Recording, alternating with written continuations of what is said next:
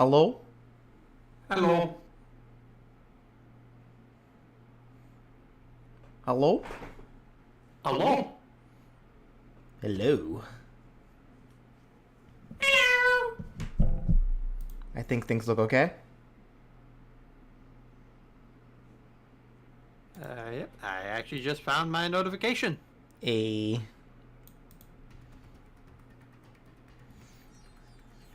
How's everyone doing today? I wanted to stream right here and now before Brian had to go to work because we're drawing Rayman and I wanted him here for Rayman Yee. because Brian likes Rayman. That I do. He's a very silly man. Yeah, he is. Let's go back.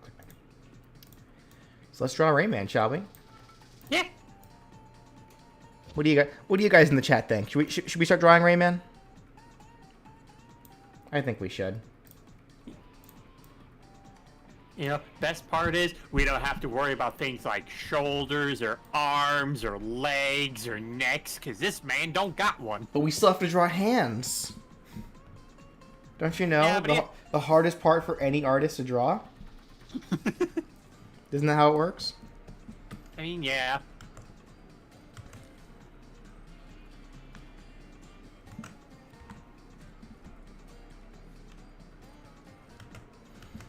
Thought Rayman was a thingamajig, not a man. No one knows what to think of Rayman.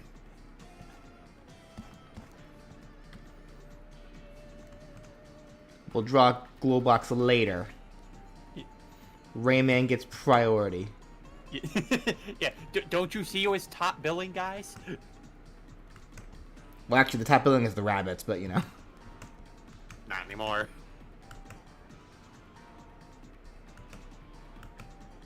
And even then, Rayman's name was still on the top. I mean, it wasn't Mario and Rayman, now was it? Well, that was a Mario game, not a Rayman game. But it was made by Ubisoft. Yeah, but Ubisoft do more than just Rayman. Oh, so you're saying Assassin's Creed. Got it. Yes. Yep, that's their cash cow. Oof. And let me give you the live.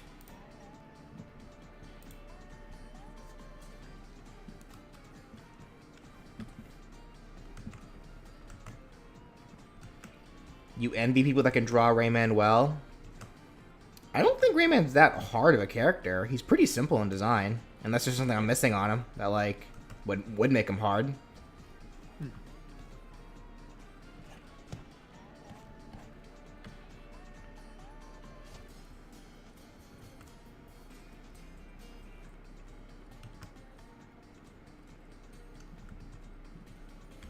I don't know. What on Rayman would make him hard, aside from the hands? Because we know hands are always hard to draw. I think part of it I feel like for some people it may just have to be like, you know, knowing how to exactly position like his appendages without making them look too awkward. I mean, you can always just use a sketch reference for that. Like, sketch as if he had limbs, but they just don't draw them. Yeah.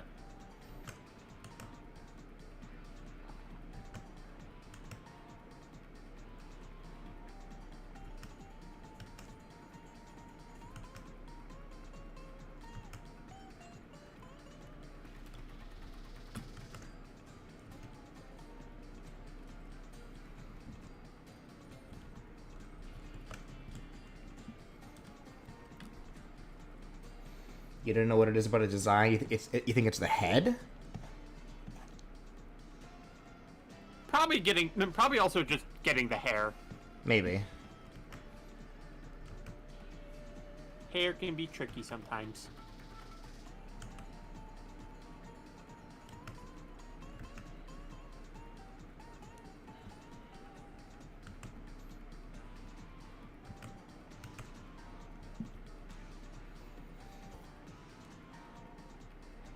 What is the only thing you know for real?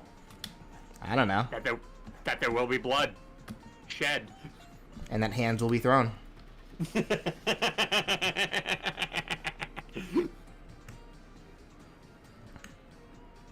Have you heard from Danny recently? I know Danny was at a theater show on Saturday. Oh, was she not? Was she not present for your thing? No, she wasn't. Also, hi Loudon. BJ streaming, so keep Ooh, it family nice friendly. Raymond. Hi, Loudon. Of course, No, I ain't gonna say nothing. I ain't no gonna say cussing. nothing. No cussing. Of course not. Oh my goodness, is this the No Cussing Club 2.0? Yes. This is a family 2023? channel. We're a family channel, like Disney. Oh yes, Disney and all their family cartoons. Yes, who could forget that classic family hit, The Hunchback of Notre Dame? And that totally family hit show, Gravity Falls. That did not scar kids for life. Hey, you know what? You know what's a real good children's classic? It's gonna be one for the ancients, The Owl House. The Owl House is gonna be amazing. I just came to say hello, see how y'all are doing. That's all. Yeah. And I see you're drawing Rayman. I like it. Other than that, I just want to say good luck with your stream. And, deuces. Realm, I will talk to you later. Alrighty.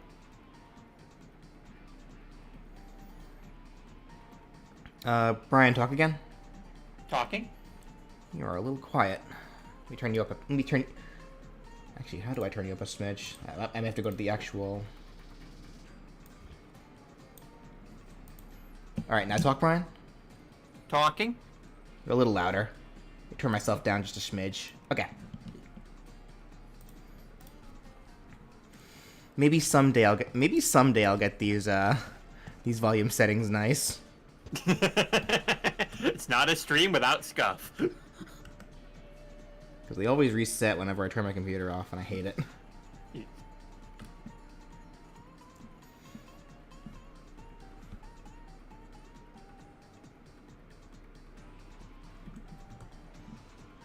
Hello, Maniac. We're drawing a Rayman. We're drawing the original Maniac.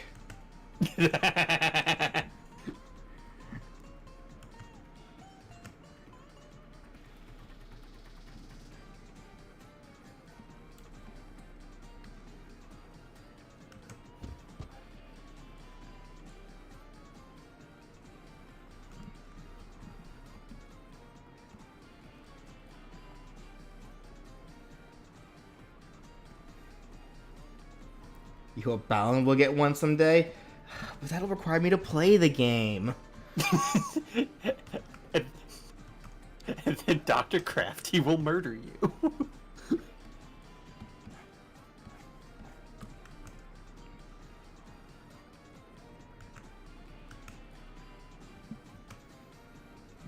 I don't like to play bad games. Who likes to play bad games?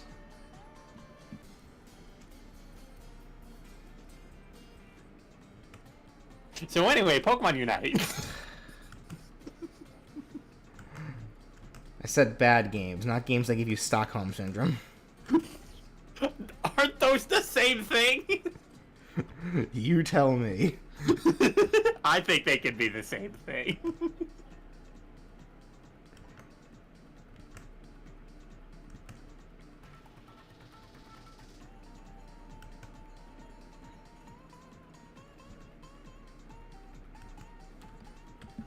Ironic because I just started playing Rayman Origins. I don't know if I'd say it's ironic, more so coincidence. But you know, we like someone who plays a Rayman game. Also, Brandon. Brandon, Hello. what's the difference between blue and white? What? So what's happening, brothers? Sorry? I said, what's happening, brothers? What's the difference between blue and white? He's talking about Mega Man. Okay. Oh,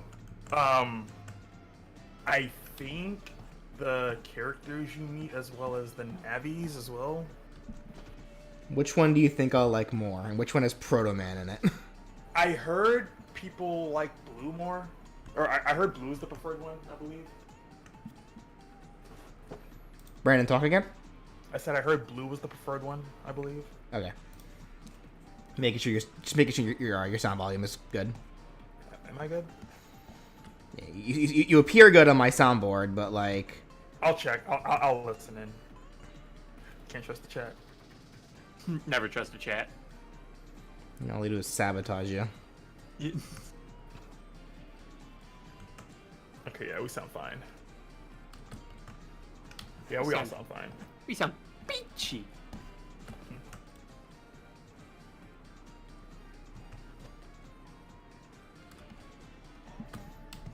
Probably should add more additional. Yeah, I should actually.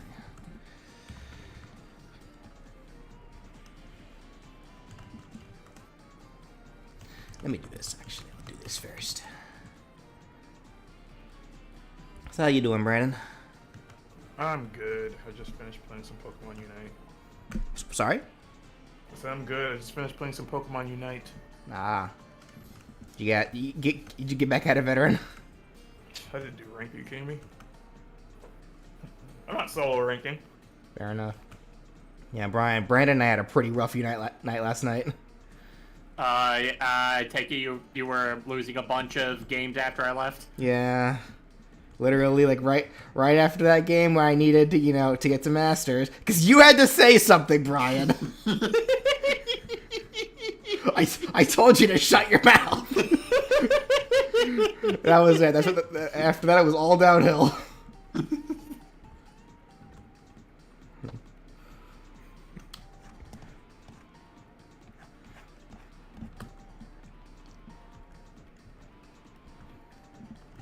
Also, Brandon, I finished Mega Man. Yeah, Mega Man 2 earlier.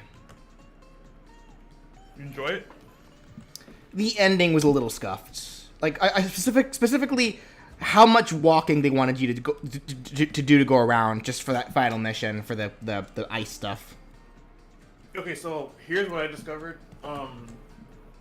As you do like the side missions, like the mission boards and stuff, some of them will give you gate keys. And those gate keys are effectively your fast travel around the different areas and stuff. So Well, I knew about the gate keys, but they were locked off to you, and they were locked off to you until you got the yellow ice thing. I think you could have accessed some of them like earlier on though, which is the thing, which probably would have cut down on a lot of walking. Well, yeah, I agree with you. Like the walking around you have to do in 2 is kind of but I still thought it was really enjoyable.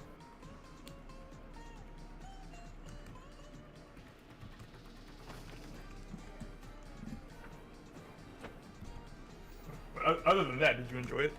Yeah, it was fine. Like, what you said that there's a game at one point where you can actually get more playable characters aside from Mega Man. Like, what game is that? 5 is one of them. I don't know if that's where it starts though, but because ironically enough, I've never really played 3 or 4, but That's not ironic. Why would that be ironic? I don't think anyone actually knows how to use the word ironic. no, because I owned them on like the Wii U, but I never got around to playing them until before the Legacy Collection came out. That's still not ironic. Well, you know what I mean. No one knows how to use the word ironic. It's a coincidence. Coincidentally.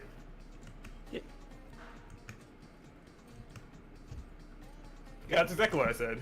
Why are you lying to the chat, VJ?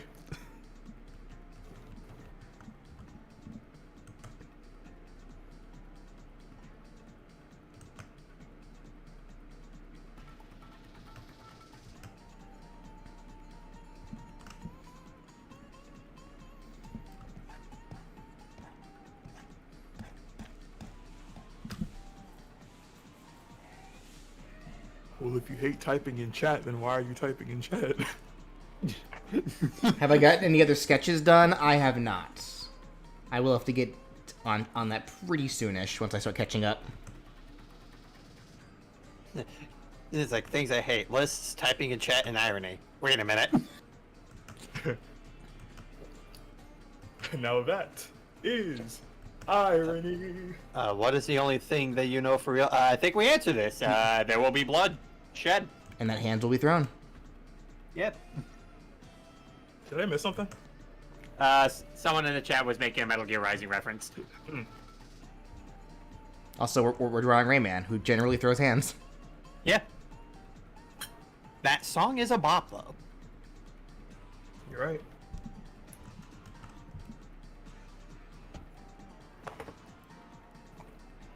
Oh, they didn't close this wrap tight enough.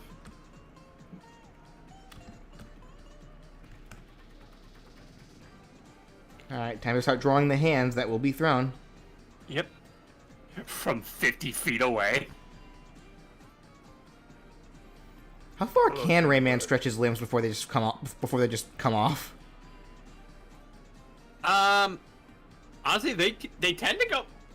It's weird because his limbs can supposedly just tend to go as far away as they can, but like, I think they need to be in a close enough proximity to him, otherwise they just fall off. Because Rayman lost his foot one time, but then when he was like eventually he was like returning to show like, hey guys, look, I'm fine. That's when his foot started coming back to him. I also remember at one point Glowbox like accidentally like pulled off his arms, even though they weren't even pulled that far away. Yeah. Rayman 2 and Rayman 3.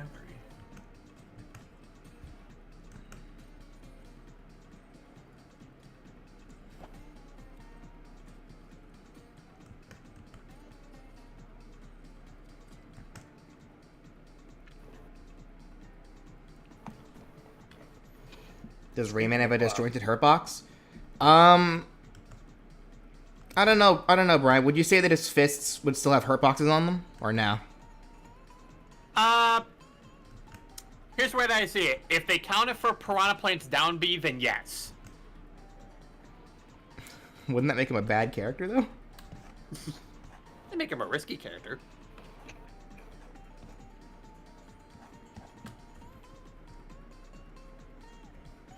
I suppose you gotta give the high disjoint characters some weakness. Yeah.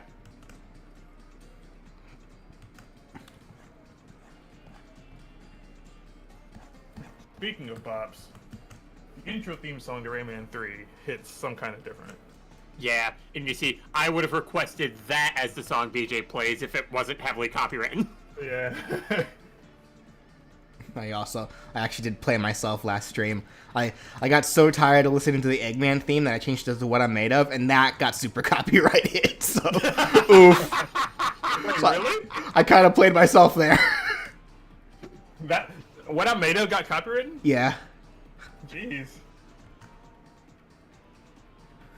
It's like, oh, Eggman sabotaged me. That's so weird, though. I didn't think that song was heavily copywritten, but well, guess it is. I mean, it was like it's like the shared copyright. Okay. So I'm still getting some monetization off that stream, but like not the full amount. Alright.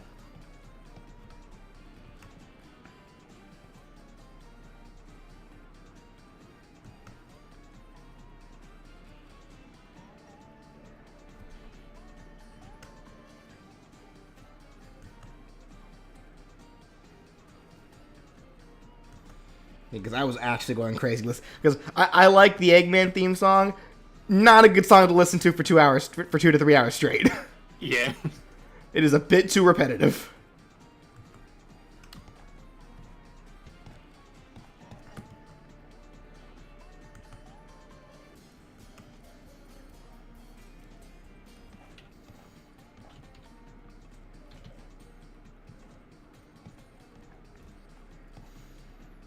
Okay. Well, getting Rayman's line art was easy. That is one song you might not play for the Metal Sonic stream. Unfortunately. BJ, it was his master plan! I hate it here. Get a load of this! Copyright strike.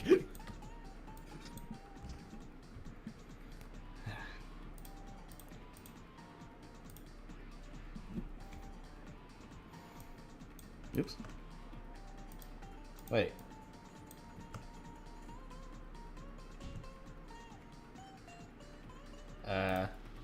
Cool. Why aren't you working? Uh-oh. Did a setting reset itself on me again? Let me see. How do I change that again? Crud.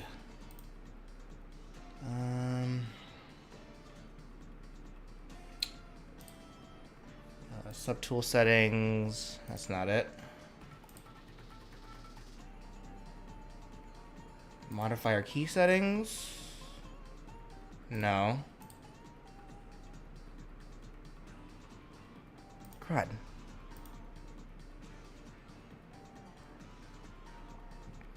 Hold on. Let me go back and find that old video that I needed before. My stream was on the whole time in the background. Was that causing an echo? And no one said anything again? Assuming it was causing an echo? Wait, I never heard an echo. Wait, what are you talking about? I had my stream on in the background. And it wasn't muted, it was at full volume. Hold on. You guys didn't hear, like, the stream, like, playing back on itself in the background? Hopefully maybe my, the song was, like... No, I don't... Maybe the song was over, We did hear an echo as the video started. Man, you know. Anyway, When did you start streaming? a bit ago. Oh, I don't hear anything now. Well, yeah, 'cause I muted it. Well, I mean, I didn't hear anything before. When I was checking to make sure that we weren't echoing. I heard of the game The Curse of the Sea Rats? No, I have not heard of that.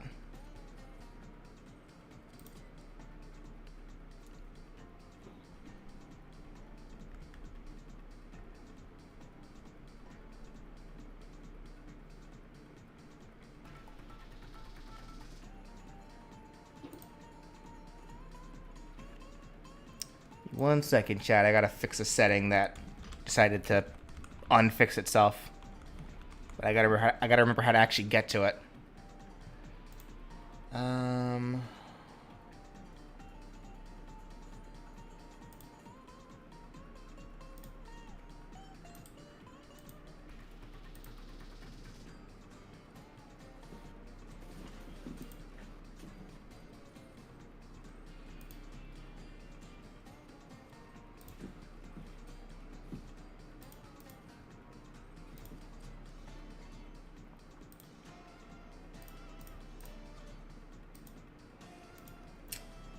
Frick.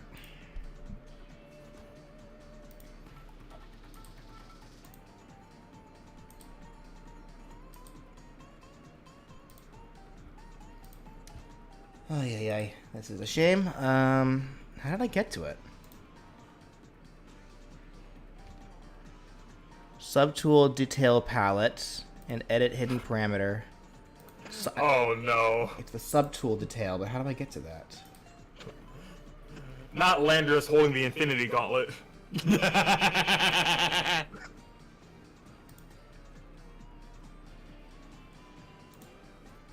me Google that real quick. Clips. Studio. Paint. Subtool detail location. Window. Subtool. It's under window? Yes, it is. There we go. Okay, and then I go to anti-overflow and turn that on. There we go. Okay, got it. Save all settings as defaults, please. There we go. Okay, got it working. Though, it's not quite where it needs to be, though. Hold on 1 second. Let me turn that back open, actually. Subtool detail. Area scaling.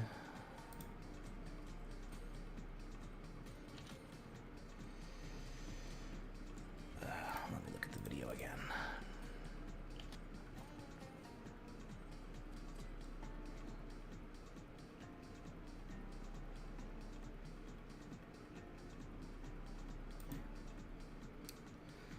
Yada da da da da.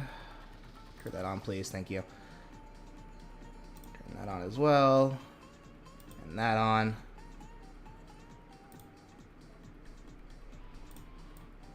There we go. There we go.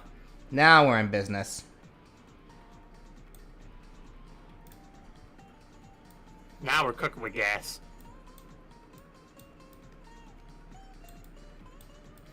I will re-get the hair in a little bit.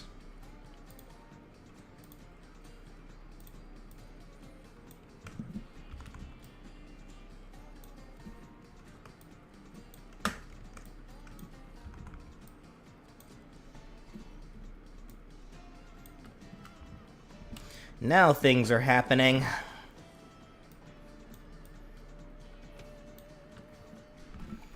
Hey Brian, is BJ still cringe?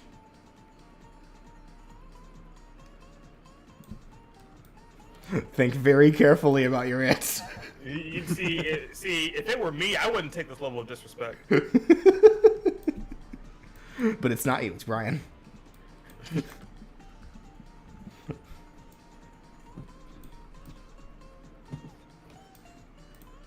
Let's see. Well, you see, here's the thing. I won't say that BJ is cringe all the time. And there you have it.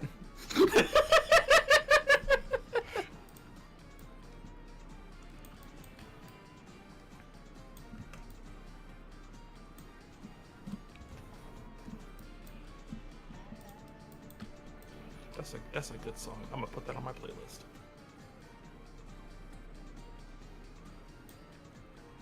We all have a little cringiness. Yeah, but you know what?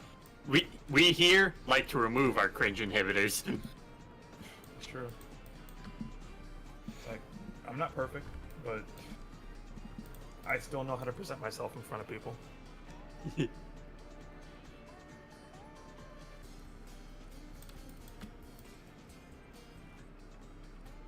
If you keep posting cringe, you're going to lose subscriber.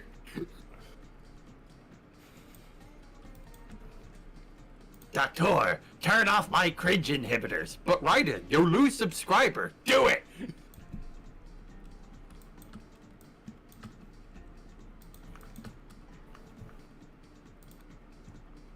Alright, BroFan1, what is your least favorite Sonic game after 06? Supposing the worst Sonic game for you is 06.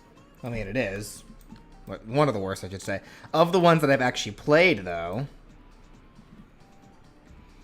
I mean, Secret Rings wasn't that fun. Black Knight was okay. I kind of have a soft spot for Secret Rings, I won't lie. You're cringe. I never said it was good, I just said I have a soft spot for it. I mean, People don't like Mega Man X6, but that's unironically one of my favorite Mega Man X games. I suppose I am kind of the same when it comes to Sonic Chronicles. That game is terrible, but I still like to play it, even though for me to play it, I have to break it first. Yeah. Like, just get the child that makes it so like, oh, you know those button commands? You don't gotta do those. Exactly, just get 4 of those in your grid. Yeah. It's like, I know people don't like Mega Man X6 for its difficulty, and I don't think I've told this to a lot of people, But I made Mega Man X6. No. But back when my parents were getting divorced, and like we were kind of forced in a situation where we had to be separated from our dad for a while after, and I didn't even realize that whole scenario regarding us kind of being forced to be like separated until like years later when my dad told me what was really going on behind all that. Yeah, it's like, 'cause believe it or not, like back when that happened, and my mom was seeing someone else who was in the military at the time, we were supposedly supposed to be moving to Japan when I was 9, and I'm like, what? It's like I had no clue about this. But the thing I remember, like at the time, was kind of like how supposedly, like my mom was kind of manipulating things behind the scenes to make it to where she would have more custody over us than my dad did, and me and my brother were just oblivious to the whole thing at the time, so we didn't really know what was going on or how all that was working. And during that time with the split and everything, when instead of going to Japan, we ended up going to Florida. Mega Man X6 was actually one of the games, alongside Tetris Plus, that I was playing consistently to just kind of help me get through things. So Gotcha. yeah, so it's like that's kind of why like it became one of the reasons why I really enjoyed Mega Man X6 as a game, just because it got me through a lot of rough times growing up. Well, X6 really isn't the one that I hear about being bad. It's normally like it's normally 7 and 8. Well, yeah, but I mean, people don't like X6 because of the difficulty, so to speak. But I mean, X7 just Well, they can just get good. I mean, as someone who's beaten X6 multiple times, I kind of get where they're coming from. I mean, X6 is also really fun when you can break it, and I mean that in a literal sense. Like I've actually discovered some glitches that you can do in the game. It's actually pretty fun to do. Thank you, GDQ, for teaching me those tricks. Yeah, the Wii version of Sonic Unleashed was my first experience with it, and I didn't hate it. That was the only one I played, was the Wii version. Yeah, like, it's like though it became like I was one of those people that thought like the PS3 and Xbox 360 versions were the better ones. I mean, they are. That's the general consensus. Yeah. Yeah, because the thing about the Wii and even the PS2 versions, like, they cut the game down considerably compared to the console version. They did. It almost feels like two completely different games. Yeah. In fact, they completely removed an area in the game too. Yeah, they did. The Wii and PS2 versions of the game also didn't have the tornado segments. Nope.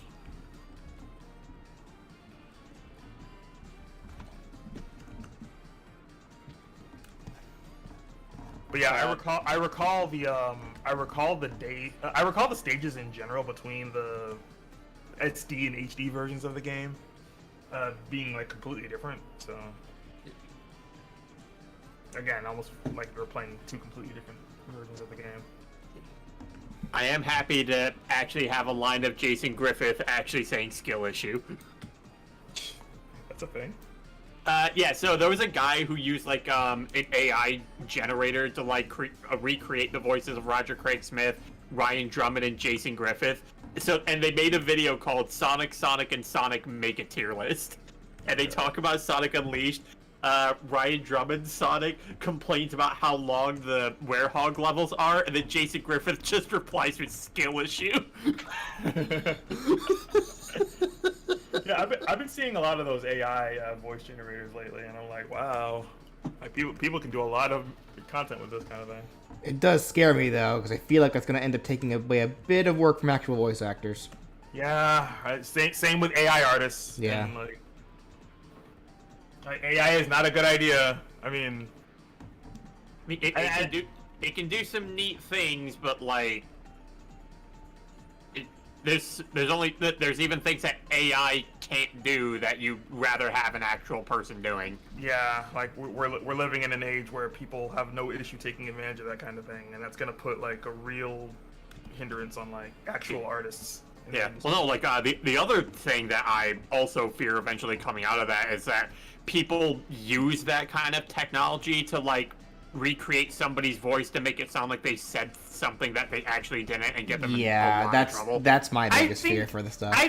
I think there's a distinct difference that you can like hear when actually distinguishing someone's real voice versus an AI It doesn't, voice. unfortunately, Brandon, it doesn't matter, because there are going to be some people that... Actually, you know what? Sophia and I had this conversation earlier where we were talking about how there are people who base their entire personalities over loving and or hating something.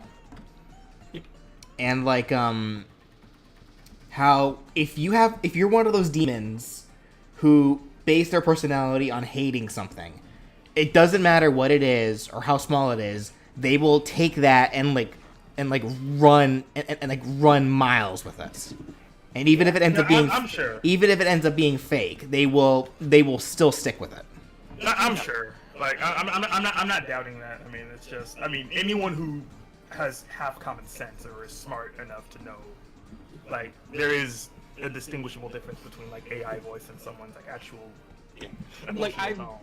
And the thing is, I actually saw someone post this recently in response to something Dubas Goobas talked about, where it said, "This is just Twitter." It was like, "This is Twitter in a nutshell. You can say something super harmless, and someone will like try to twist it in a way to make it sound worse than it actually is. You can just make a tweet that says, 'I like pancakes and nothing else,' and someone will reply with, 'Oh, so does that mean you hate waffles?' It's like, no, I just said I like pancakes. That's the sentence." Yeah, and you're right. I've witnessed that like so many times. I've had people try to use that phrase against me, even though if you look at it with more than your frontal lobe, the thing that they're trying to call me out on with that it more applies to them. Yeah. Like I remember a while back, someone I got into a bit of a debate regarding the whole like Persona 4, like whether or not the whole thing with Naoto was transphobic or not. And they tried using that very image that you just described, Brian, against me, and I'm sitting here thinking like, that doesn't really apply here. If anything, it applies more to you actually, because you're seeing things that don't actually exist. Yeah, it's like people have a severe habit of just like they throw themselves in a situation like that, and when nobody, like the person in question, isn't even like saying.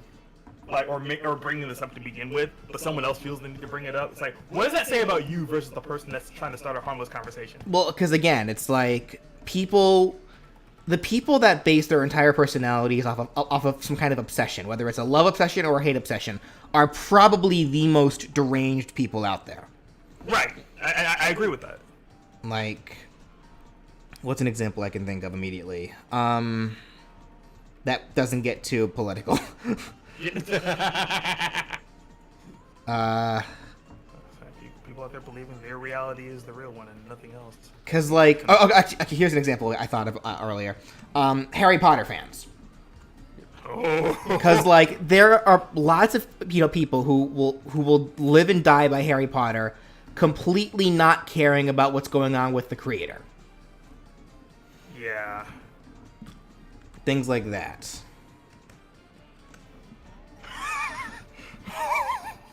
What? Sorry. Someone's Steam name just popped up and I'm dying.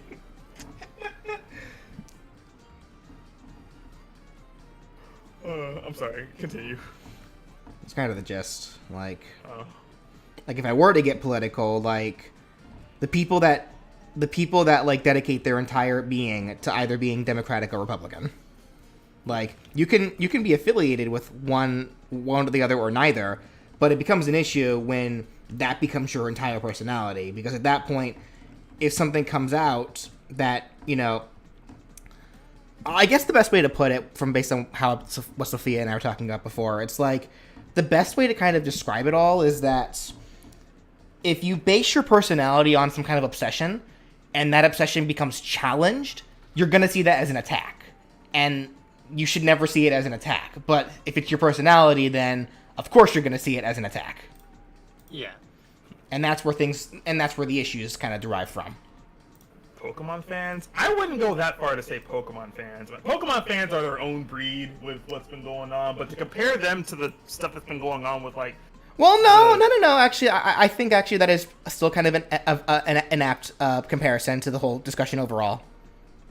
Really? Yeah, because there are Pokemon fans, both Pokemon fans that love or hate it, regardless, on both sides, actually, who, will dedicate their lives to either loving it or hating it, and any small thing it does that they think will, add to their their argument on whether it's good or bad, they will run a mile with. But if they see anything that goes against what their ideology, they ignore it or just don't care because it doesn't match what they want to hear. Well, okay. Hi, Nat Dexers. Yeah, that sure. I mean, I thought we were talking about the whole like issues with like comparing that with like the creators of like Harry Potter and the whole thing behind that. Well, with Pokemon fans. Well, that's just one example. Well, I'm talking about the kind of the broader picture here.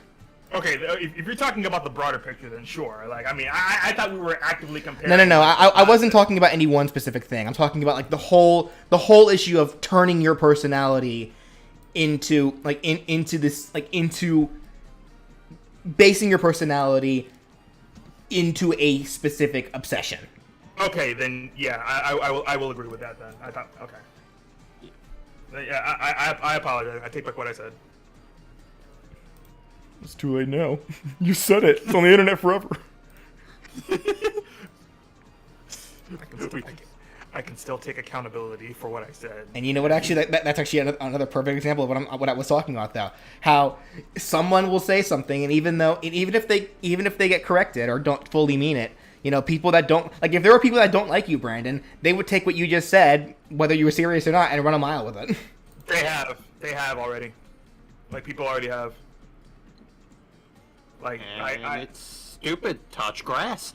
Yeah, like I think some of you are actually aware of this already when I was dealing with like some nonsense with a group of people who was like exactly taking things that I said completely out of context and labeling me as like the worst human being in the world because of it. Yep. Like, if I can think of a content creator that probably goes through that the most, it's probably Aaron Hansen. There are people that hate that guy for no reason, just with a passion. They dedicate their entire lives to just hating him. And any little thing he does, no matter how harmless, if they can find a way to twist it, they will. Yeah. Like, oh my god, he's voicing in this thing! How dare! Yeah. Yeah, it's like he's voicing in Monster Hunter Rise, and I'm like, and I was like, oh, that's pretty cool. Like, hate to break it to you guys that don't like him, he is a professional voice actor. Just because he also is a YouTuber and whatnot, he is still a professional voice actor. That's something he does, and that's something he's been doing for a long, long time. Why is that so hard to comprehend? The same thing with, what's that guy's name? What was his name? He's like another, like, internet influencer that's also mainly a voice actor. He's like this Asian guy. I forget what his name is, though. I think I know who you're talking about. I think I know. I forgot his name. Does anyone in the chat know who I'm talking about? We know who you're talking about. I'm just trying to remember. We need a name, though. ProZD. I think that's it. Thank you. Yeah. That's it. Yeah. Thank you.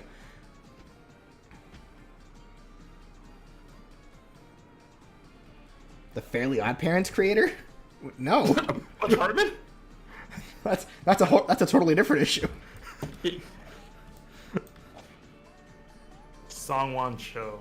Yeah, that's ProZD's real name. Yeah, there we go. Thank you. Okay. I need to make these straps a little thinner, actually. Some people just don't like other people being successful.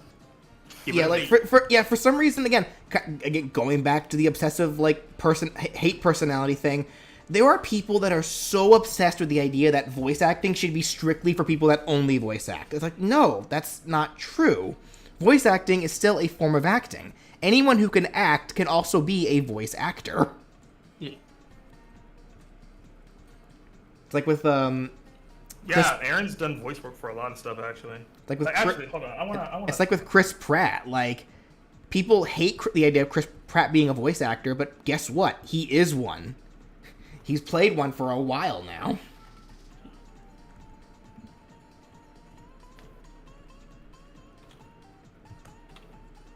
He isn't even a bad voice actor. Like, he's pretty decent at what he does. Found it. Wait, that's a free DLC voice? Hold on. What's up? Apparently Aaron's voice in Monster Hunter Rise is a free DLC, and I just didn't know that. Hold on, BJ. I need to read this comment specifically. BJ, you still in contact with Realm Wars? You know, the one who mainly spoke in the Klonoa Spyro videos? No, I'm not. Anyway, Realm Wars, how you doing? Yeah, I'm doing pretty good, BJ. How you doing? Oh, you drawing Rayman, I see? Did I do that video too? I'm gonna give this guy the benefit of the doubt and assume he was just trolling. Yeah. At that point, just assume they're. And if you weren't trolling, just lie and say you were.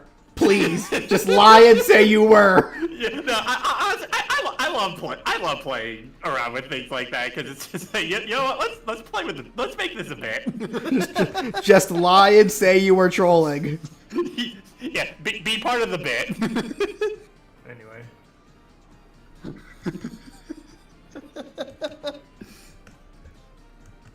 I just thought that was funny.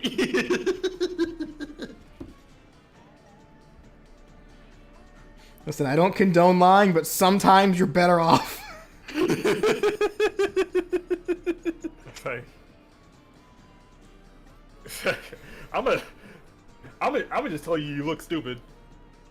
It's like you knew exactly what you said, and you took the time to type it out too. No, don't embarrass me. No, the bit was funny. I'm sick of this. Like, we live in an age now where we simply need to acknowledge that people are stupid. The bit was funny. Leave him alone. We need to acknowledge that the things people say and do are dumb. Or simply ignorant. You're stupid, and I'm gonna make sure you know it. Okay. I'm gonna give him the benefit of the doubt and just assume ignorance. Like, he probably didn't realize that Brian and Rom Wars were the same person. That's all it is. Yeah, I know. Oh yeah, which Skylanders continuity is my favorite? I don't know. I wouldn't even say I have much of a favorite. I just think Skylanders in general is just kind of mid.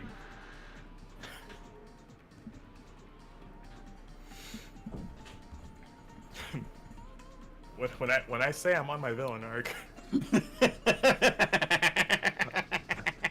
I mean it.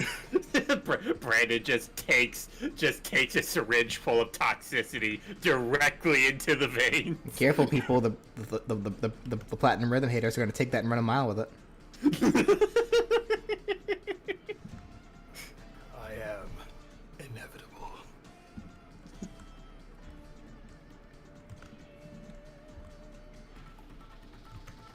Actually, yes. Actually, that reminds me. I totally remembered this. Yeah, like, unfortunately, the people that don't like Aaron Hansen are kind of their own breed of, like, you know, those obsessive personality people. Like, because there's like a whole subreddit dedicated to just hating Aaron and everything he does and everything and all the people he's connected to. And the fact that people take the time to actually organize something like that is, again, stupid. Because literally, it's like, I remember, like, you know, like what was it, like two or so years ago, when these people tried coming out to claim that Danny was a groomer, which ended up being proven false. Like, they proved it. Yeah, like, because there were these allegations against Danny that he was going out with a fan who was much younger than he was, and that the fan was like a teenager at the time when they met, and that Danny was like trying to like groom her into being his, I guess, his lover once she became of age. So grooming effectively, but this ended up being proven false. Like, Danny was like, they were able to prove it false pretty easily because the supposed evidence and proof and people that came forward about it didn't actually have anything to back it up. And Danny himself even said that it was, you know, that it was just incorrect. But the people that, you know, hate Aaron and the Game Grumps and all them, they took that and just ran with it. Like, they added it to their list, and I'm fairly certain there are still people like trying to use it as like, you know, as like a means to hate them, even though it's not even true. Again, some people just need to touch grass. Yeah. Again, I know exactly what that's like. Not a huge fan of Aaron. Well, it's one thing to not be a fan of somebody. It's another thing to dedicate your entire life to just hating them. Yeah, like, at that point, it just gets ridiculous. And the thing too is that it also goes into people that generally aren't very liked as much as well. Like, you can find people like who usually don't have the best reputation who. Honestly, I feel like they get away with it easier there because the person in question already has like a terrible representation to begin with. So people can just get away with bad faith arguments easier with them. That's For those of you who know about the Son to Kojima, you know. I hate everything. But, Things went on the wrong layer again. Let me just fix that real quick. I was like, am I just like losing my touch here? Because like because that happened a lot during the last stream too. It's like, what the heck? What is wrong with me?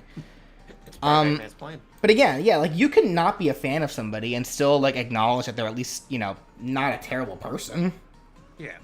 Because it's like, for example, like I've never been the biggest fan of Nintendo Capri Sun. Like I've never really cared for his I've never cared for like his comedic style. Like the toilet humor just doesn't do it for me at all. But he's still a good person. Like he hasn't done anything that merits me not liking the guy. I just don't care for his content. That's all it is. Yeah, and that's fine. It's just, you know, you just don't see BJ just going onto something like Reddit. It's like, all right, Nintendo Capri Sun haters, let's all get together and ruin this man's image. Yeah, like there's no reason for that. Like if you don't like someone's content, just don't watch it. Don't turn your entire personality into hating them. Yeah, and that's something I've never understood when it comes to just like people, fan bases, people in general. Like, why dedicate so much of your time and energy towards something so detrimental? Because they want to feel important. But when you could be taking that energy and just doing something productive and actually like bettering yourself as a human being. Like, I could argue that a lot of communities and just society as a whole would be so much better if people could just learn to do something as simply mind your own business. And that doesn't even take a lot of energy to do. If you don't want to expend that hateful energy towards actually doing something good in the world, you could spend a lot less energy just minding your own business. But people don't even want to do that. And I never understood why. Well, again, it's not even just hating. It's like loving something too. Like there are just as dangerous of people out there who will love something way too much, and as a result will end up like doing some really stupid things because of that. Well, yeah, I mean the same principle applies with that too. It's just it's incomprehensible. Thank you so much, Eric, for the $20. From what I hear, people hate it when someone like Chris Pratt voice act because they make no effort in disguising their voice, so they voice act, and it looks and sounds awkward. Well, again, if you don't like his performance, that's one thing, but just don't spend your entire life hating the actor as a result. Yeah, and the other thing that I also want to say to that too is that I wouldn't even say that necessarily makes a person a bad actor, because like, okay, sure, maybe he only has like a specific voice. That's fine. That doesn't make you a bad actor. I mean, look at someone like Patrick Seitz. That man also practically only has like one voice he does, but he does it very well, and it makes him a good actor. Yeah, like there are like, unfortunately, being able to disguise your voice with a large range is not a talent that a lot of people have. Yeah, but even then, you don't need that to be a good actor. You No. just need to be a good actor.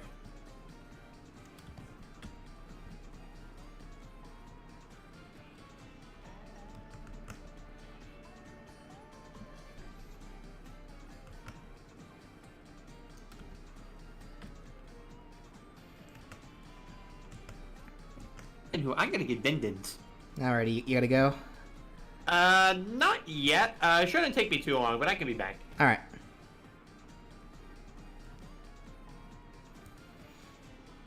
The thing is, a bad performance is really the actual actor's fault. Most of the time, they're just doing what the directors tell them to do. Yeah, for the most part. Because if a performer, acts badly, like, that still has to go through production. Like, editors and such still have to listen to that.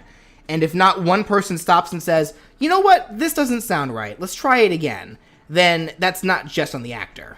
That's on everybody. That's also on everybody else afterward who are supposed to, listen to that stuff and and work with it. So yeah, you're right on that front, for sure.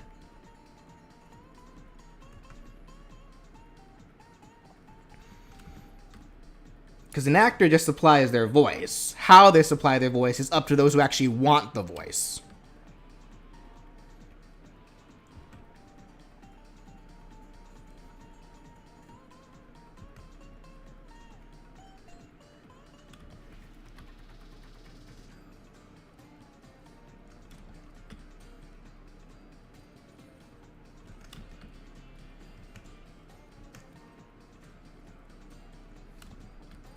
Spending way more time on Rayman than I would have liked to because of my stupid mistakes.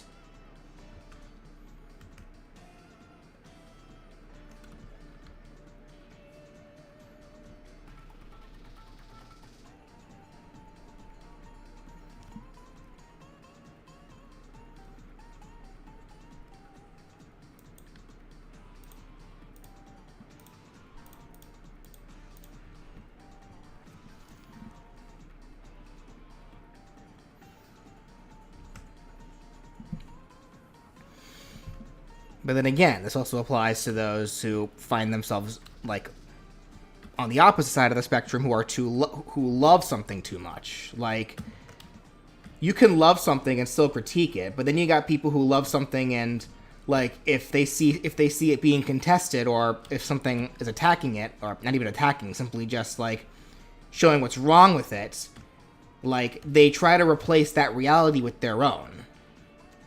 And try to find every excuse possible to counter that.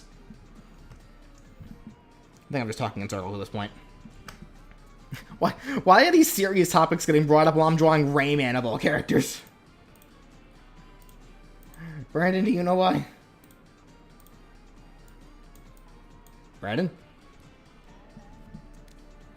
I can't believe that I've been ditched again, guys. Can you believe this?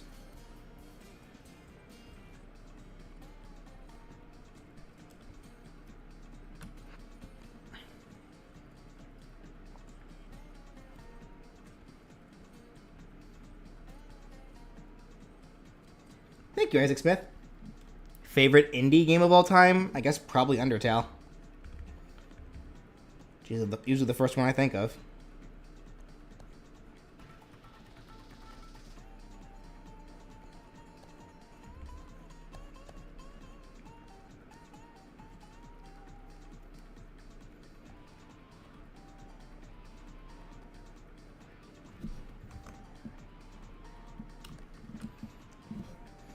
Gex the Gecko? You mean that old school Gecko character that references tons of old action movies and such? Nope, never heard of him.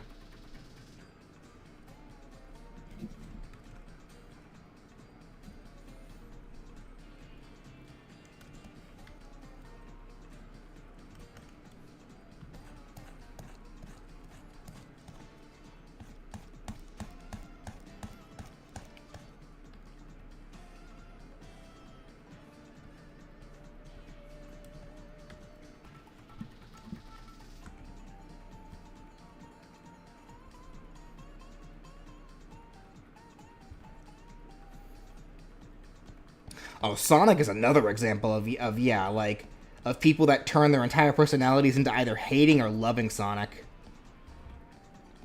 You're going to be hard pressed to find people that are in between.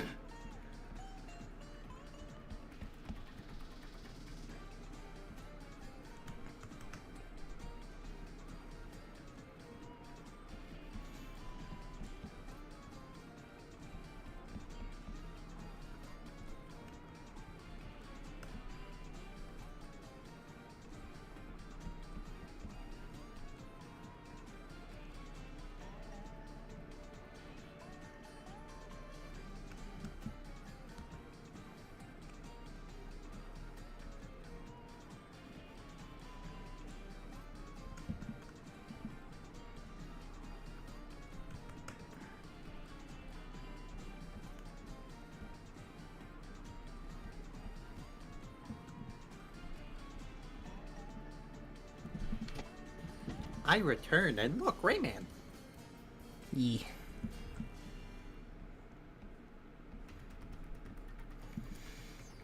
Gonna redo the shading in his hair since I messed up. Oh no. Okay, I'm back. Where did you go? Get water. Why didn't you say anything? I was so worried. Come on. The chat was so worried. No, they weren't. You don't need to lie to me like that. Also, have you guys ever heard of Gex the Gecko? I've never heard of that character. I've nenever heard of a gecko that references like a bunch of action movies, and it's sometimes a spy. It was mostly prevalent prevalent in like late 90s, early 2000s. Never heard of them. How about you guys? Suddenly, I hear Susie Doodletones crying. Wait, why? Never heard of them. They are a friend of mine who's been clamoring for Gex remakes for years. Oh no, I know who Susie is. I'm just like, Yeah. Well, BJ did it now. why are they crying? Well, because she is a major Gex fan. What the heck? I'm not running this game. Oh, never mind. Library's being dumb. I'm just looking for downloadable content. Free downloadable content. Meanwhile, I should get back to playing Mega Man.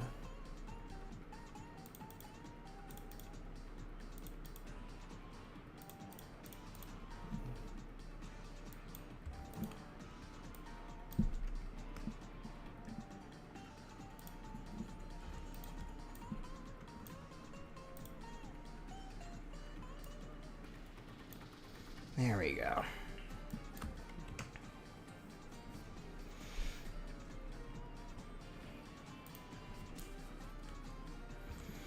Fans of the Kirby lore can also get pretty toxic.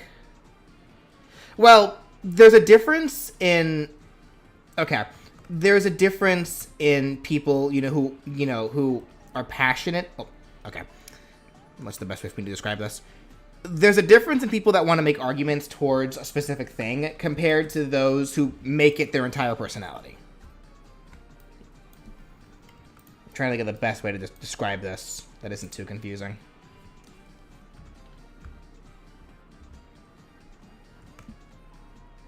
What game would I like to see remade? I don't know, because I got the remake I wanted. Yeah, I did too. I already got the remake I wanted, and it's doing good. I got my remake too, so I'm chilling. So not only did I get a remake, but I got a legacy collection too. Yes.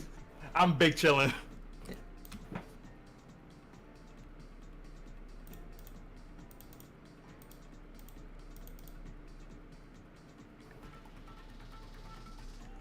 I mean, I guess if there's a game I'd like to see come back, it's Tatsunoko vs. Capcom. That game deserves a remake so badly. Thank you, Isaac Smith. Which fan base do you consider to be the most spoiled in terms of wanting more content? Actually, I guess it doesn't need a remake. It just needs a port. Like, Now, when you say the most spoiled, I assume you're talking specifically about those who actually are getting content but still want more. I said big chilling, not bean chilling. Bean chilling. Yeah, sure. Honestly, I can't immediately think of a fan base that, like... I know there are, I just can't... There's just none coming to mind right now for me specifically.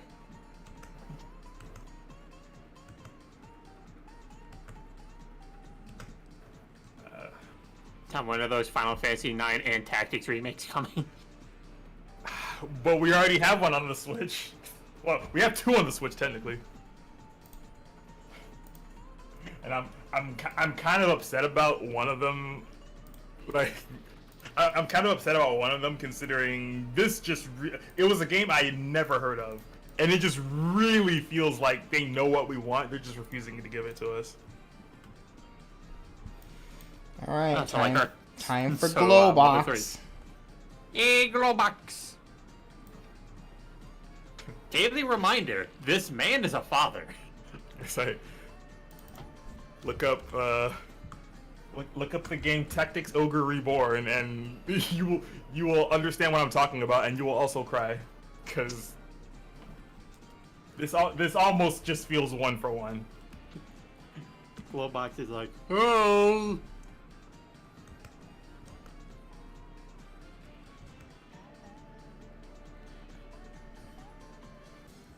Yeah, this looks so one for one. It's ridiculous.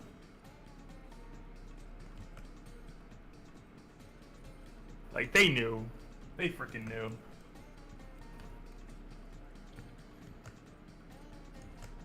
Anyway. I like Tactics Ogre Reborn. I'm sure it's a good game. I just never heard of it. And when I saw the screenshots of it, the first thing I said, why is this just Final Fantasy Tactics but not Final Fantasy Tactics? Like that's all I thought when I saw the screenshots.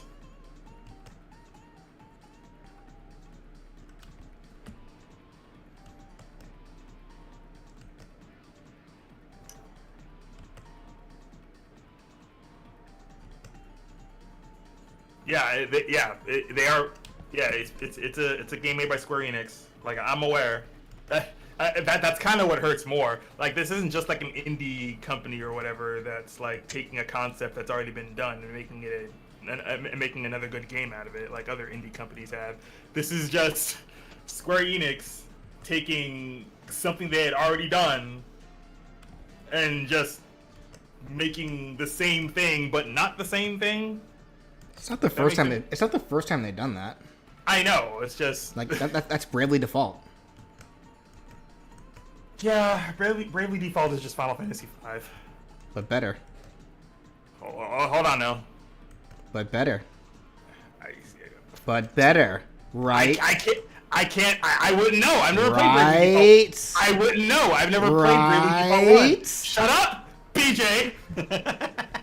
As I was saying, I've never played Bravely Default 1. I have played Bravely Default 2. That is just like. So again, right? Hey BJ, how's Flygon doing? Quite well. Why do you ask? Just wanted to let you know, Garchomp says hi. I don't know. I didn't like Bravely Cool. Default. Are we still talking sure, the first one? It's cool. I'm sure they're still up for their weekly constitutions. Because I'm thoroughly enjoying Bravely Default 2. I still need to beat it. I got pretty far in it, but I still haven't beaten it yet. Yeah, that's kind of the same with me. Like I'm fairly certain I was in endgame, but then I had to put it down for something, and then again, never picked it back up. I don't think I'm at endgame yet, but I'm getting there. I think I have 2 of the 4 crystals. I doubt that means I'm halfway there, but. Am I okay? Why wouldn't I be okay? Anyway, now I need to leave the eShop before I cry, because... You didn't like Bravely Default. Someone take away Ray's wrench. Aren't you the only one that can do that? Someone take away Ray's wrench.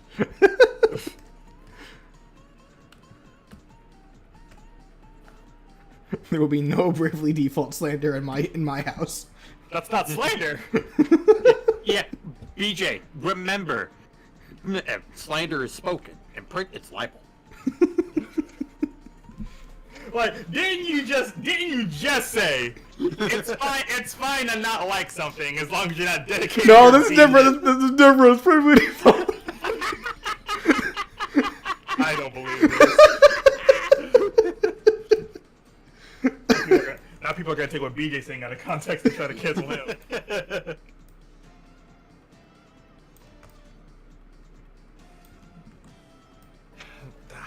I wish I could play Final Fantasy 14 right now.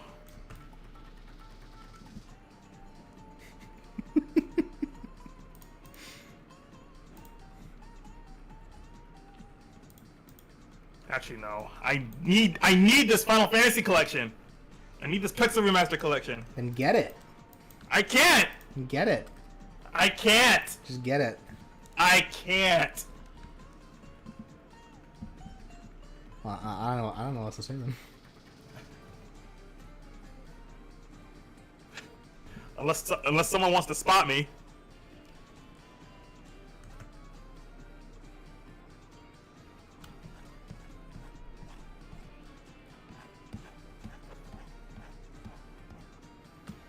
You think this is the hardest you've heard me laugh? Oh no. No. You have not heard me like truly laugh. We have. Like you guys have.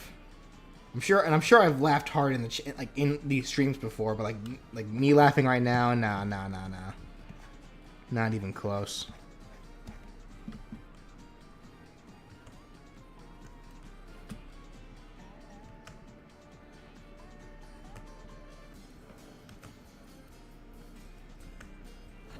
Actually, Brandon, I do have something funny that I can't send you. Oh boy. Oh, great. Speaking of pixel remasters, I see a quote, not quote, I see a tweet from GBQ saying that someone's doing a speed run of Final Fantasy VI pixel remaster. It's like the game's trying to hurt my feelings. Here you go. This got me when I first saw it.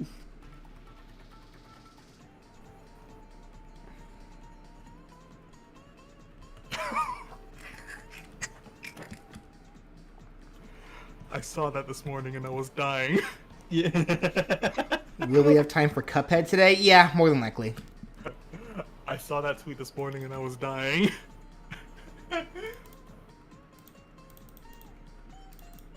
More importantly, why haven't I thought of that?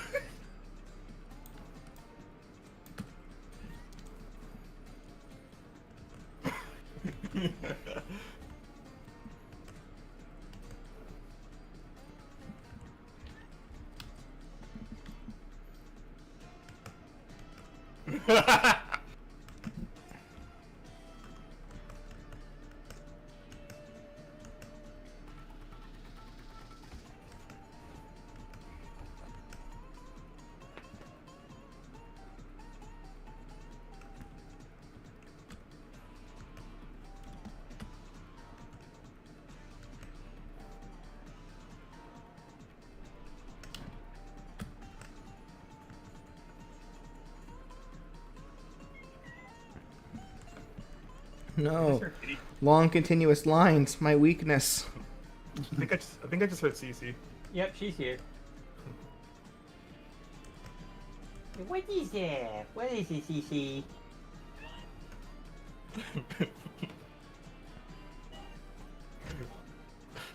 Someone posting Lynn slander on the timeline? Not allowed.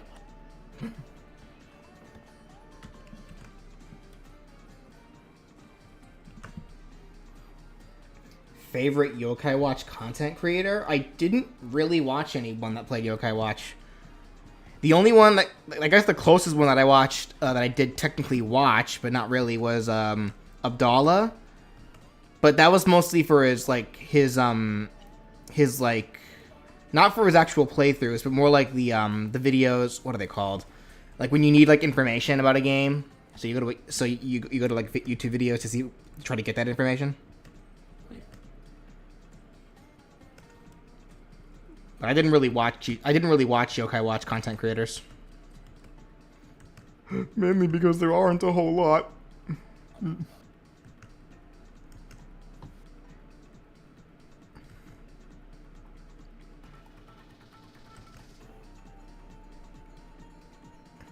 Actually, speaking of which, I remember actually going back and looking at my old Yokai Watch 1 Let's Play on Spiffy Needle Geeks. That Let's Play was kind of a cluster. Like, I could have handled the biographies way better than I did there. Because there was, like, a lot of, like, us, like, interrupting each other. And, like, people trying to, like, talk about things. But then me forcing interruptions because I needed to get the bio out of the way. It's like, ugh. I'll still go back and look at a lot of that old Yokai Watch art that I made for those bios, and yikes.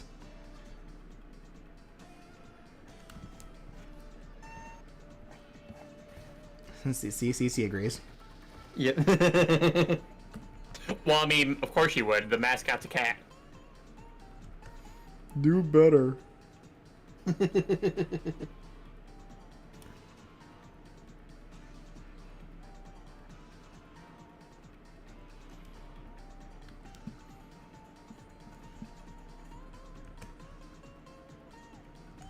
think I might have missed out on my opportunity to grab Typhlosion.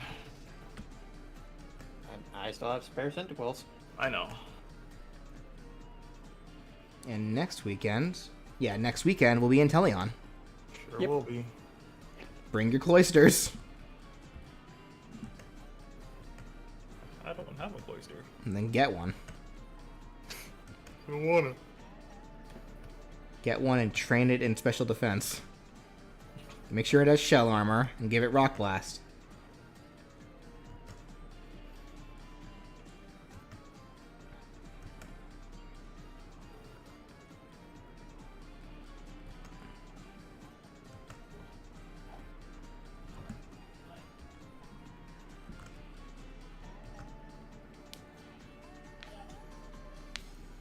Why bring Cloyster? The Inteleon's gonna be an ice type, and since it is Inteleon, it's probably gonna have Sniper with Snipe Shot, so it'll be critting a lot. So Shell Armor Cloyster is great because that's immune to the crits. It resists water and ice, as well as does decent against a lot of the other typings that general attacks that the Inteleon more than likely is going to have. And Cloyster also gets access to Rock Blast, which will be a nice strong move to use against Inteleon, which normally is pretty frail. We're throwing loaded dice on it too. That's actually not a bad idea. Since we can't give it skill link because it has to have shell armor.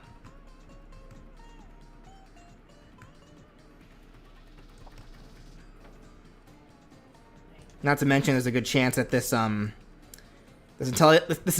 gonna either have Ice Beam or Blizzard with Snowscape. So you don't want to bring anything that can be frozen. I don't think fire types can't be frozen, right? They can, yeah. They can. Yeah. Which makes no sense. They can learn moves that can thaw them out easier. But yeah, fire types can be frozen. Pokemon Stadium frozen strats were so scary. A lot of the exploitable strats in Pokemon Stadium were scary. I know, it's just... Find, if you were, sleep. Well, if you were frozen in Gen 1, like, that was it. Like, that was the equivalent... That's the equivalent of getting petrified and or turned to stone in Final Fantasy. Yeah, pretty much, because I don't think there was a way to thaw out back then. No, there wasn't.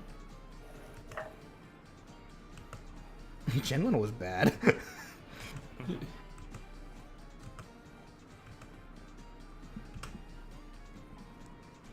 Oh no, here come the people that make it their entire personality to love Gen 1.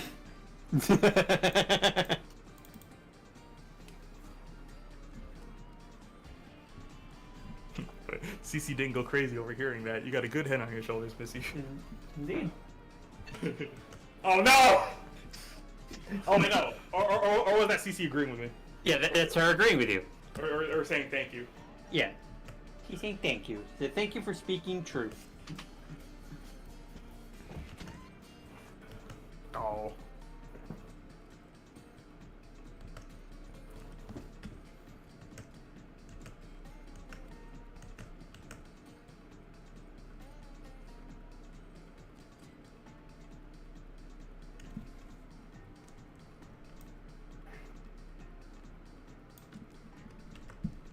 Look at the eShop and cry for a second.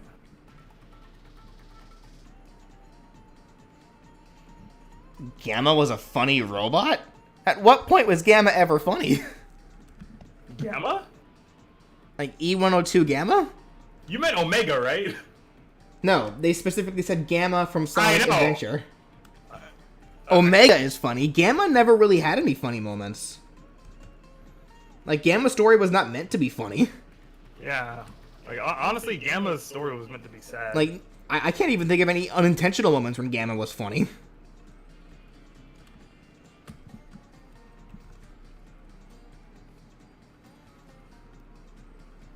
In general? Even in general? What has Gamma ever done that was funny? Oh, yeah, hold on. I'm kind of curious to hear this one. Yeah, like, I'm probably just, like, in the dark on this one. Like, yeah, like, when was Gamma ever funny? I mean, I played Sonic Adventure. Like, Because Omega had a lot of great moments that were funny. But, I can't think of any for Gamma. Well, that's a load off my back. that line always got me whenever I play Heroes. Like, come on. That's a load off my back. Like, bro. His design? You think his design is funny? I don't know, man. I mean, would you say the same for the earlier model E-Series robots before they got changed up later in Gamma's story? Because they all look exactly the same as Gamma, just with different color.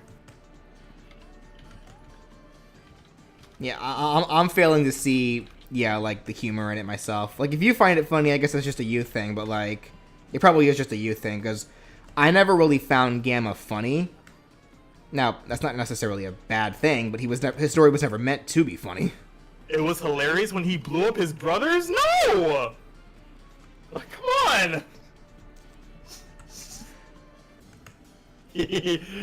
Killing your siblings is funny.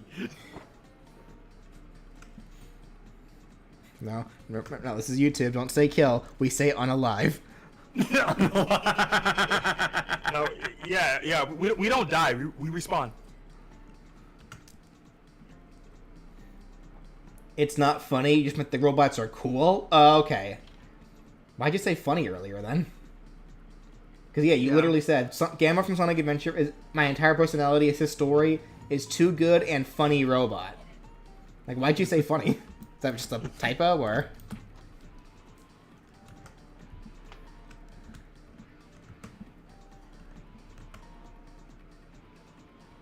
I like the word funny. Leave me alone.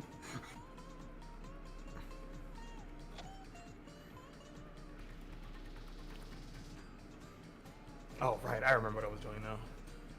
Listen, it's the stream chat's job to be a bully, not the streamer. Sometimes the streamers have to be the bullies to this chat, though. I wish I was joking. Right. The chat gets away with too much sometimes. And I'm not even just talking BJ's chat. I'm talking, like, chat rooms in general and other people's communities. Y'all get away with way too much. Someone's got to put y'all in your place. And if not the mods, we'll do it ourselves. But Brandon. Oh no, Brandon's about to put up the hands! But Brandon, the mods are in the chat. I know. Oh no, Brandon's about to throw hands. You know, we never talk about the fact that Rayman has no legs, but Glowbox also has no legs. He doesn't. He just has webbed feet. What Kirby copy ability would you like to see in the future game? I wouldn't mind a dragon copy ability. That kind of combines Dragon Fire from Forgotten Land with the wind ability.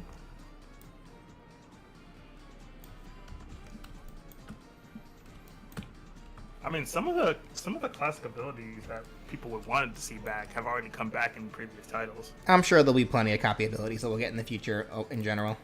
Yeah, I think all they can really do at this point is give us new abilities. I mean, unless they want to give us freaking Ghost Kirby or Ball Kirby again.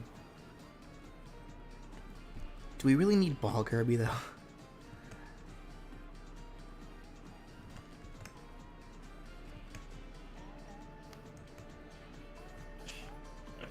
You say that, yet we already had games like Canvas Curse and Rainbow Curse that took advantage of Kirby's ball-like abilities. Not by any desire of Kirby himself, though. No, Rainbow Curse, that was his choice. Oh, wow. Yeah, he wasn't cursed or anything into a ball like he was in Canvas Curse. Like that's just something he opted to do. My favorite Kirby hat is Rock Kirby. Ye- It's like Kirby was just stumbling down a hill one day in the beginning of Rainbow Curse, and he was rolling into a ball to catch up to an apple, and he had a smile on his face the whole time. He was like, "Oh, this is fun." And then he just kept that going for like the remainder of the game. Kirby thinks lots of things are fun. As should the world. In a positive light, mind you.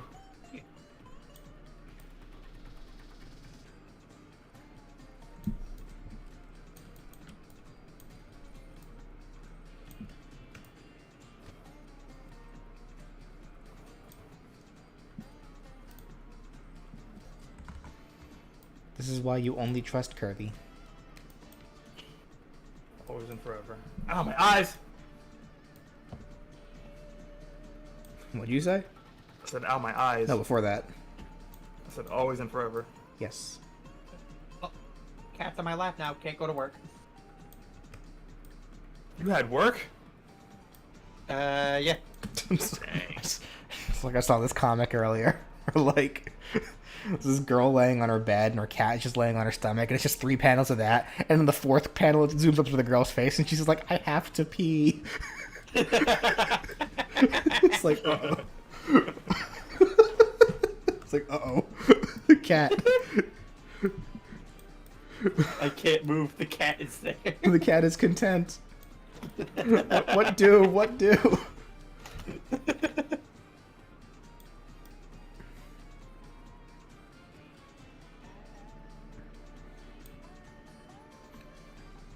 Chugga started his Let's Play of Black White 2. Yeah, I saw. Yeah. Oh, Capcom's got a. Not sure how much of it I'll watch, but like, we'll see. Capcom's got a Golden Week sale going on Steam.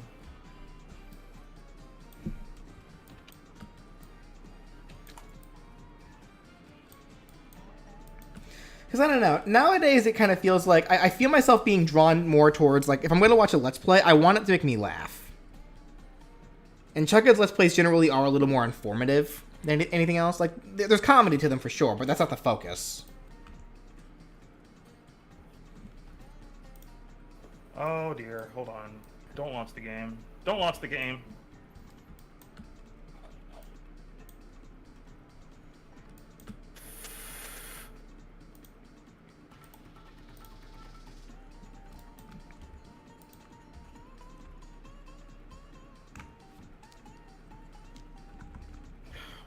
Why does it do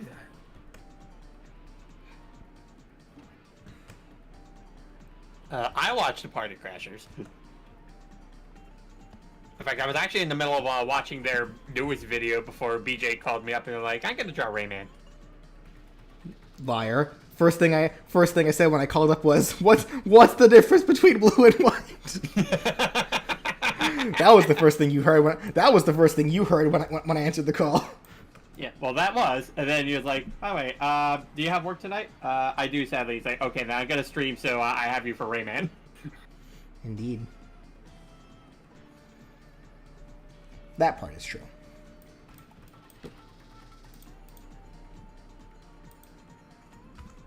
So you can thank Brian for the fact that I'm currently streaming. Yeah. It's all his fault. What were you gonna do if it weren't for me, huh? Probably would make him in Battle Network 3.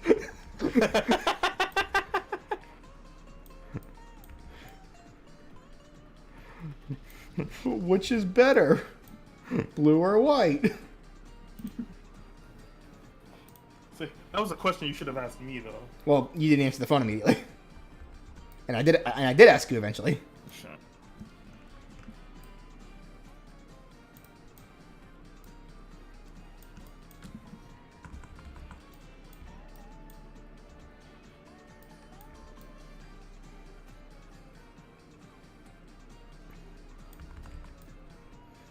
I did also pick up Advance Wars. I want to get back to that eventually. I'm probably also going to get Octopath Traveler 2. Even though I never finished the first one, and I probably never will.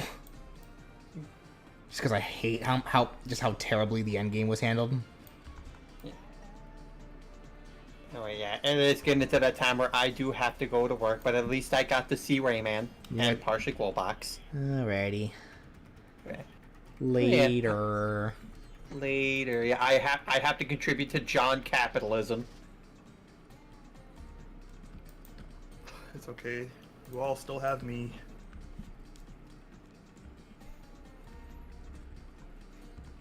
What Kirby hat are you guys in the chat looking forward to seeing drawn up in the future? I don't know. What is the chat looking forward to seeing for Kirby hats whenever I get back to them?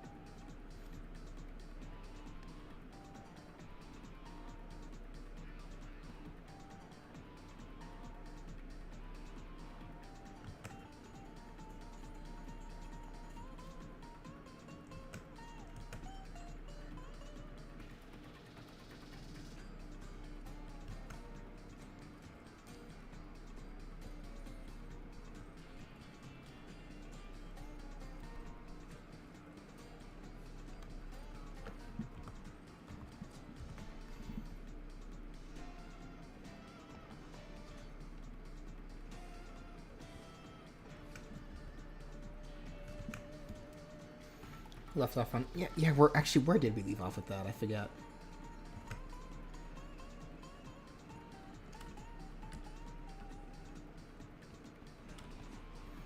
Toad sounds right, but I don't fully remember.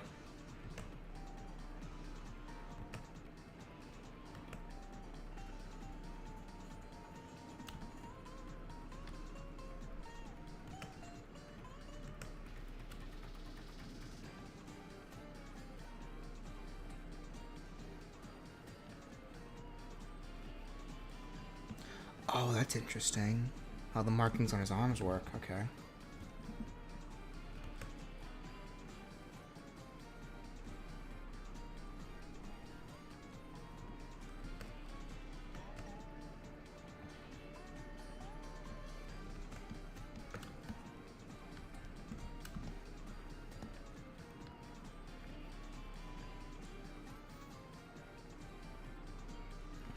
Gonna wait till I'm 30 for Longest Kirby and Bread. Well, Bread Kirby already happened. We already got Bread Kirby.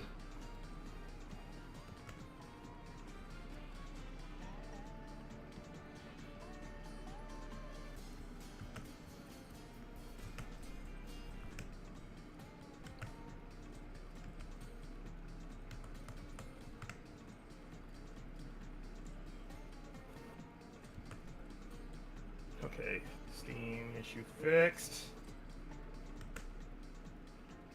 For now.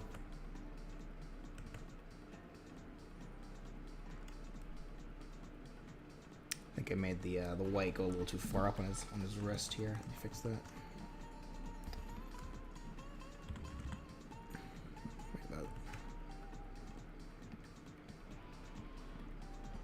There-ish is better. Do the same on this side. Okay.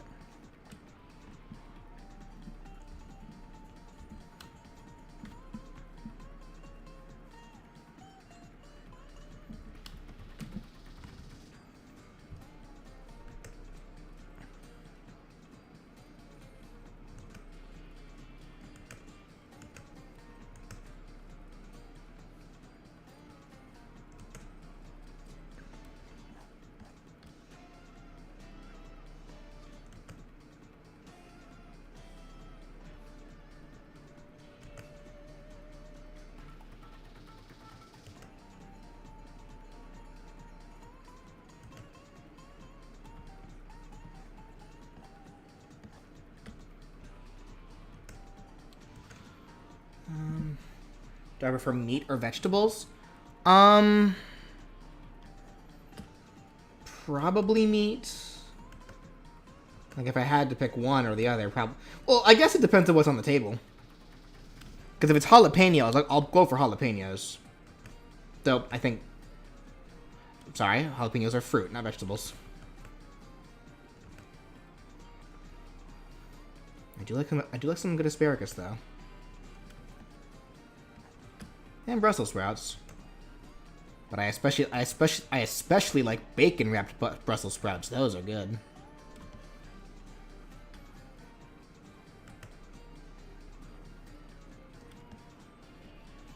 Who here likes bacon wrapped Brussels sprouts? And there we go. There's a glow box. Let me make his pupils a little smaller.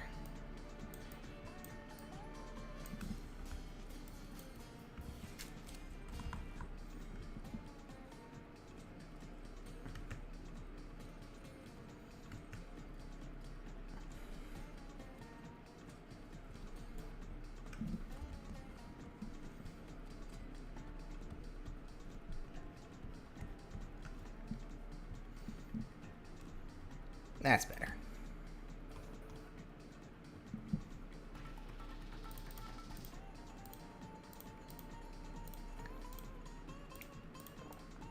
Alright, let's get the shading started.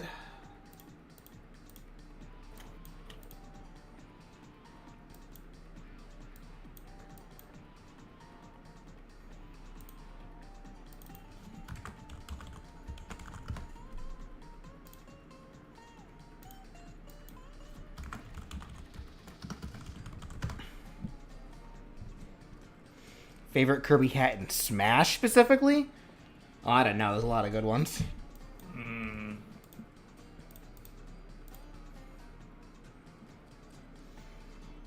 The Piranha Plant one's pretty top tier.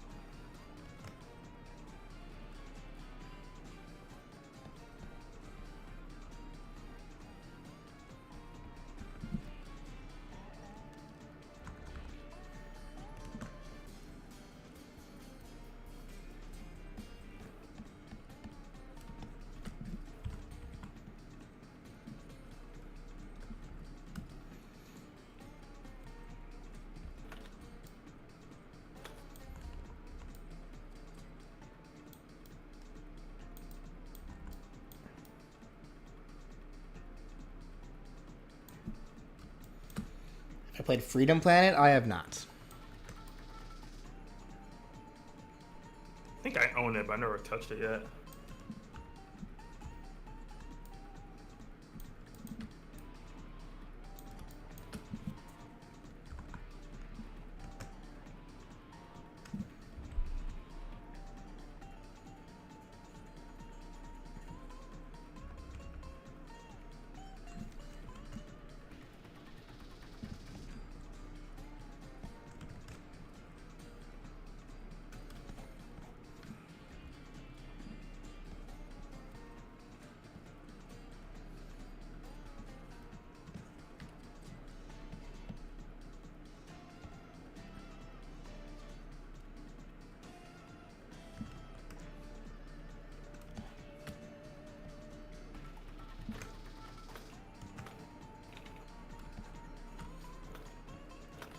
Yes, we should only trust Kirby.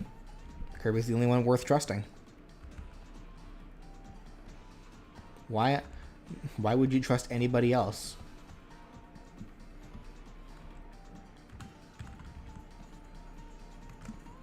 Consider only trusting Kirby my personality.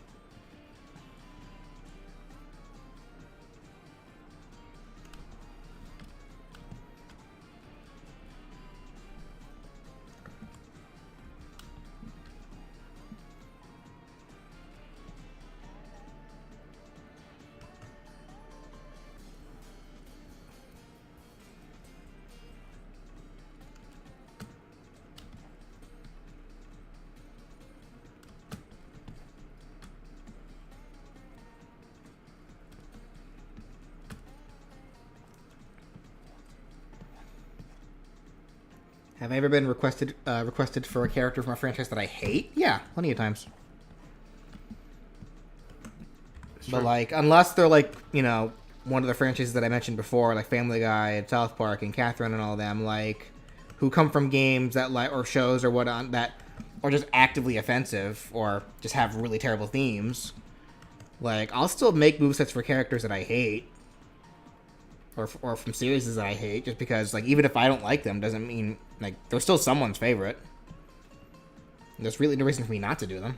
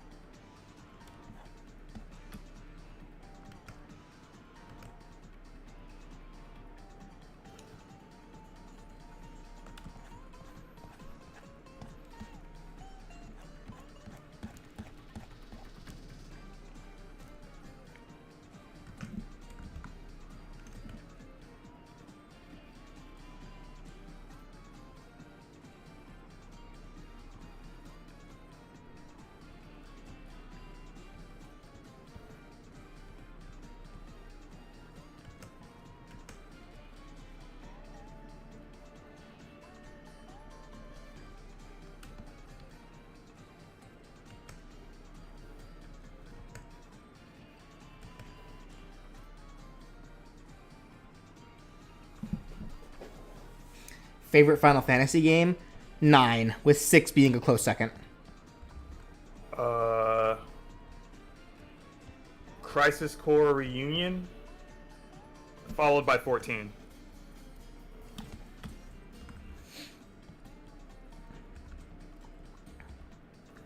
guess followed by 14 and 5.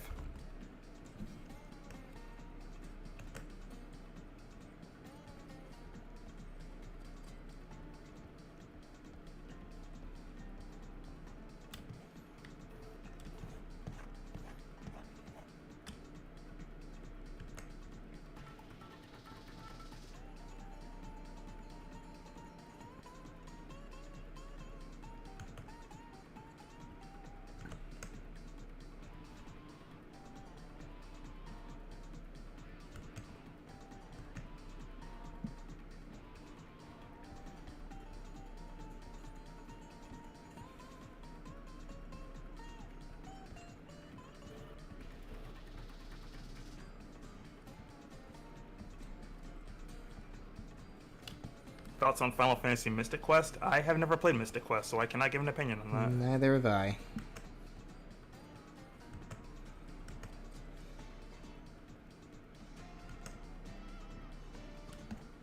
All I know about Mystic Quest is that it's allegedly the easiest Final Fantasy in existence.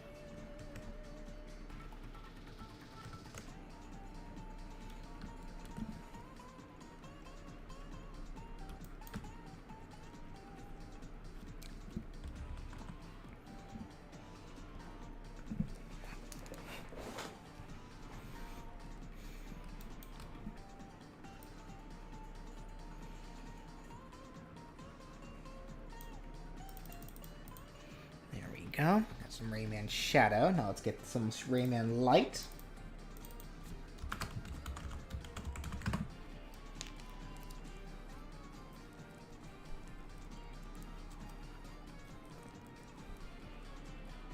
To be honest, I've wanted Lightning from Final Fantasy 13 and Smash for quite some time. Interesting choice. I never really thought about it until now, but I feel like we were incredibly robbed of getting Zack Fair and Smash. Well, just as like an echo. Yeah. I thought about that actually, but then I thought to myself, maybe I don't know if Zack Fair would work too well as an Echo Fighter, considering if anything, Cloud would be the true Echo Fighter between the two. Well, and it's fine then, because remember, technically, Simon. Because Richter is the echo for Simon, but technically most of the attacks in the moveset come from Richter. Yeah, you're right. Because I was thinking to myself because I know what both Zack and Cloud are capable of, and I felt like they would play too differently to be considered Echo Fighters. Like they would probably be like similar to Captain Falcon and Ganondorf, or Dr. Mario and Mario. Well, how different? What's the differences between them? I mean, we got Sephiroth, so Sephiroth doesn't play anything like Cloud, or anything like that. I mean, I know we have Sephiroth, so I get what you're saying on that front, but at the same time, I mean, if they really wanted to do the Echo Fighter concept for Cloud, Zack would have been perfect.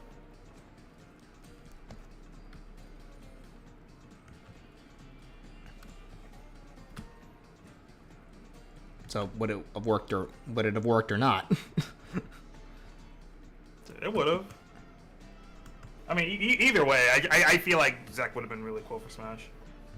I just never really had a chance to think about that until like long after Smash was done.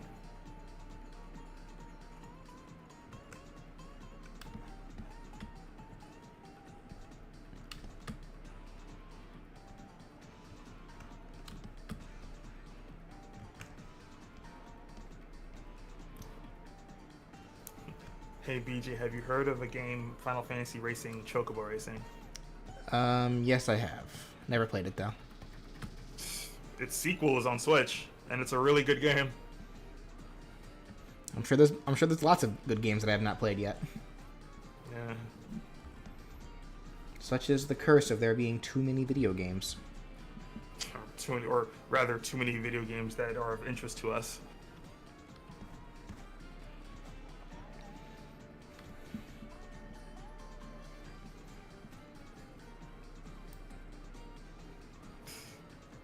Who's your favorite Final Fantasy protagonist? Well, I don't feel like I need to answer that question, all things considered. Zidane. That's BJ's. By the way. Zidane is just amazing. But I'll say it again anyway, because maybe there were people in the chat that weren't listening. Zach Fair.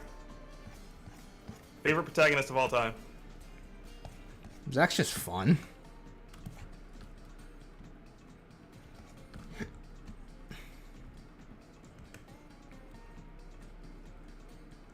Any favorite Persona protagonists?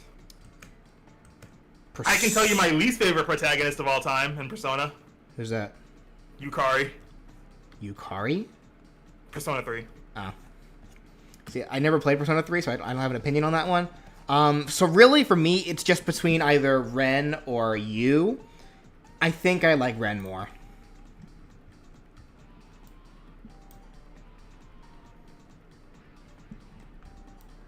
Like, they both have their moments, but like I think I do like Ren a little more. Yukari is good?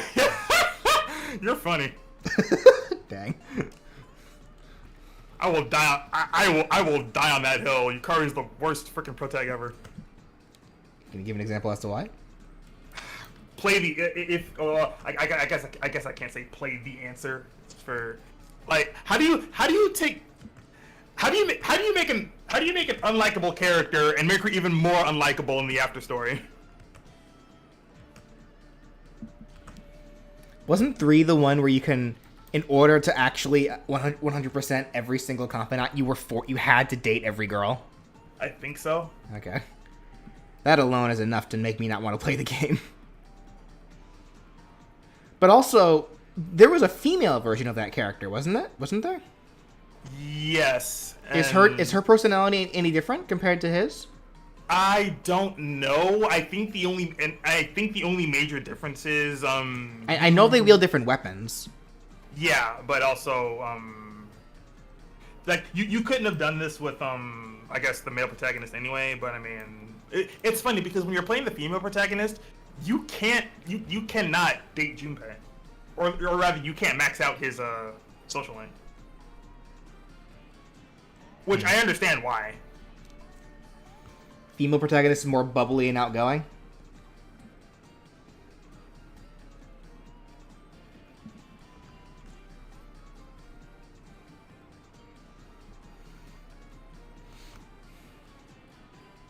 So what you're saying is, if I am to play 3, play the girl. Got it. Did you play the new Theater Rhythm Final Fantasy game? Yeah, I own it. I've been playing it. Really fun.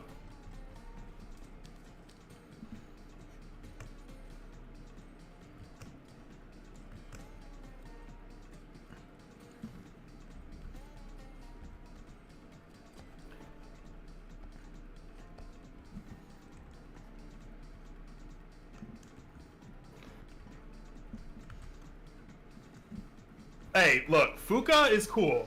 I guess probably the coolest in the game. I don't think you can get me to like Yukari. Like, I really don't. I think this stems from, like, I've met actual women like her, and no. Wait, actual women? Yeah. Who are you talking about? 'Cause I thought we were talking about the protagonist of the story of the game. No, not the main protagonist, like a protagonist. Who are you talking about? Yukari. Okay, who is she? She's the first character you meet in Persona 3 in the beginning of the game. Like your first party member. Is she the girl in if you play Arena, she wears like the Power Ranger outfit? Yes. With the bow? Yes. Okay. Alright, now I know who you're talking about.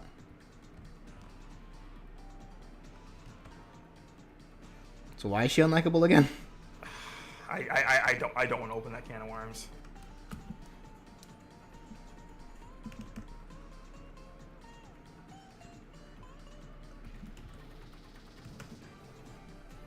I'd ask if she's considered like the canon like choice for romance, but then I remembered I don't think it matters by the end, does it? The funny thing is, like, similar to how Rise is the canon choice for you, I think Yukari is the canon choice for Minato. Rise is considered the canon choice for you? Isn't that how it was in the anime? He didn't end up with anybody in the anime. Because I feel like I've heard both. I've heard two things on that front. Like, because there have been some manga where he does end up with a girl. One manga depicted him with Rise. Another one ended up showing her. Oh frick! What was her name? I actually really liked her too. The red girl. Yukiko? Yukiko. Thank you. Yeah. Another manga shows him ending up with her. So I think it depends on the. Yeah. There wasn't a canon like romance had happened in the anime. And I know why they did that. They did that because they don't want to, like, ruin people's dreams.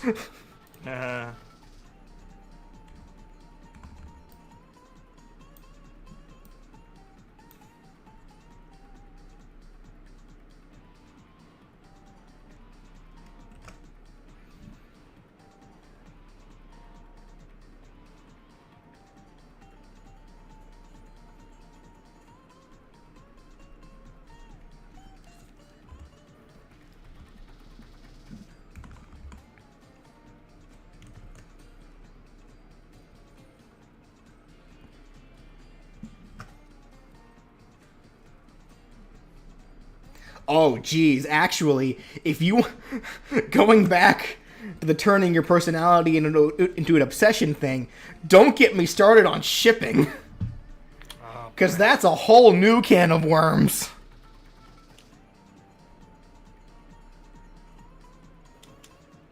People will die by their ships. That's facts. Like, holy crud. That's a dangerous can of worms. Like, don't even get me started on the, like, the Deku Ochika one. That one's just, there is some straight, like, actual toxicity going on there. On both sides. Like, I do ship Deku and Ochako myself, but, like, there are some people that are hardcore with it. Like, they are 15, 16-year-old children, people. Chill out. And then, of course, there's the opposite spectrum where people who hate that ship so much and would rather ship them with literally anybody else. And it's like, oh my goodness. Why isn't Dark Rayman a costume? If we didn't do that, that's a Brian question, and he's not here currently, so we'll have to ask them that later.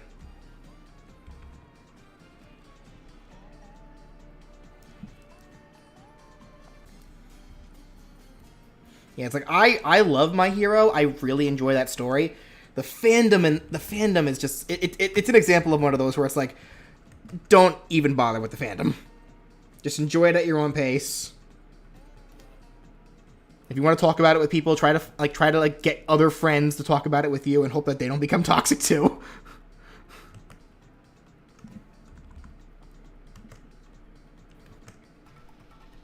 Like, My Hero was a whole new can of worms, and it's like, as much as I love it, I'm kind of glad that it's almost over.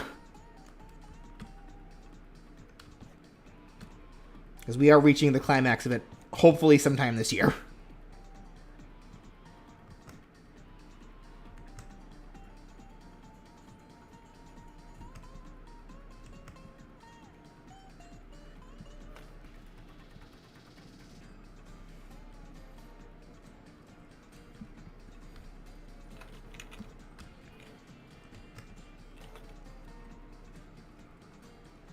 Ramesis and Dark Rayman aren't the same. I don't know the context. Like, I guess I'm assuming you got, like, what was one of them used as a costume and I just forgot about it. But, like, I don't know. Well, okay, I guess, here, let me look at both of them, and then, here, let me actually just go back and confirm what was what. Rayman, Smash. Nice. Okay, let me go back and look at the Rayman costumes.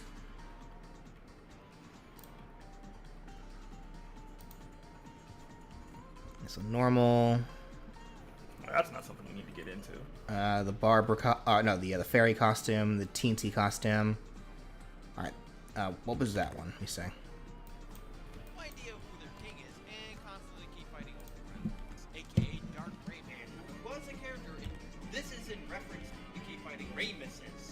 Ramesis. Okay, we used Ramesis. So who's Dark Rayman then?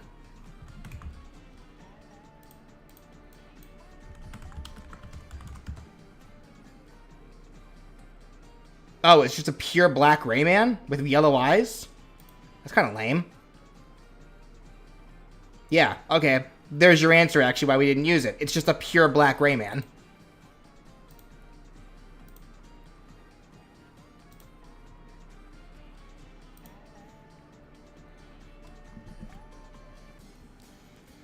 And not very inspiring. Like, I know we use some, like, dark character, like pure black dark color schemes for certain characters, depending on the situation and such, but I think more than likely, if Brian was here, he'd probably mention that we already have Ramesis, who, you know, is a purple Rayman with also that has yellow eyes. So having dark Rayman as well, probably, even though they are a different color scheme, would probably just be redundant. So there's your answer.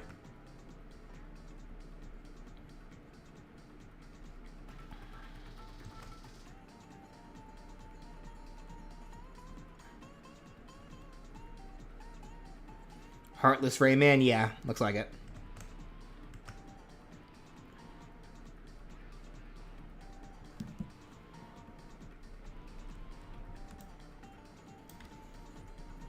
Oop, I missed a spot underneath Glowbox's armpit. There you go. Give Glowbox a little deodorant. Wear your deodorant! Remember what we talked about last time, chat? Take a shower! Jeez, my legs.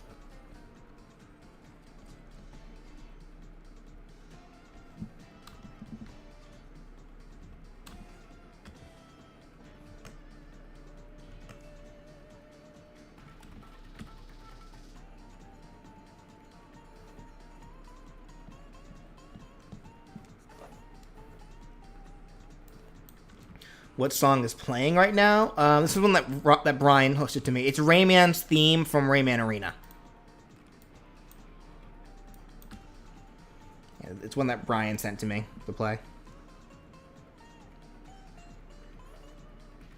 You should lay down, Ray, if you need to.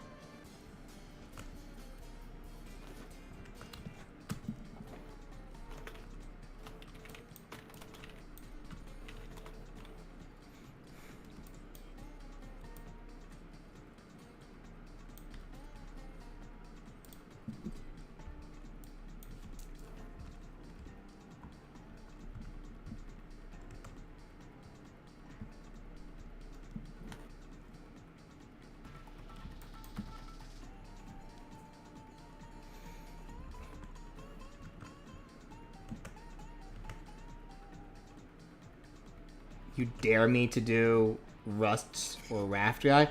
Why do people think daring me to do something will make me more likely to do it? And, like, more importantly, why are you daring everyone else to condone something that is not allowed in the chat? Cringe. Yeah, it's like, that's my question. Why are you encouraging toxic behavior? Is it a part of your personality?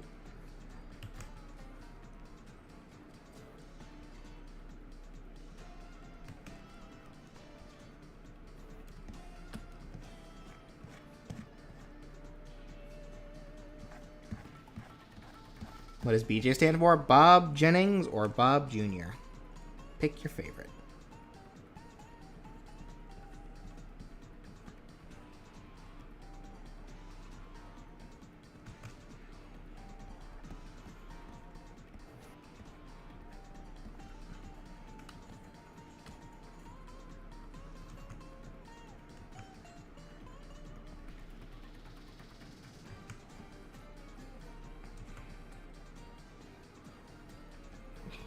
Yes, Bowser Jr. That's exactly what it means. Yep, that's why I am Bowser's son. Exactly.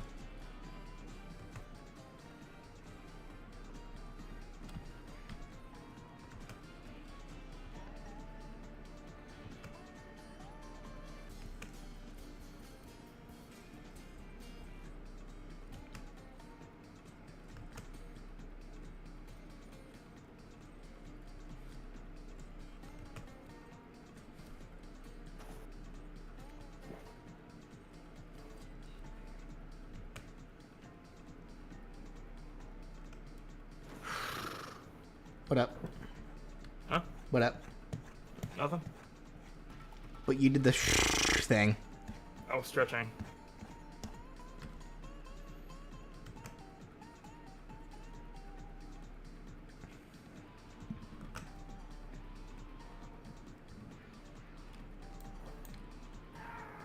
So no designer on how the character was created, leaving it to fans' imagination as to whether the creature is a cat or a dog. I never thought of him as either, but Neither- that's neither- probably neither did that's I, probably but- also the point of exactly what he was talking about. So Yeah. it's like use your imagination on what you want him to be.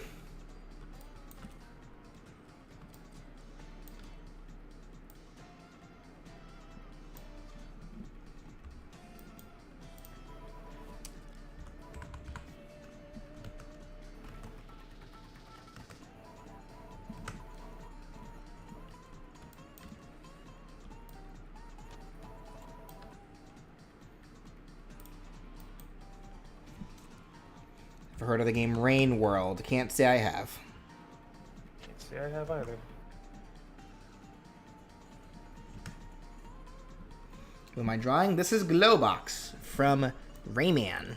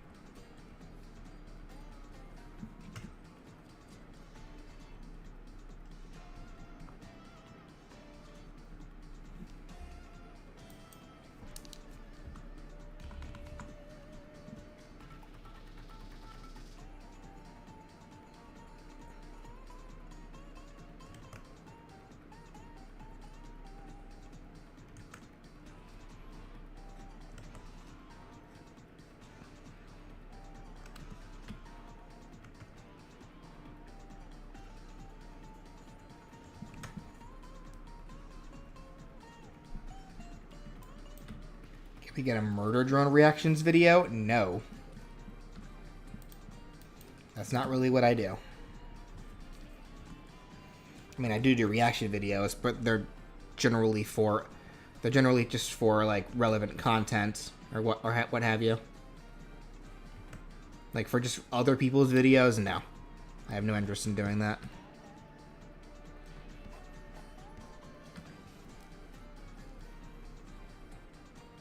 And there we go. Glow box is done. Real quickly before I finish them up, let me go. I will be right back. Give me 1 second. Oh boy.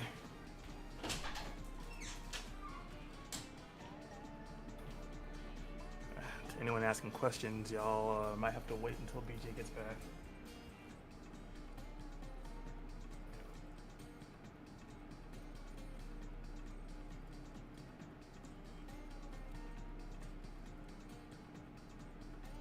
Sebastian, welcome to the stream.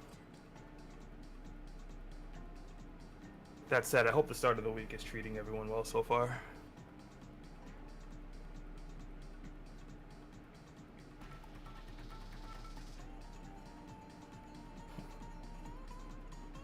Stares expectantly at Brendan, urging him to entertain us. I don't know what y'all want me to do exactly. Hello, Dynamic. Yes, Sebastian, I did say your name.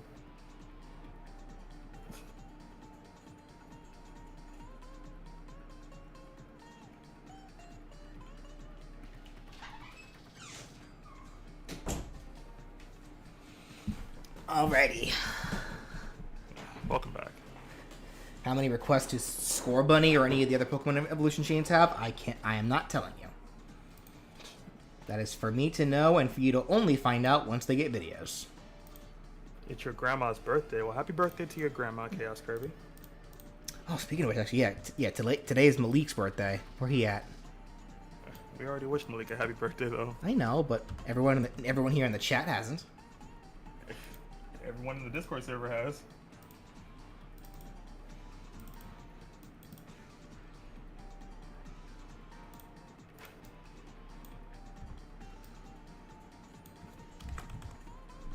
Oh, Malik, happy birthday! There you are. I think he popped in as you stepped out. So sick.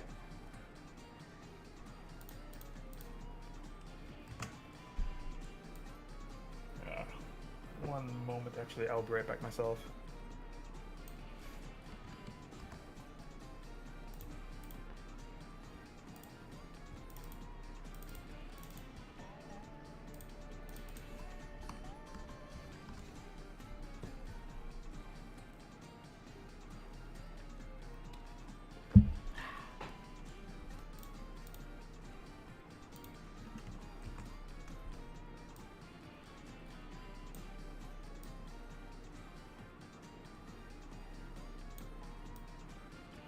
How you enjoying your birthday, Malik?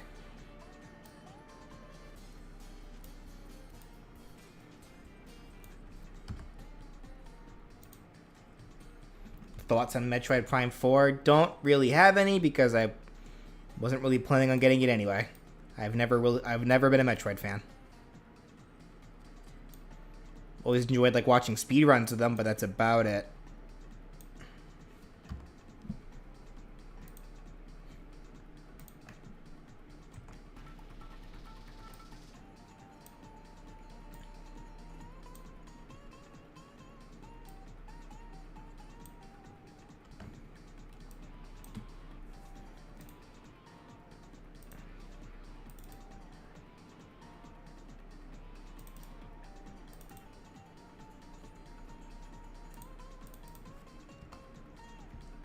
There we go. Alrighty.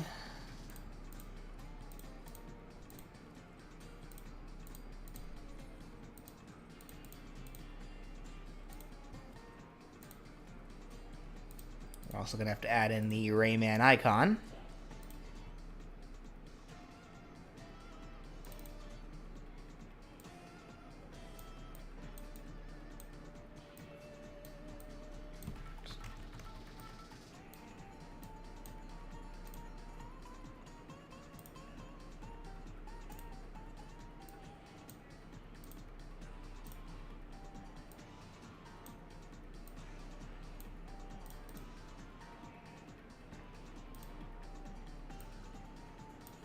There we go.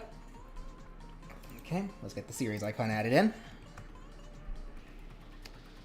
And that would be the loom, or the lum, however you say it.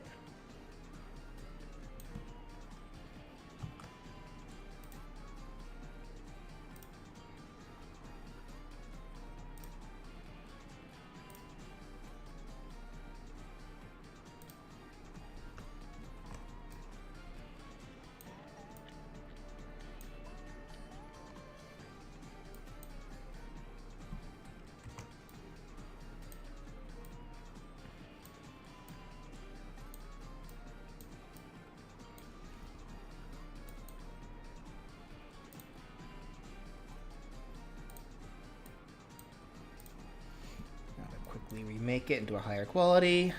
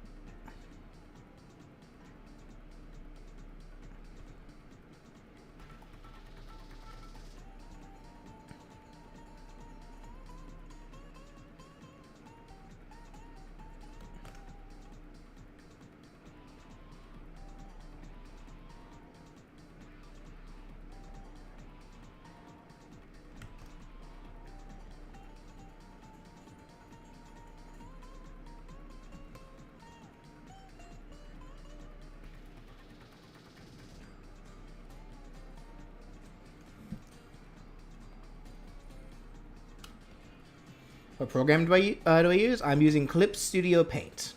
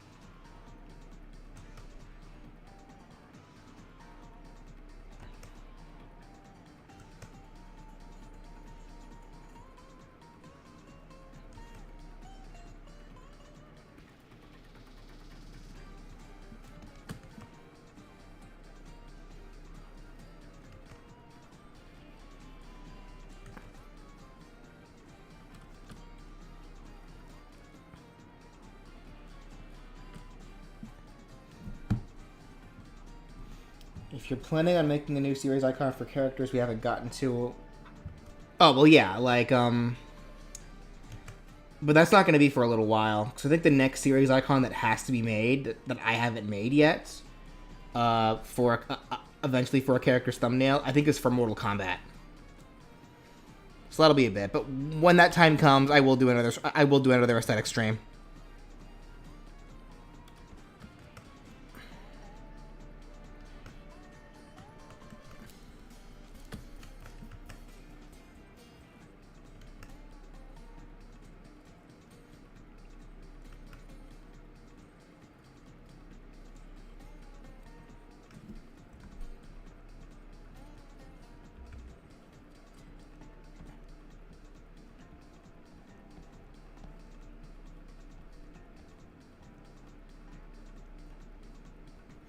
And probably what I'm also going to be doing, just to make it easier on myself in the future as well, I'll probably make the series icons within this file, so I can make them high quality, and then just move them over to the aesthetics file. So that way, whenever I get around to making those characters, those series icons are already in here.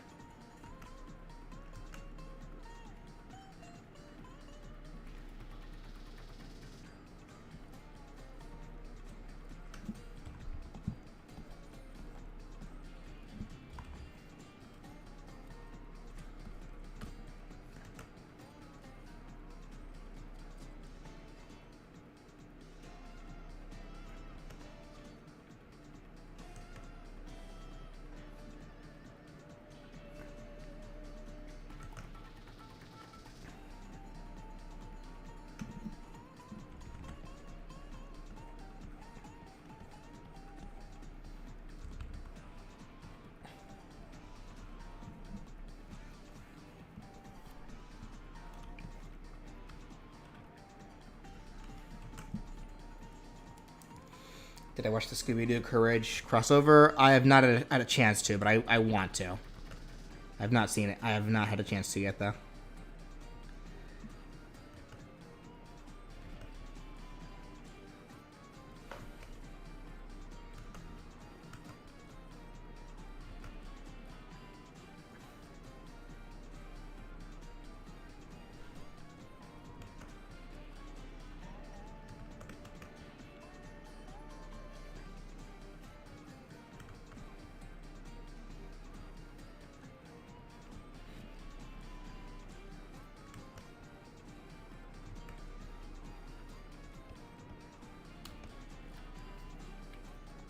Opinion on the saddest moment in video game history? You guys are going to probably have to remind me of some of them.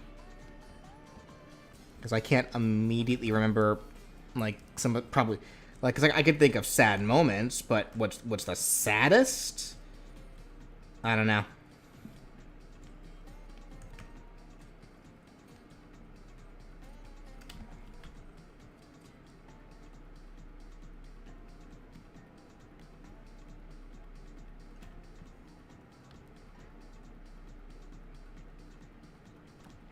When we get to Bowser for nitpicking, do you think the final Smash should be Fury Bowser? Nope. That needs to say Giga Bowser.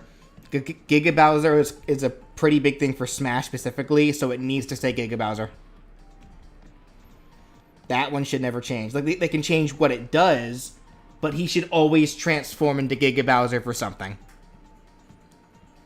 Because Giga Bowser is just too important of an asset for Smash. And getting rid of it, quite frankly, is ridiculous.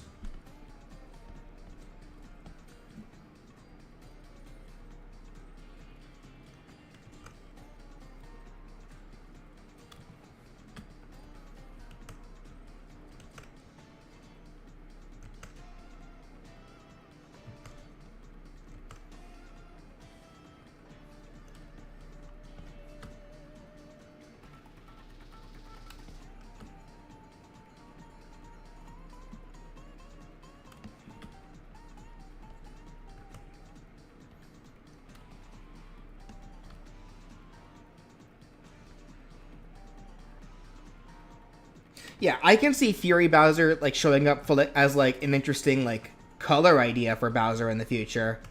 But that's about it.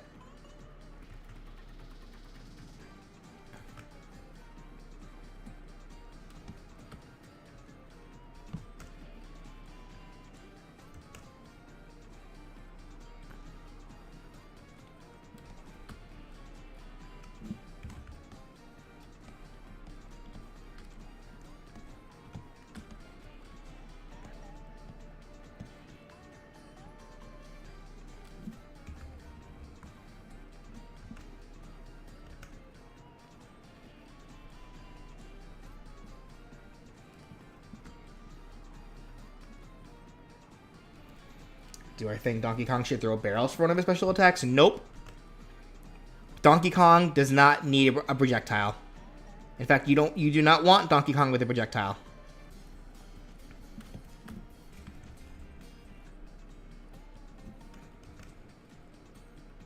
If you give him a projectile, you're gonna have to change a lot of the core fundamentals of his moveset. He's supposed to be this big rushdown character kind of deal. And if you give him an easier option to play neutral with, he's gonna be like he will become, quite frankly, pretty overpowered.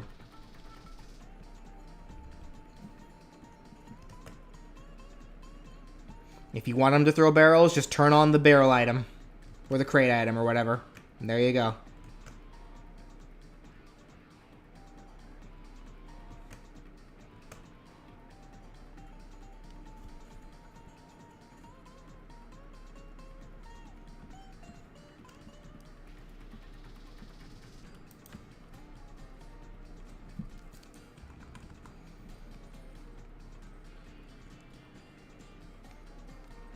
Yeah, it's like you do not want Donkey Kong to have the ability to zone.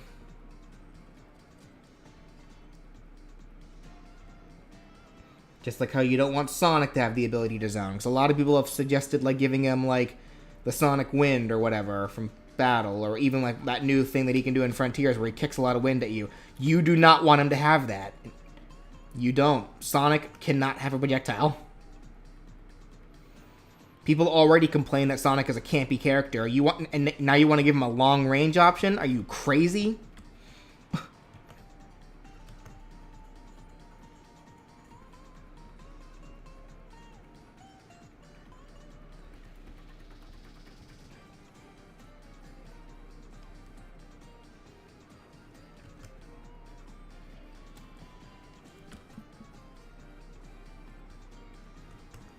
You're drawing Danganronpa fan art? A.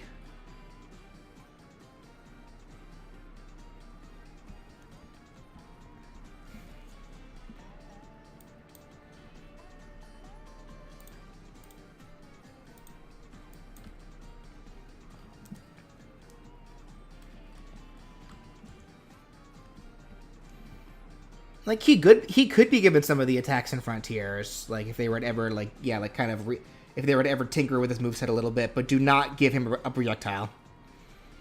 Like, I was hesitant to give Metal Sonic in that moveset a projectile, and the thing that I had to do to kind of help balance that out is to make him a super slippery, hard to control character.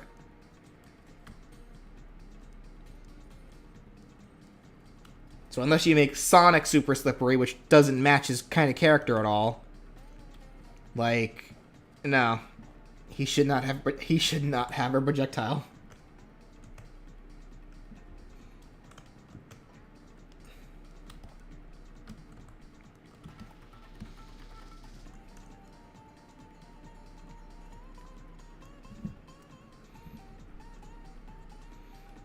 My least favorite Danganronpa character? I don't know. Because I had characters that I loved to hate, but I don't think I can't think of any off the top of my head that I just didn't like in general. Because there's a difference between loving to hate a character as opposed to just not liking a character.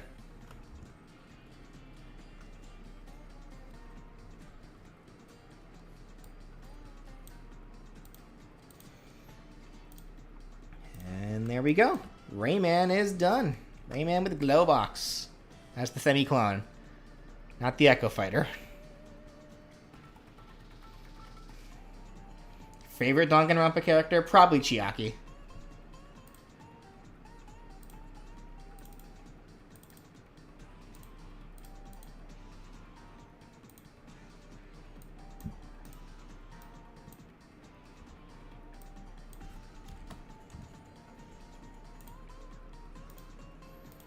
Okay, what time is it? We've been streaming for about 2.5 hours. I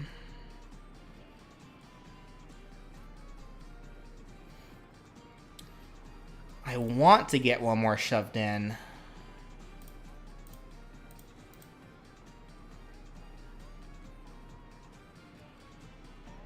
Yeah, let's just get Cuphead out of the way.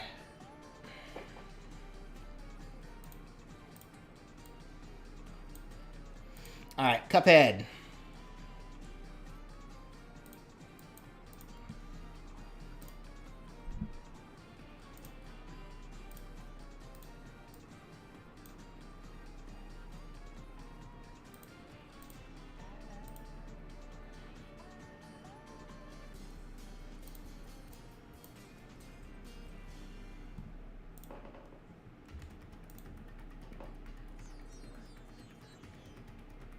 Oh yes, the music.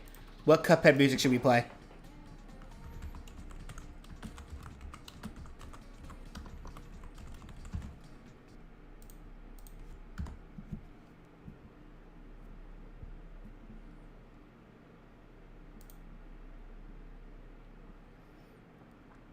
Floral Fury? Fair enough.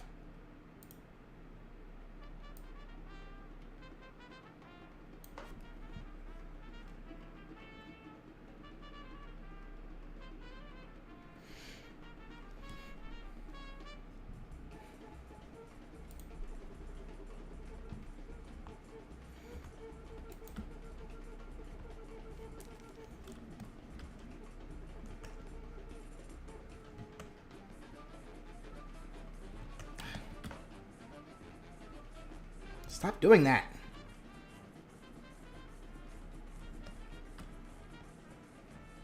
Oh my goodness. Why is my pen tablet doing this? This is getting on my nerves.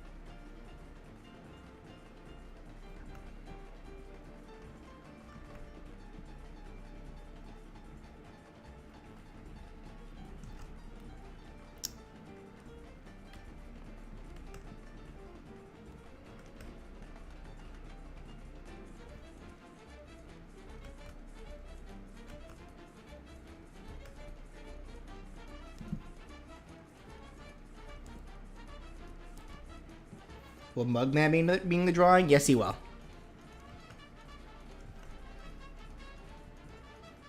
Maybe that'll finally get people to stop requesting for Mugman on the Cuphead video, proving to me that people don't actually watch my videos.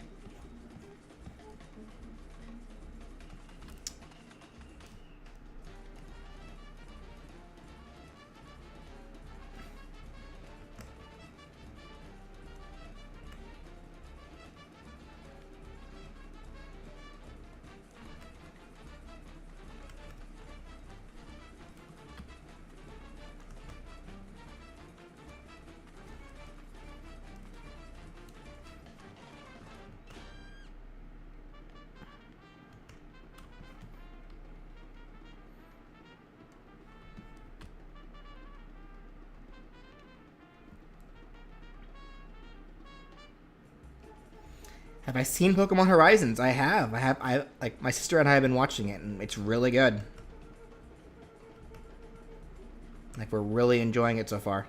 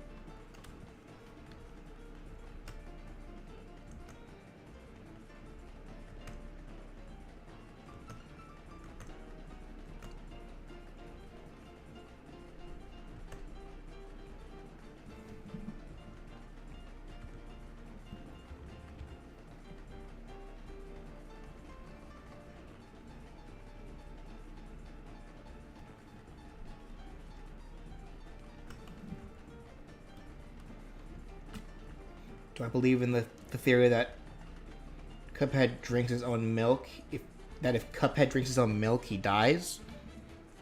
I don't really know. I never thought about that, nor do I think it's that important.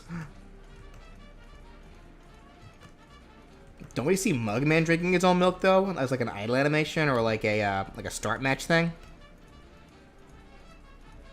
Because if so, doesn't that kind of shoot that whole thing in the foot?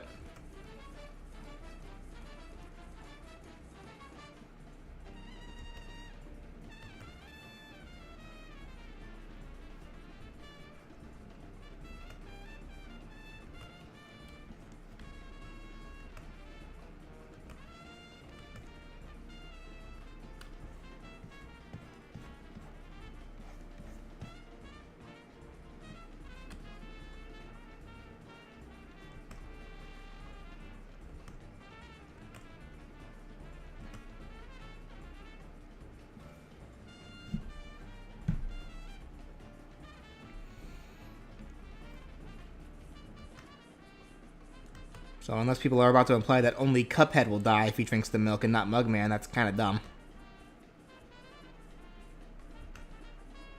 And again, not really that important of a thing to worry about.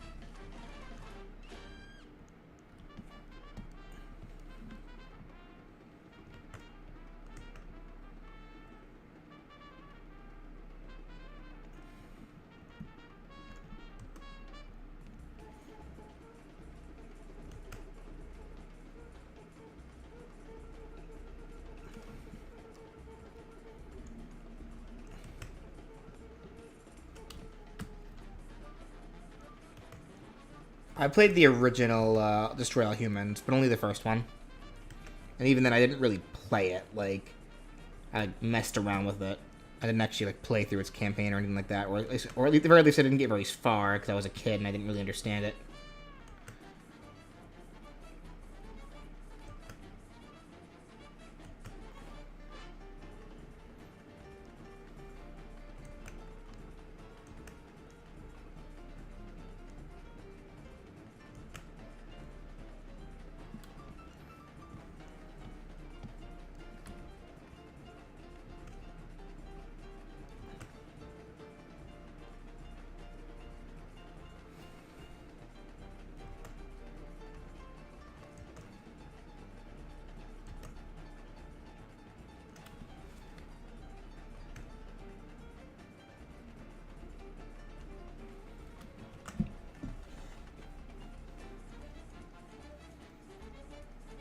If you really think about it, if you drink your own soul in liquid form, it still ends up back inside you. Yeah, actually, that's a solid point there. There you go.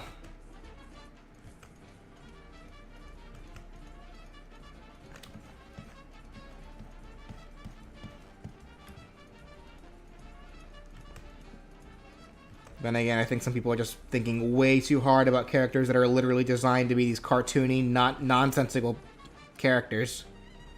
Like, they're not supposed to make sense.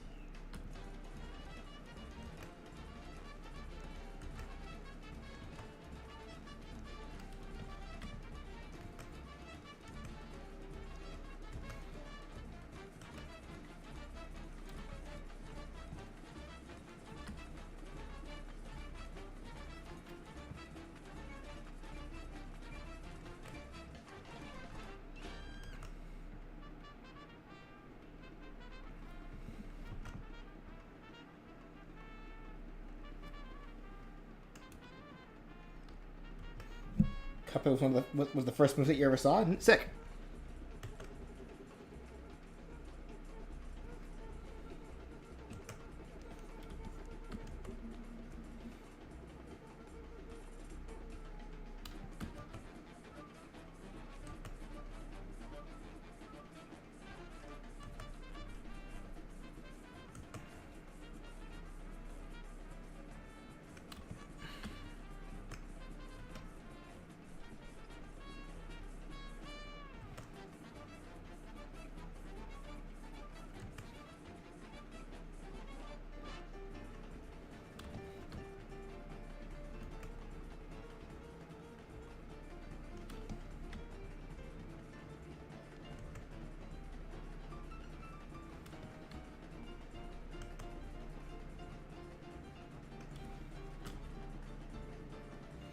I am drawing Cuphead.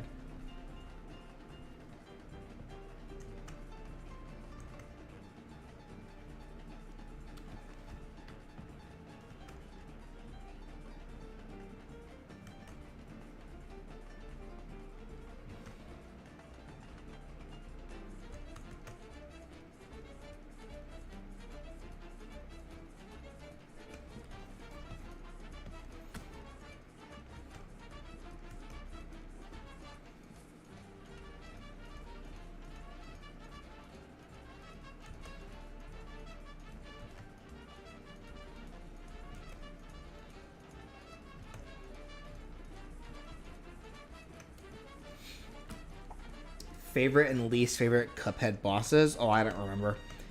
I have not played Cuphead since I did that video, so I remember the bosses. I just don't remember like how easy or hard they were.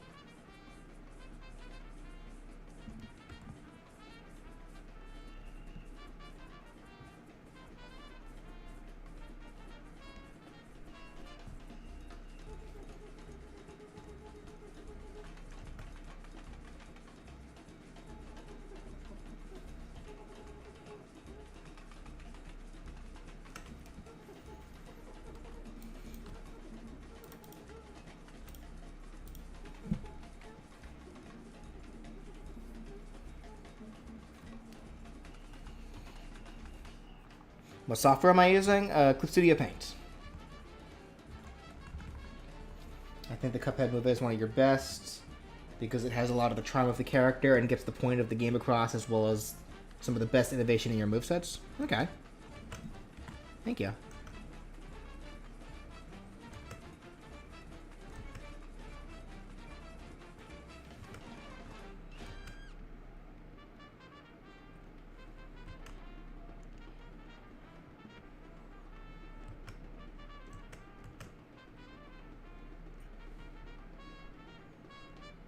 See, it's kind of funny. That's like, I've had people tell me that they don't like that moveset because of all the animated attacks, and like just the goofiness of it all.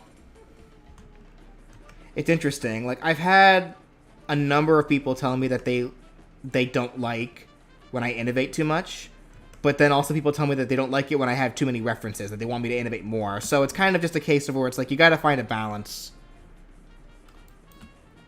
And you're not going to be able to please everybody. Just do what you think is what you think, what you like, what you think works best for you. That's about all you can do here.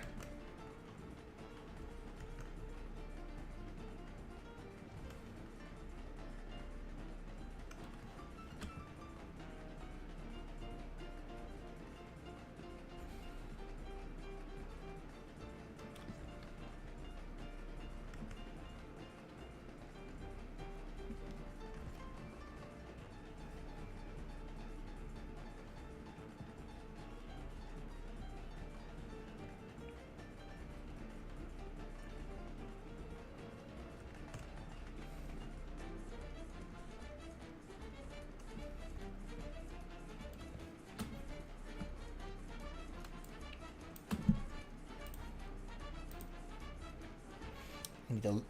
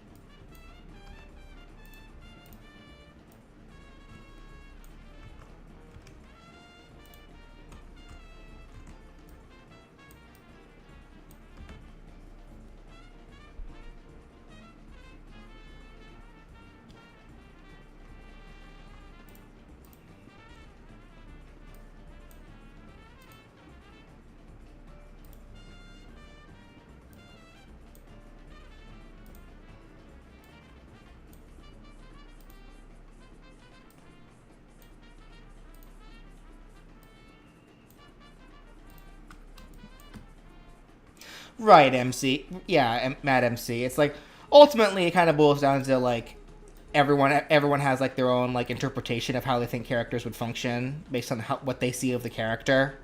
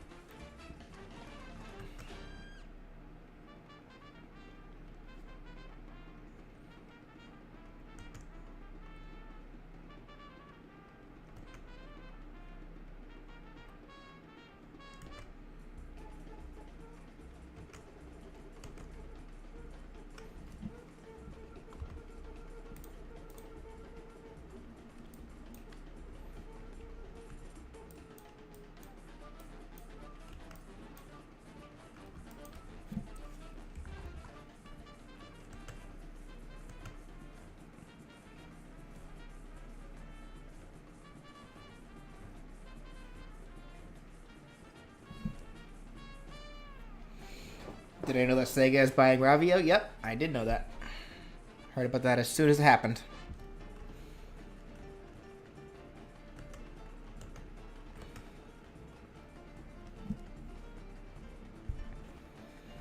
Have I considered a Bart Simpson moveset? I only consider a moveset if it gets enough requests.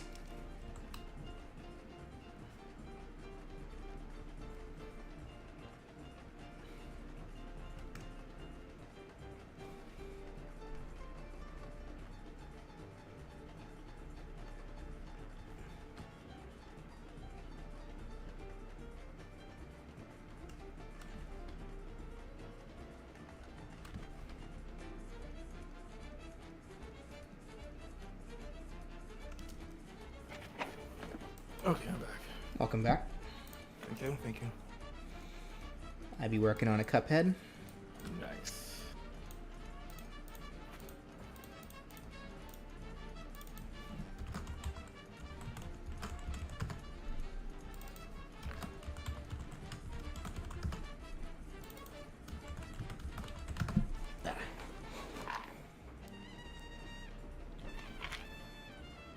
How many requests is considered enough when it's more than everybody, when it's more than the others? Like when it has like the most amount. Like I don't wait for movesets to like reach like a certain like specific amount. It's literally just like when they have more than all the other ones.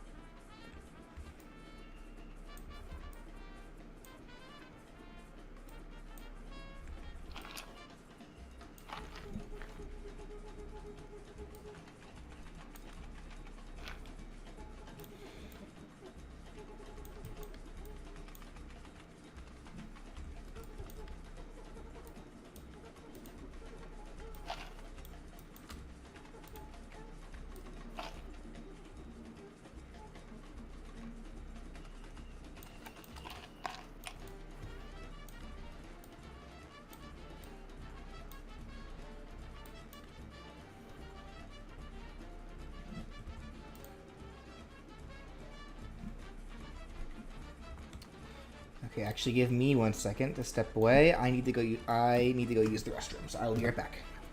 Alrighty.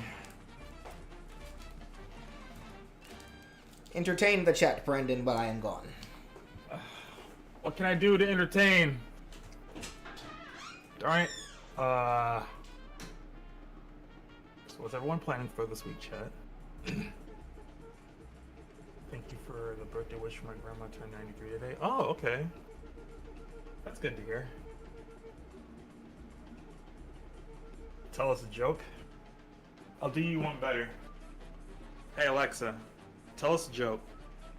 Why couldn't a basketball stay in a relationship? It was always on the rebound. Oh, that's terrible. Come on. That's sad.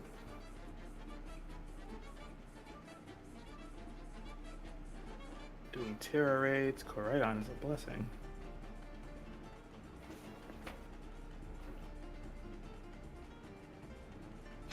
Rant something completely off topic. Oh, we've been doing a lot of ranting already.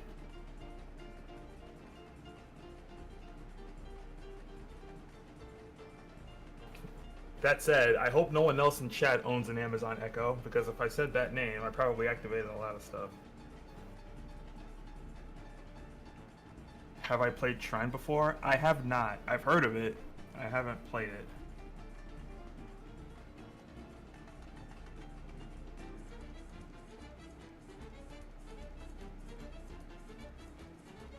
Have you ever wanted to name a Pokemon after a historic figure?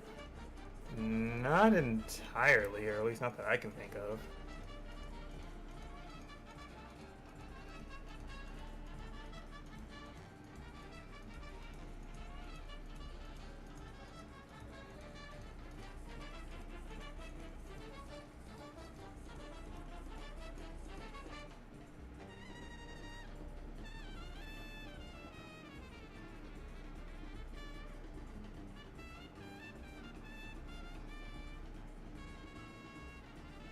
Now's your chance because Trine 3 just came out. My focus on games to have is on something else right now that I can't get right now.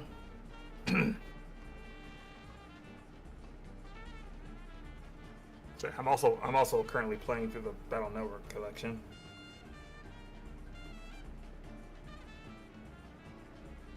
Granted, I had to skip a few. Would you recommend the new Theater Rhythm Final Fantasy game to someone who hasn't played a Final Fantasy game? I would, if only because you're not playing a traditional Final Fantasy game when playing the Theater Rhythm games. The only thing in regards to the Theater Rhythm games, if you've never played a Final Fantasy game, is that some of the references and some of the characters may be lost on you if you don't know where they came from or what their stories or upbringing are. But other than that, then you don't need to necessarily play a Final Fantasy game to play Theater Rhythm, because Theater Rhythm is just a rhythm game, and you're just doing your traditional rhythm game mechanical stuff through a wide variety of not just Final Fantasy music, but other games from Square Enix as well. So I think people who've never played Final Fantasy game would get some enjoyment out of Theater Rhythm. Provided you never played a Final Fantasy game and you don't necessarily care who the characters are or where they're from and such.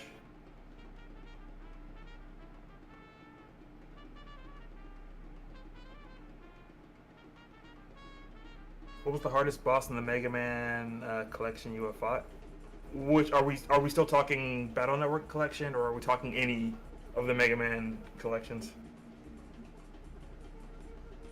There's Nier and The World Ends With You DLC. Yeah, it's not just Nier and The World Ends With You, but there's also Live Alive, Romancing, the Saga series.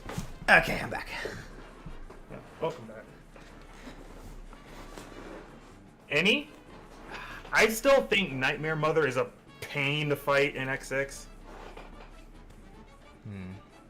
But before it was, I'd say before it was the Black Devil from X5. But then again, there are cheese strats for that, so I mean, I don't think the Black Devil is as bad as it used to be when I was like 8 years old, 9 years old.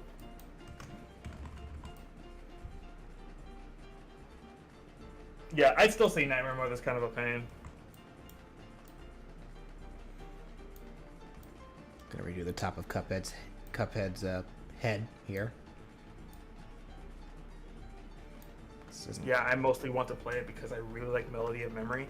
Yeah, like Kingdom Hearts fan, you don't have to play a Kingdom Hearts game to you don't have to have played any of the other Kingdom Hearts games to enjoy Melody of Memory. Again, similar to Theater Rhythm, the only major thing is a lot of the references would probably be lost on you if you never played a Kingdom Hearts game beforehand. Again, similar with Theater Rhythm. But if you don't care about any of that, then I'd say yeah, go for it, because you're playing a rhythm game for the music anyway. So.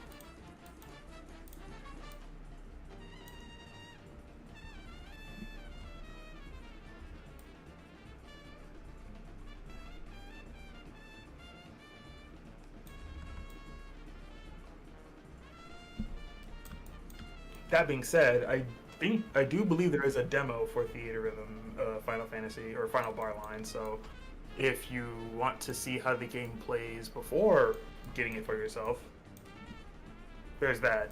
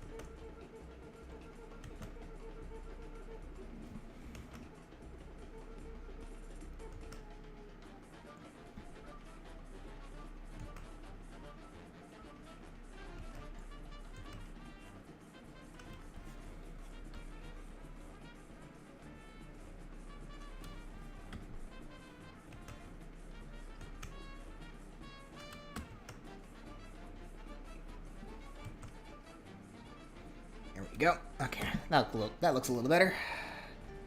Fix the coloring on it now as well.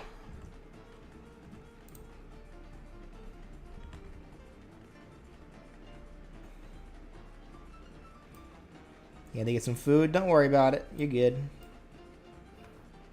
We all have to get food. It's true.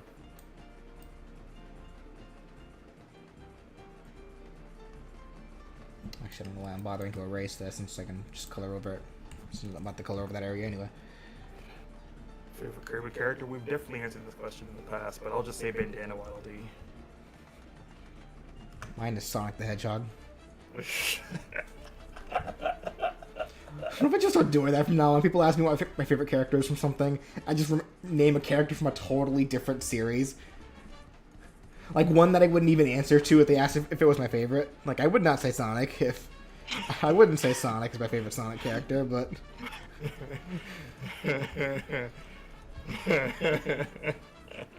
It's like, what's your favorite Mario character?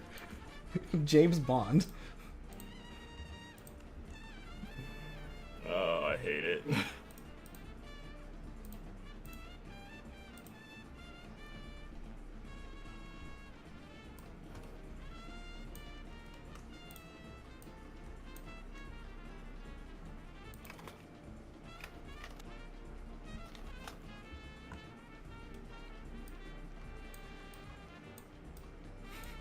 Because that's a lot of what I get in these streams when people just asking me what my favorite or something is. So I'm gonna just start giving out misinformation now, just to mess with people. Favorite Sonic character? Dr. Stone. I've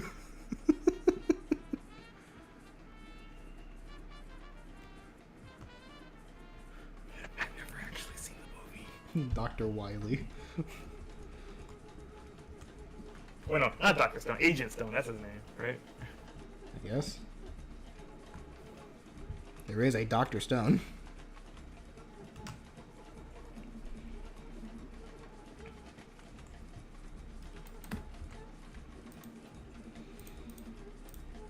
Like, people are never going to ask me anything ever again. Finally. Just stop giving them serious answers. Just completely mess with them.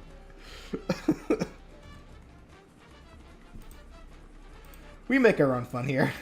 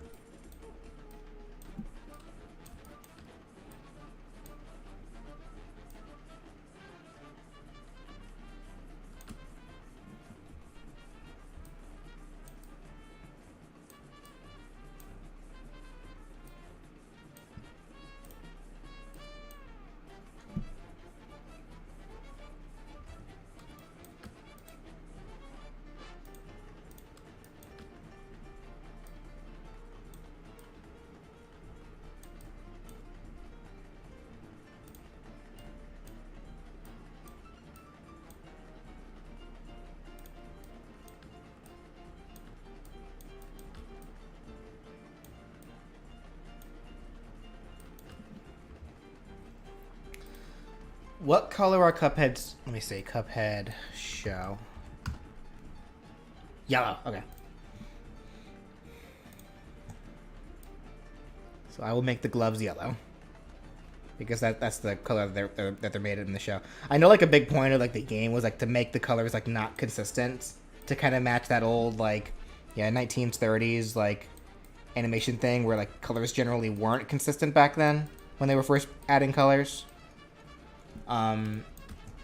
But I think for the sake of a moveset character, the default costume needs some consistent colors.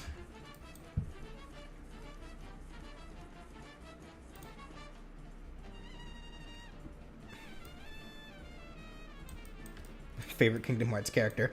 List a Final Fantasy character that actually isn't in Kingdom Hearts. My favorite Final Fantasy character is...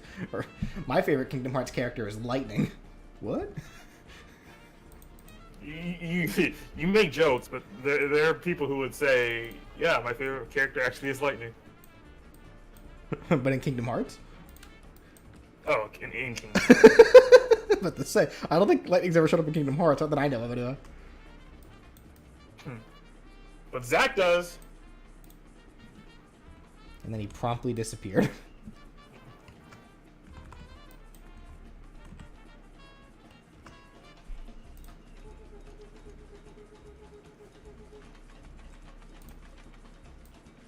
Gotta ask, actually, is there anybody who calls Squall Leon because that's where they first saw the character in Kingdom Hearts?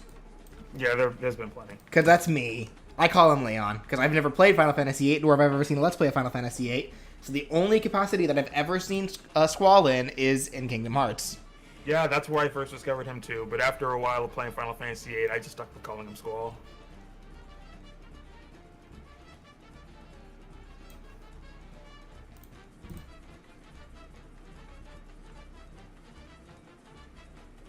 Because I wasn't sure how big I was on the lore implications of, oh, he was like trying to like change his identity or hide his identity or something, so he went with Leon instead of Squall. Yeah, I don't think I was too big on that, so I'm like,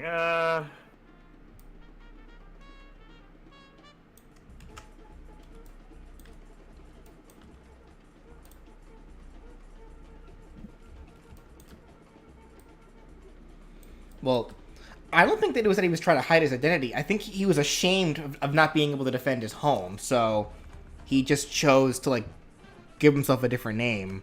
I guess out of like shame, because obviously the people. It was something along those lines. Because like the people who was around him, they knew who he was.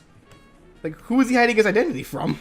Yeah, again, it was one of the two. I couldn't remember exactly. Like, I think it was for shame reasons. Like he was upset that he couldn't defend Hollow Bastion.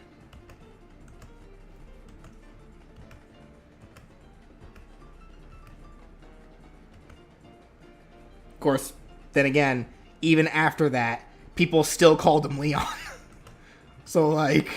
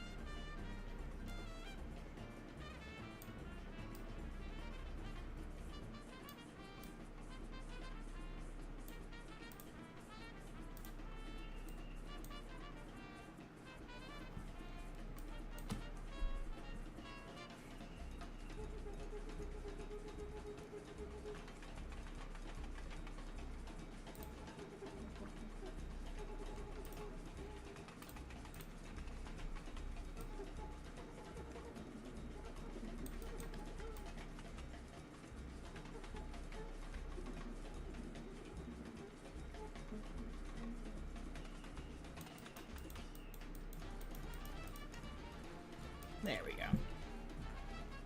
Alright, there's our Cuphead, or at least the flatline art for Cuphead.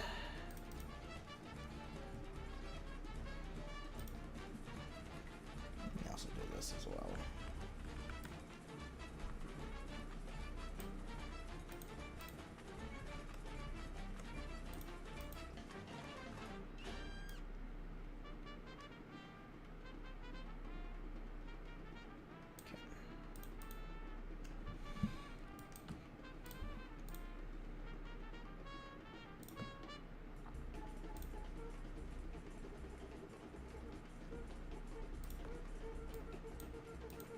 Alright. Mugman. He's Mugman.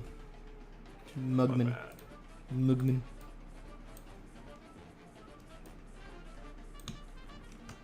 Mugman. Cold. You good? Yeah, just cold.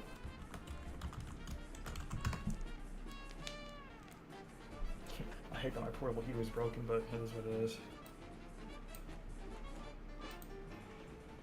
Remember how long it took for me to settle on an icon for Cuphead? No, I don't remember that, but I'll take your word for it.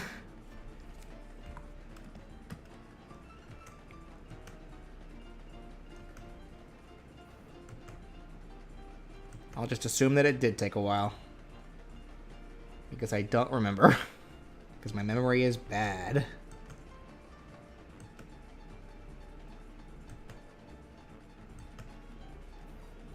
Like, I don't even remember what happened yesterday. streamed yesterday. That's right, we did. I forgot about that. Thanks for reminding me. So we streamed some Pokemon Unite over on my channel. That's right, and we did terrible. We did.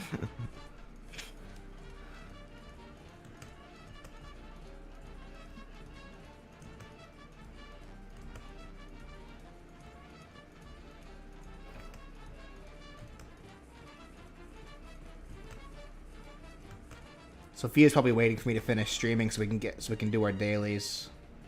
She came in here earlier, but I was streaming, so she left. Oh. So if you're down for some more Unite after I finish, we can do that. Right? Yeah, I can set up after this. We don't need to stream it, just unless you want to. I kind of want to. Okay. Because I kind of want to keep up with my. I kind of want to keep up with the content on my end. All right.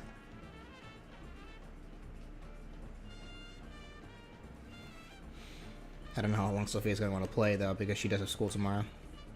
It doesn't need to be long. I just want to get something done.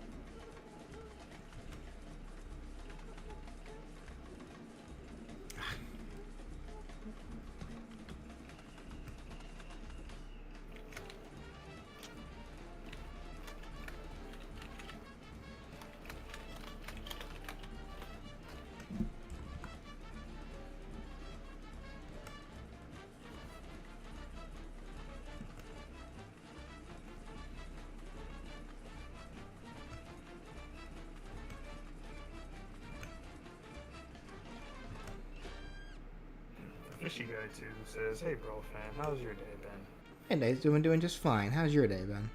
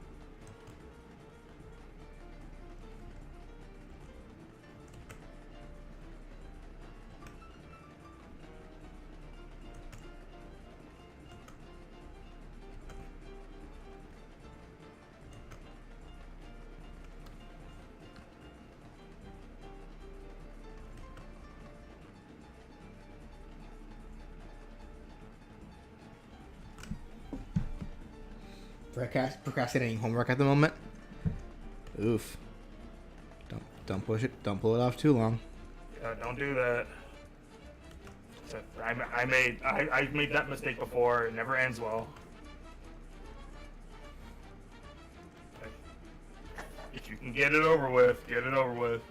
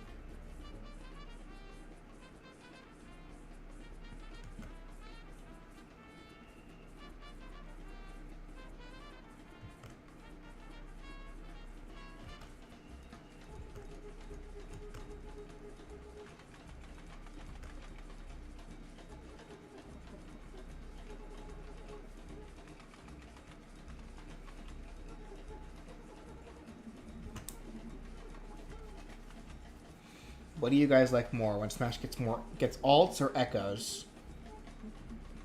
I mean, it depends on what it is. Kind of a broad question. Yeah, probably is. I think that, yeah, that is a bit of a dependent thing, a dependent situation. What the heck?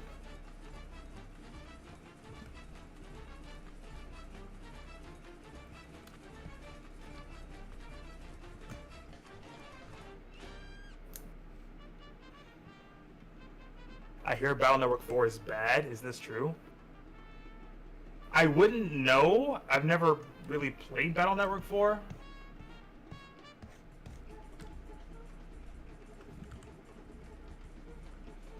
Get back to me on that once I get to 4. Yeah, like I just beat 2 yesterday or today actually.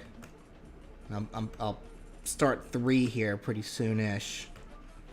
Still don't know which 3 I'll start, but I think blue is the preferred one. So again, like I said, start with blue. I'll look up later what the actual differences are.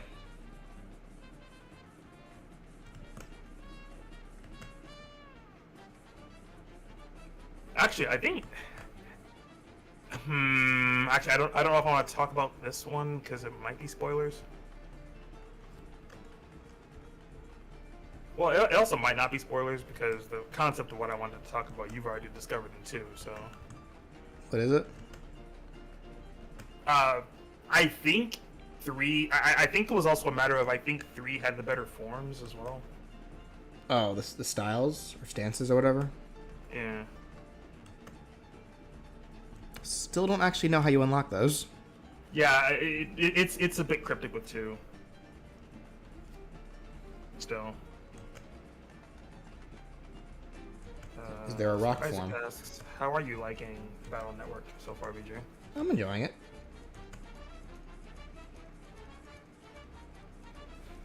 I'm like, right?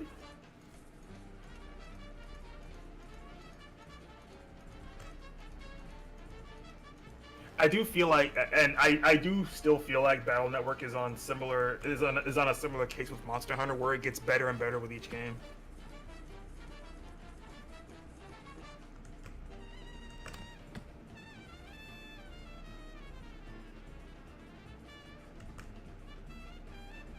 Like, it starts good and it gets better and better.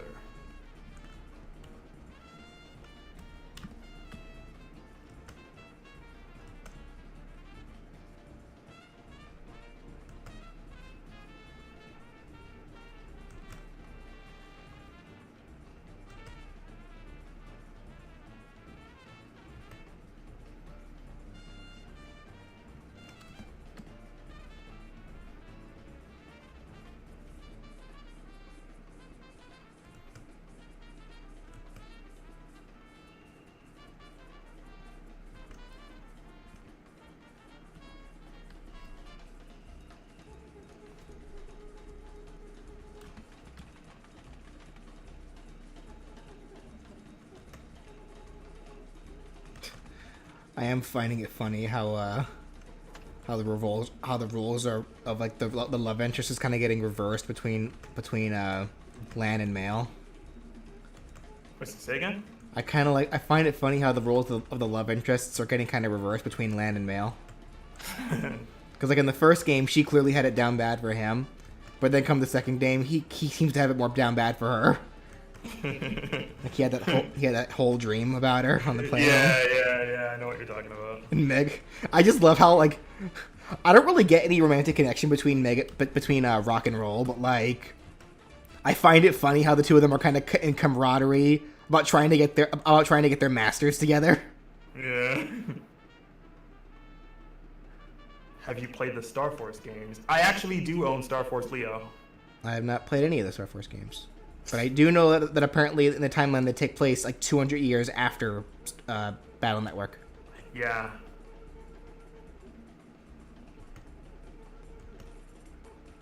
To figure out where Legends falls then?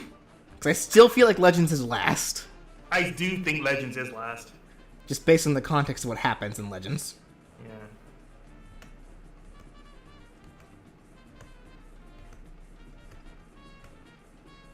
So then it sounds to me like the order is Classic, X, Battle Network, Star Force, Legends.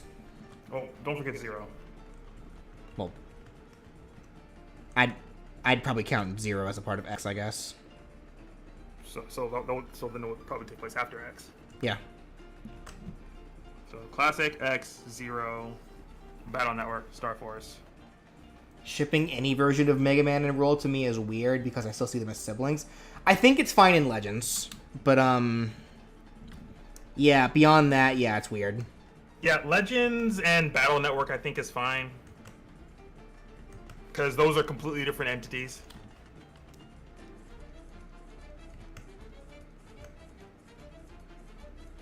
It's like classic Mega Man though. No, don't touch that. Yeah.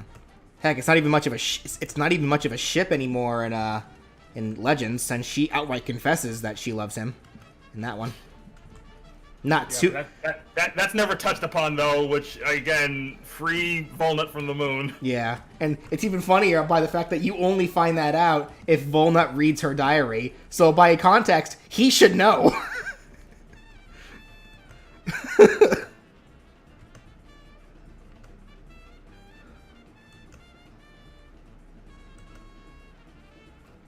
It's just one of those things, Ray, because it's kind of like it's kind of like the shipping Zelda and Link debate. Like, you can't just say you ship Zelda and Link. You kind of have to clarify which Zelda and Link you're shipping. Yeah, because every Link and Zelda are completely different people. And some are clearly more romantically involved with others than others. Yeah, Like you can make an argument for Skyward Sword and probably Breath of the Wild as well. But in games like Twilight Princess, no. Yeah, and I know in Minish Cap, Link and Zelda are like childhood friends. Yeah, so it depends on the game. Isn't it? I think it's implied in Link to the Past that Zelda is Link's sister. That'd be even weirder, actually.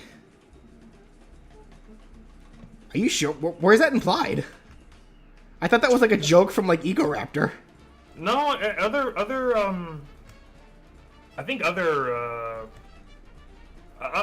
have kind of like put out there the implication that they were brother and sister. Where? It's been so long. I have to rethink on all that. I just know I've definitely heard it from I've definitely heard it from multiple sources.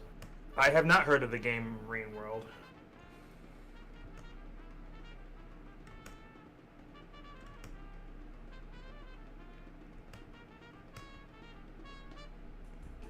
It might have been it might have been a mistranslation.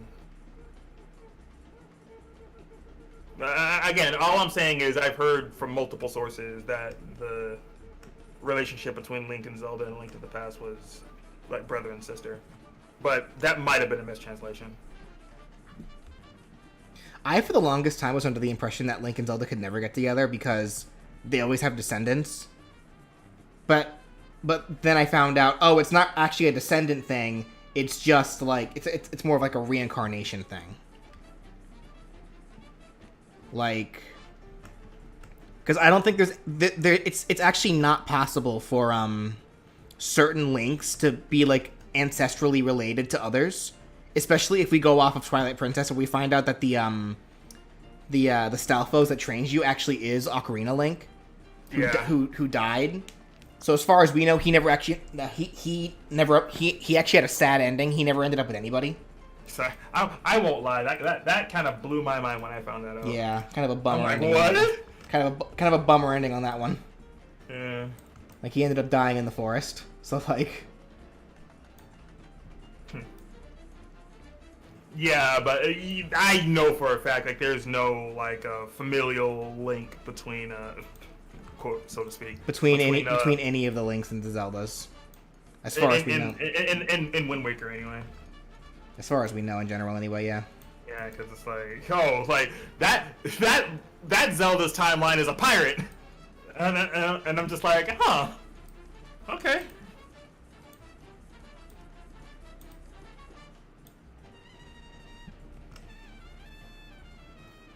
And I always thought it was cute that in the beginning of Phantom Hourglass, they kind of retell that whole story in Wind Waker, and Tetris crew keep referring to her as Zelda, even though she's like, I don't want to be referred to as Princess Zelda.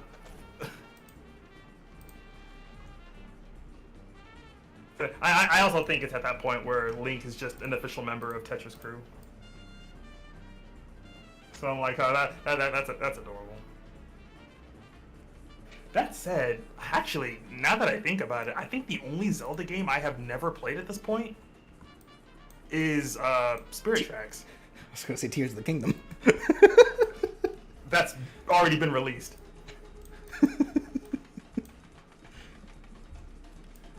Yeah, there's a ton of those Zelda games that I haven't played yet. Mainly because like the general Zelda formula just isn't for me. But like I really love but Breath of the Wild was definitely a breath of fresh air for that series. And they really just said let's take the Zelda concept back to square one. Because that's all the original Zelda on NES was. Yeah. Like you exploring, going wherever you wanted and doing anything in any order you wanted to. Just like exploring things and figuring stuff out on your own like, without any guides or any guidance. I loved Breath of the Wild and I cannot wait for Tears of the Kingdom.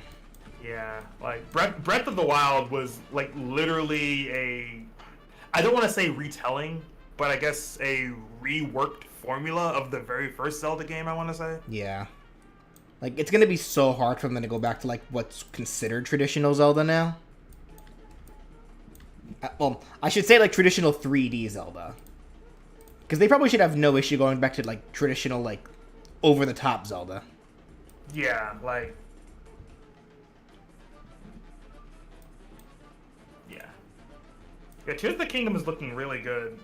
I still don't know about that $70 price tag, so I'm hoping anybody that is able to or has already still has like a spare voucher that you can get from the eShop, so you can just claim Tears of the Kingdom with a voucher if you'd rather not pay $70 outright for it. I have 2 jobs, so I'm not really worried about it. I mean, as much as I would love a physical copy of the game, like I just don't have the $70 to spend for a physical copy of Tears of the Kingdom.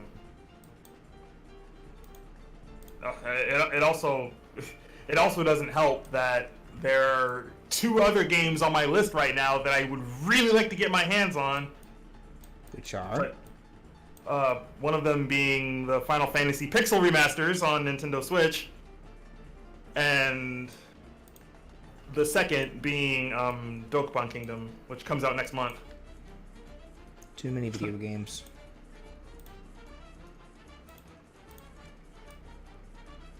Too many video games. Okay, there's Mugman. Yeah. There's Mugman. Who do you think would win in a fight, the Terminator or the Xenomorph from Alien? I don't know. Ask Death Battle. Did they actually do that fight? No. I mean, I think both those characters have appeared in Death Battle, it's just not against each other. Yeah.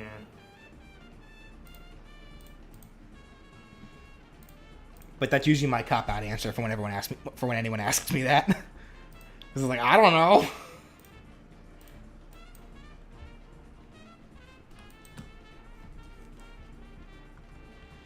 Why play new games when you can play the same game over and over again in loop? I mean, I know speedrunners do that. Well, speedrunners are crazy.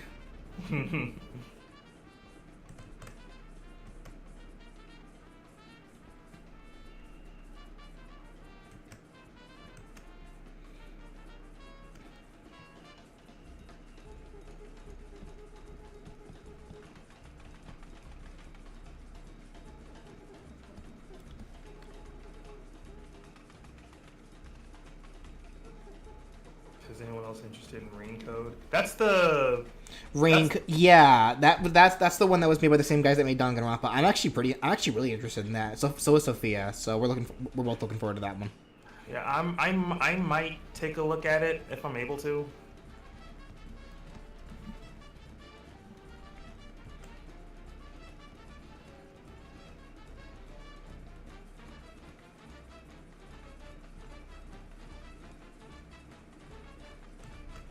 Like, Deca Police is actually another game I'm looking. That's caught my interest. Oh, that's right. That is a thing. Yeah, that one didn't catch me near, quite as much.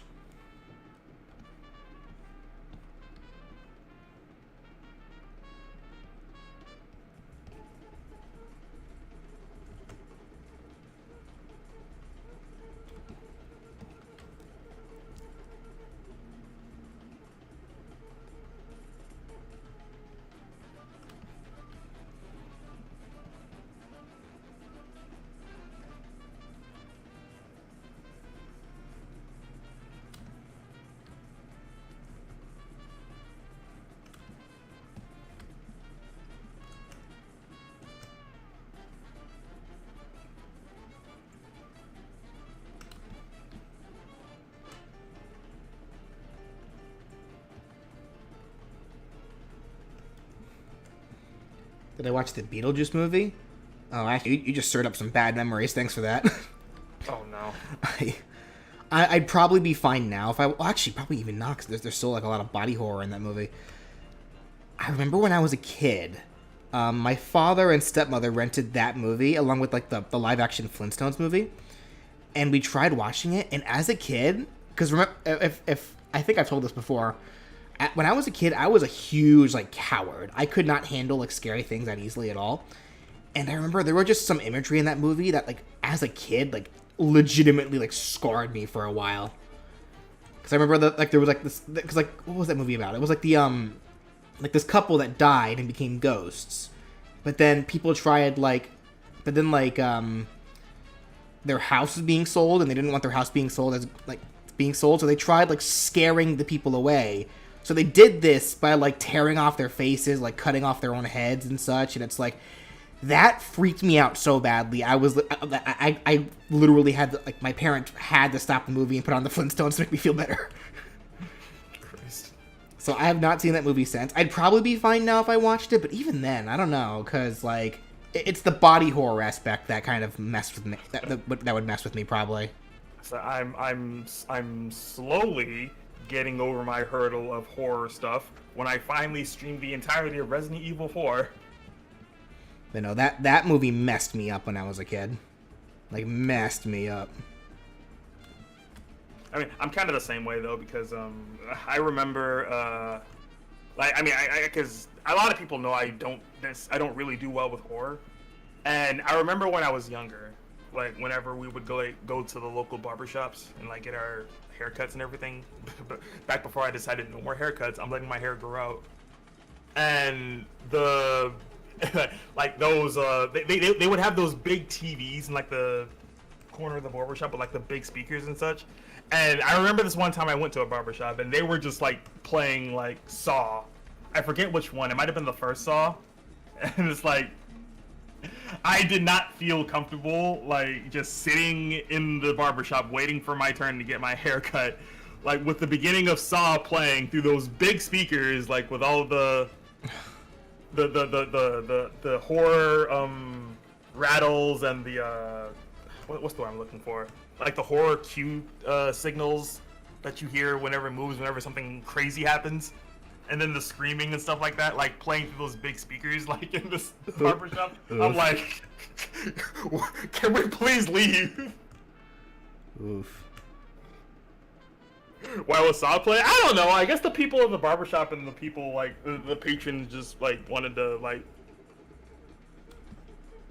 Because I think they would have like multiple like movies playing every so often just because they wanted to have something to watch and something to do while they were getting their haircuts or just waiting to get their haircut. But it was just Saw just happened to be the movie or the DVD that was playing there while we were waiting, so it was just a bad time for me to show up. I remember there was this other movie I remember seeing when not even watching. Like, my parents were watching it, and I happened to just walk into their room, and I walked in probably at the worst possible time, because, I don't even know what the movie was called, but I remember the scene very specifically. I think it was some kind of movie where, people's heads were, like, being, like, shifted around on them. Like, there was, like, one guy whose head ended up in like, this little flying machine, and, like, a woman's head ended up on, like, a dog's body, and, like, the dog's body ended up on something else entirely. And the scene that happened was, I guess it was like close to the climax of the movie, because like a lot of shaking was happening, and like all of the heads were like falling off of the bodies, and like the heads were like still alive. And I remember, like, I don't even know what the movie was. I just caught a glimpse of that, and that just freaked me out so badly. Like when I was like a little kid. I don't even, yeah. Like, does anyone know what that movie was? That doesn't sound familiar to me.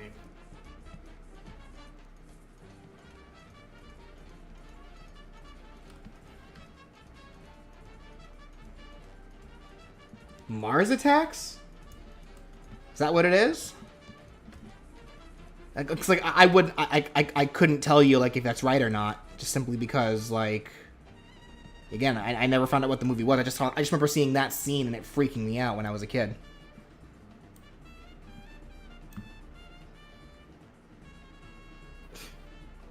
I remember.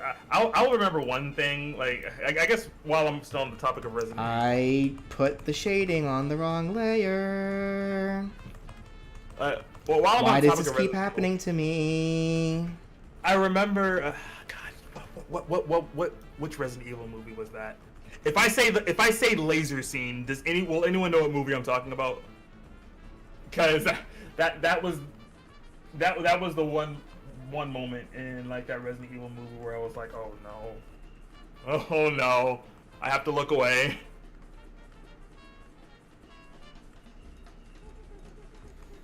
And I can't go back any further. Dang it!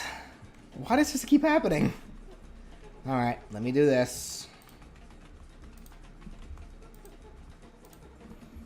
Like, why? I never usually make this mistake. Why does this keep happening? Oh, you know another movie? You know another horror movie that always made me like really unsettled, where it's just I can't keep my eyes on the screen. What's that? Final Destination. Don't think I ever saw that one.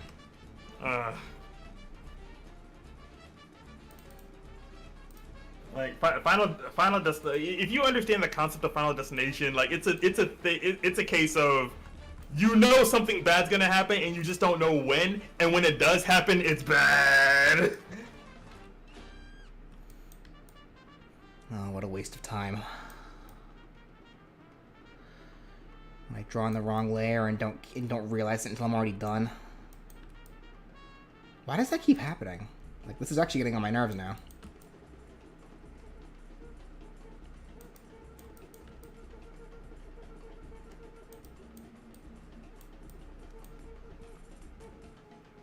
Are you still playing through the demo, Sir Isaac, or did you actually buy the game? But also, yeah, I'm glad. That said, I'm glad you were enjoying the demo.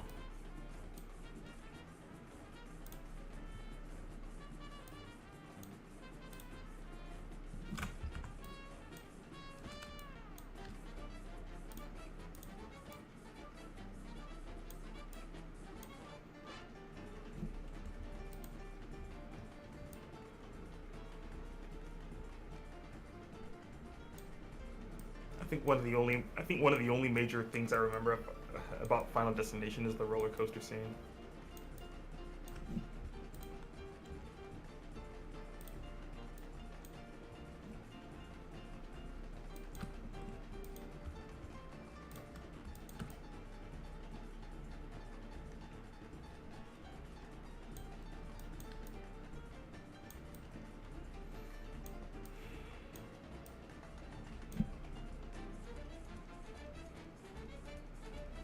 I used to hate the movie A Quiet Place because of the dramatic description,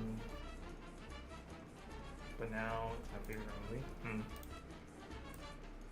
A Quiet Place I have not seen. Dang, actually, you know what I should have done? I shouldn't have bothered erasing all that shading I did, even though it was over the color layer. Because I could have just, since I had to remake the color layer anyway, what I should have just done was keep the mistaken shading layer and just keep that as the shade layer. Because even if I make the color over that like disappear like or faded, it wouldn't have actually made a difference over the shading layer. So I'm literally just sitting here wasting my own time and making this last longer than it needs to. Ay ay ay.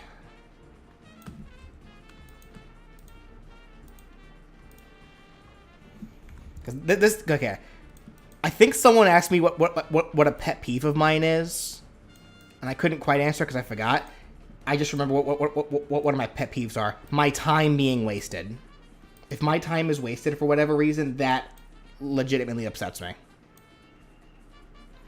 Like, if my time is wasted when it could have very easily when that could have easily been avoided for whatever reason, whether it's my own fault or somebody else's faults, like, that annoys me really badly.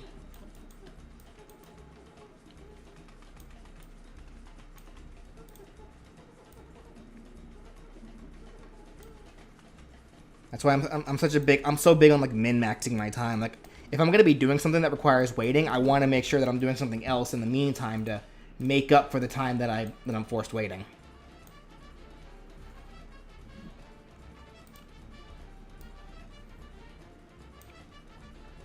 Okay.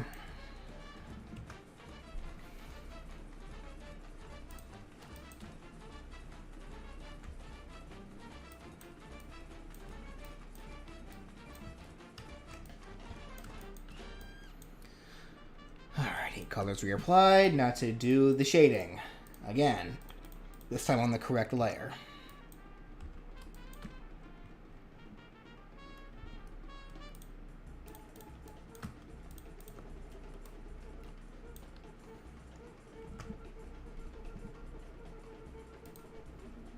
Anyway, you were saying, Brandon? What was I saying?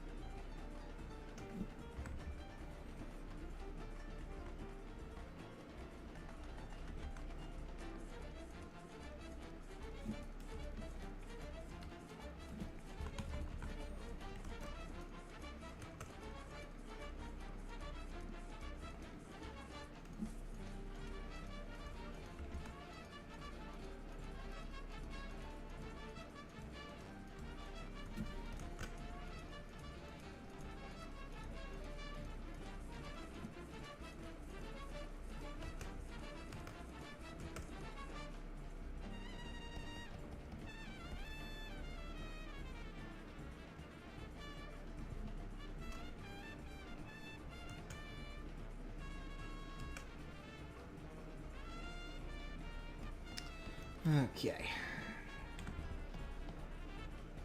Luckily, Cuphead's a simple enough character where redoing the shading shouldn't take too long, just as long as they stay on the same layer.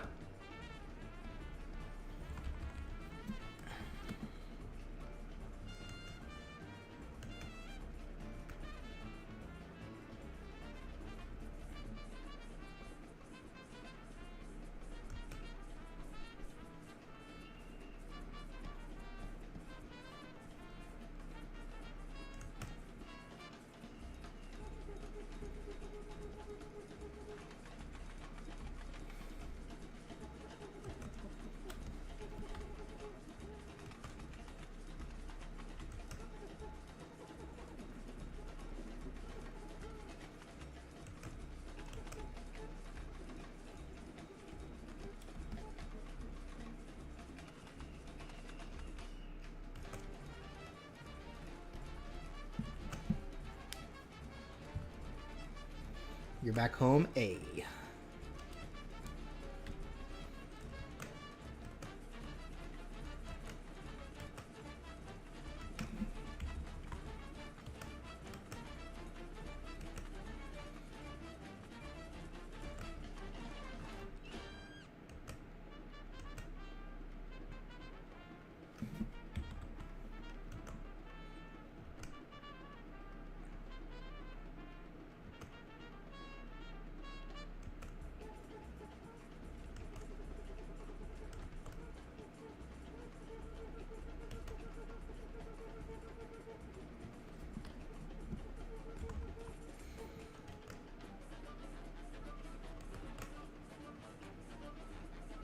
You got quiet all of a sudden, Brandon.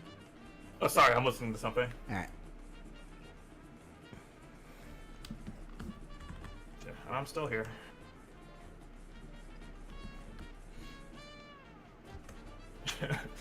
Ray, don't mention Final Fantasy to me right now.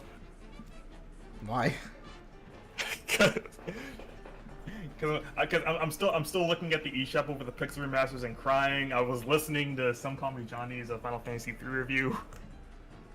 I'm like, "Grr. I'm a sad man.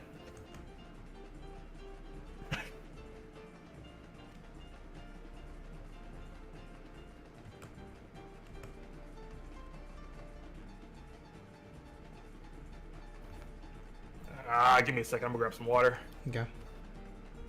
Actually, speaking of which, I should drink.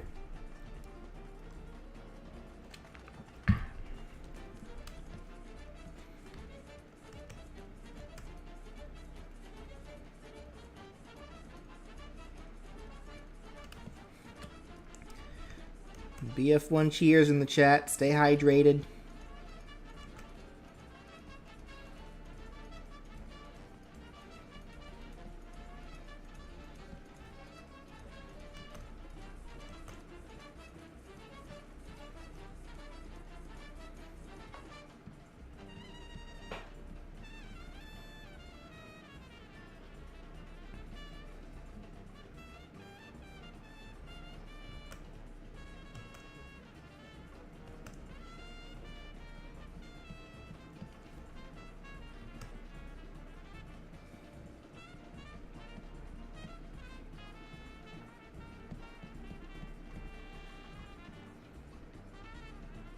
Okay, I'm back. Welcome back.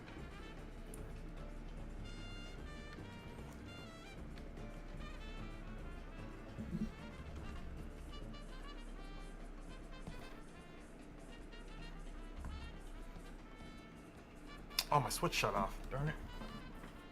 Why'd I do that? Sleep. Okay, it was on for too long, I guess. But I told you before. You said that last week.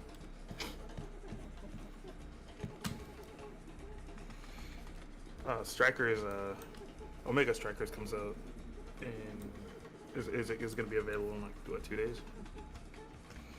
There we go. That's what we needed. That's what I wanted to happen last time.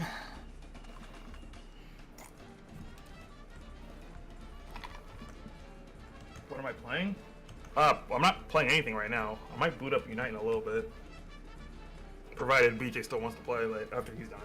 I probably will, knowing my Stockholm syndrome.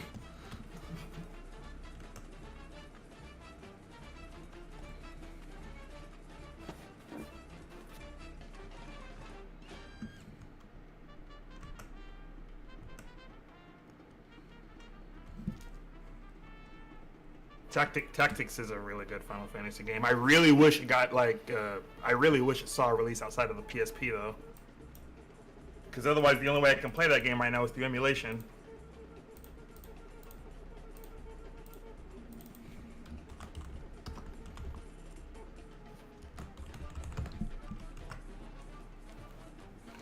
And I will do some additional extra tricks on Mugman since he is doing the dash here.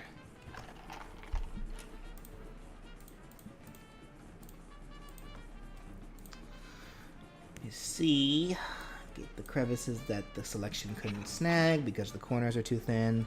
There we go. I actually do have Tactics Advance on my Wii U since I wanted to. At the time, I wanted to stock up on some games that were never going to be available again. Like I'm still glad I'm glad the Legacy Collection exists, and I guess in a sense I am still glad that I got all the other Battle Network games on the Wii U, just because. I only did that because under the chance that Battle Network wouldn't get a Legacy Collection, even though I predicted that it would, and I'm glad I was right. But now we need a Legends Legacy Collection with a 3. Get Mega Man off the moon, dang it! Yeah, seriously. So my next prediction in terms of Mega Man Legacy Collections is either Star Force or Legends. Which I mean, I guess to be fair, those are probably the only two left. Do we not have a classic Mega Man Legacy? We do. Oh, okay, I'm about to say. How many's actually on it though? Hmm? How many's actually on it though? Like Up to what? The classic games? Yeah. All 10. Oh, okay. All 10, and then 11 by itself. Okay, fair enough. Yeah. Yeah, 11's a standalone title. But it's also available.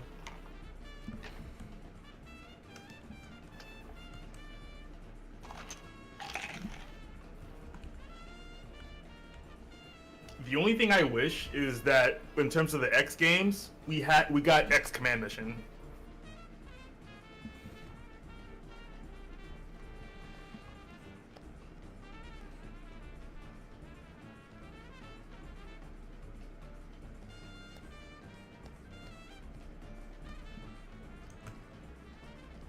Actually, you might be right. It might be on sale on Steam, because I don't think I saw anything about a Capcom sale in the eShop. I can check. I'm gonna cry looking at the eShop, but I'm gonna check. I forgot to do the white on Cuphead. I'll get back to that.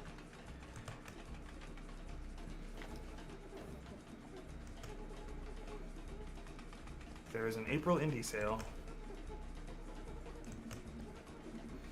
Well, I imagine it probably is an indie sale after that. After we just got the that indie direct.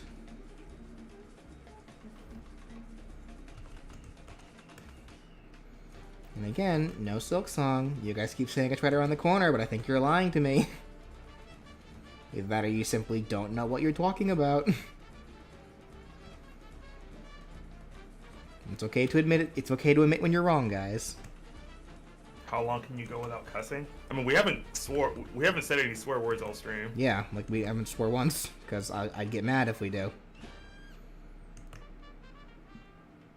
Oh, hold on. Hold on. I think the Capcom titles are on sale on Switch. Feels like Even though it feels like Capcom titles are always on sale, actually. Well, no, Bandai Namco games are always on sale.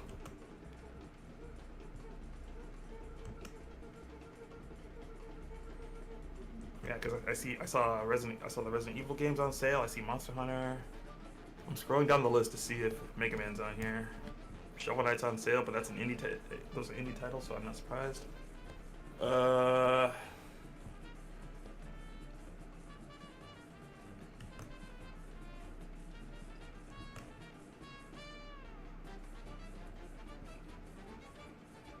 well, RE6 is on sale.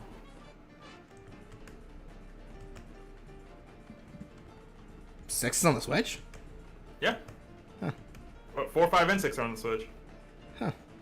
And the HD remake of Resident Evil 1 is on sale too. So 1, 4, 5, 6. The Switch really is a fantastic library of games. Like, technically, Resident Evil 2 and 3 are on Switch as well, but it's the cloud versions of the game, so I don't know if y'all. don't support cloud.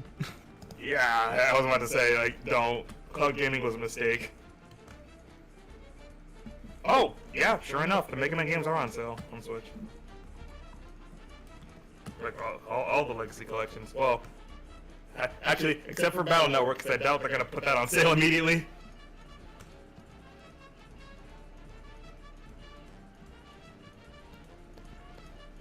Yeah, Classic Legacy Collection, X Legacy Collection. If I scroll down any further, I'm sure I'll see the Zero and ZX collections.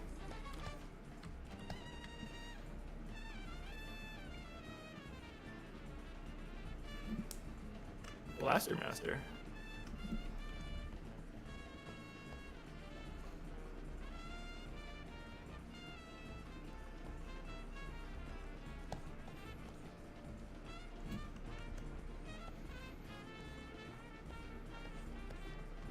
Alright, have a good night, Isaac.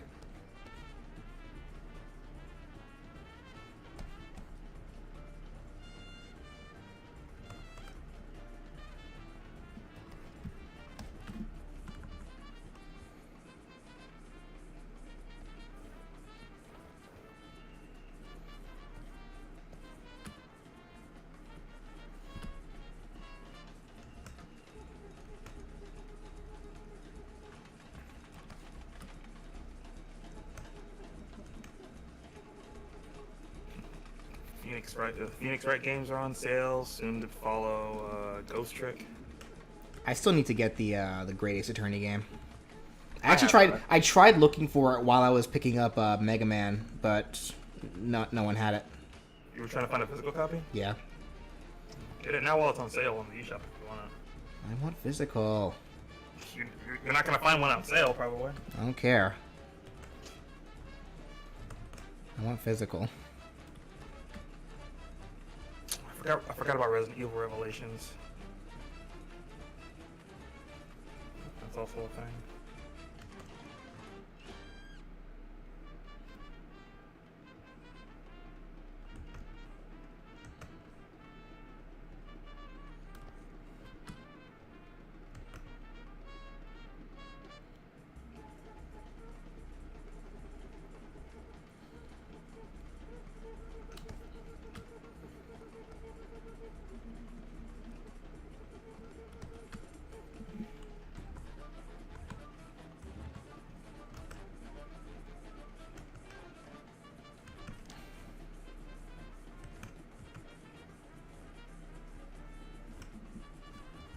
Ooh, Okami's on sale. They never came out with a physical release of that one, did they? I don't think they did.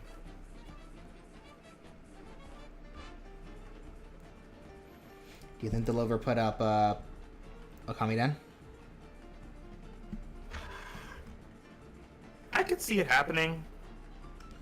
I mean, because they're no strangers to like remaking or reworking DS games to work on Switch. Yeah. So I could definitely see it happening. Ghost Trick. Yeah, Still so glad. and the Mega Man ZX and ZX Advent. I'm still so happy about Ghost Trick.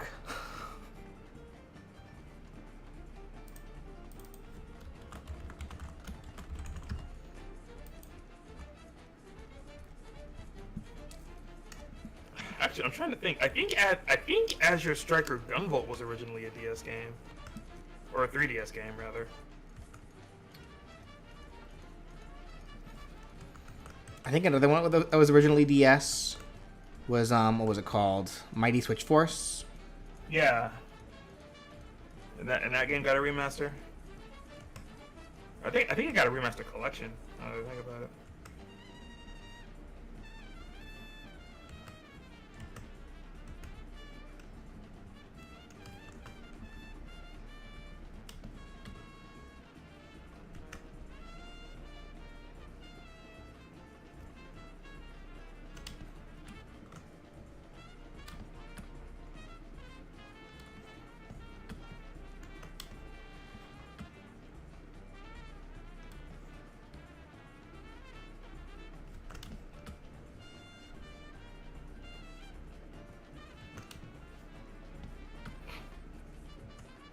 Mighty Switch Force is not that hard to remake, as it's simple as a button prompt. You know what else is simple as a button prompt that they haven't touched yet? Kirby's Air Ride. He's not incorrect. It's like, where's Kirby's Air Ride? like Nintendo and HAL Laboratories want to keep remaking these Kirby games, or giving us these Kirby games that have a lot of Kirby's Air Ride references in them, or are a lot close structurally to Kirby's Air Ride, but they still haven't given us Kirby's Air Ride. What's up with that?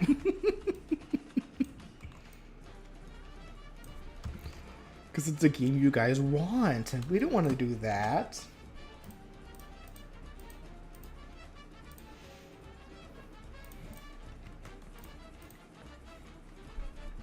Brandon made it his personality to want Kirby's Air Ride.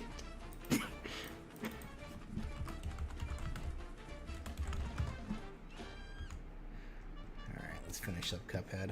Oop.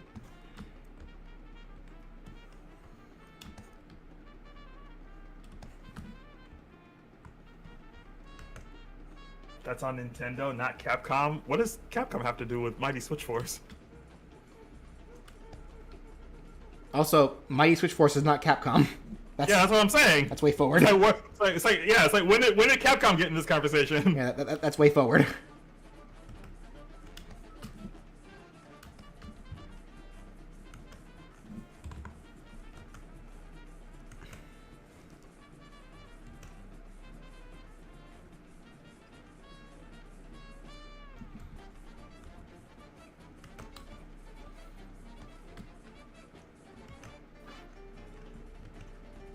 Hashtag bring back Kirby Air Ride.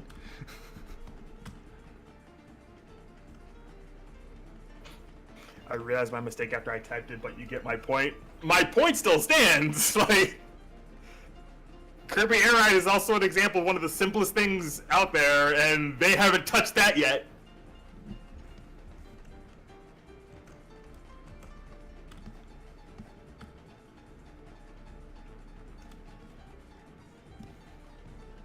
I remember hearing a lot of good things about Tomodachi Life. I think I tried the demo of that game once.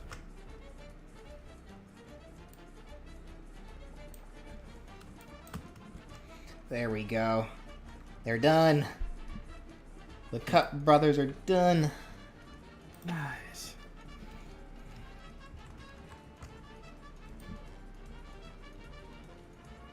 No, they're not. I lied. I wasn't the one Great. Mugman, actually. We got one thing on him real quick. He's dashing, so he needs an effect that shows that he's dashing. Nah, see? But see, here's the thing, though. I can't call Nintendo cowards, because they've actually been giving a lot of people what they want lately.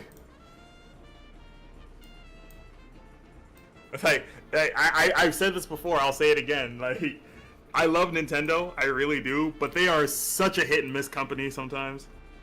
Like, they'll release a lot of things where it'll get so many people raising eyebrows and asking so many questions, and on that same coin, on the other side, you'll just see them release a lot of bangers and like a lot of re-releases and like stuff that makes so many people so happy. Like, I have friends, and even outside of that, like, you know how many people were probably excited about the Metroid Prime remastered when it was announced? Not to mention us finally getting Game Boy Advance and like Game Boy stuff added to the Switch. Like, it really feels like Nintendo is finally like pushing more toward the retro audience, because they know that re-releasing a lot of their old games would sell numbers for some people. And people will still find stuff to complain about. Of course they will. Like, I'm not worried about that. Fair enough. So let the complainers complain. It's like, why would I want to pay money for this emulator? It's like, do you want Nintendo to make money or no? Because, like, they're a business. They gotta make money. Oh, so you're a consumer. Yes. Yes! Yes. What? Someone tried saying that to me the other, like, a while back, where it was like, because like we got into like a debate regarding the TF2 thing, and like how, because they were mad that that Valve wasn't giving more, and I'm sitting here like, part of that's kind of entitlement, isn't it? Like for you to want more from a company, like compared to what they already, like compared to the product that they already gave you, and it's like, I get wanting the best out of a product, but generally remember how consumerism normally works. They offer the product, you pay for the product, you then take the product, and that's normally the end of the transaction. Yeah. Anything else a company does after that is purely charitable on their part. Unless they're like, unless they ask for payment for for anything else that happens after that, like for paid DLC and whatnot. That's a completely different ballpark. But if they're continuing to give free stuff for your product afterwards, that is charitable on the company's part. There is no obligation for the company to do that at all. Yeah. It's like something people really need to understand, like especially in today's age. Not everything a company does or makes has to tailor to you specifically. Like companies, gaming companies, like gaming media, or any type of media really, whether it be movies or anything, or even when it comes to like food, for example, doesn't have to tailor to you specifically, because not everybody's gonna like this particular thing, but somebody else will. If it's not for you, it's gonna be for someone else. And if that and vice versa, what producers and like people who trying to find the right word here. What companies will put out may not pertain to those same people, but it may pertain to you. Because think of it like this, like using TF2 as the example here. Like, nothing was stopping Valve from releasing TF2 and then being done with it, just stopping there. But they continued to make updates, and they are still making updates to this day. They are not making nearly as many updates as they used to, but those are still updates.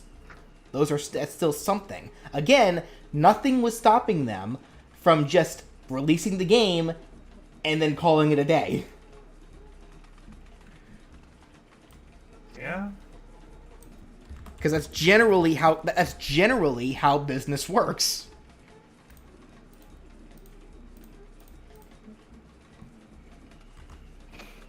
Can I say I don't like how the word shill is being used disgustingly wrong? I mean, again, leave it to the loudest negative parts of a community to just throw words and terms out there that you're using it completely wrong and don't mean exactly what you want it to mean, because they obviously just want to start drama. Yeah. But again, like I said earlier, I'm not worried about those people, and neither should anybody else. It's like people are gonna feel the need to aggressively throw terms and slander out on people who actually enjoy certain aspects of a product just because it doesn't pertain to them. Especially when the company in question isn't doing anything to hurt the consumers in any way, but because that particular product or whatever doesn't pertain to them, they feel the need to throw hate toward not only the company, but toward the people who actually enjoy what the company is putting out. And that isn't fair. I'm echoing again? Are you? How long was he echoing for, and why did no one say anything? I think it just happened now. Certainly hope so. Because if not, that's going to be really annoying for people watching the VOD.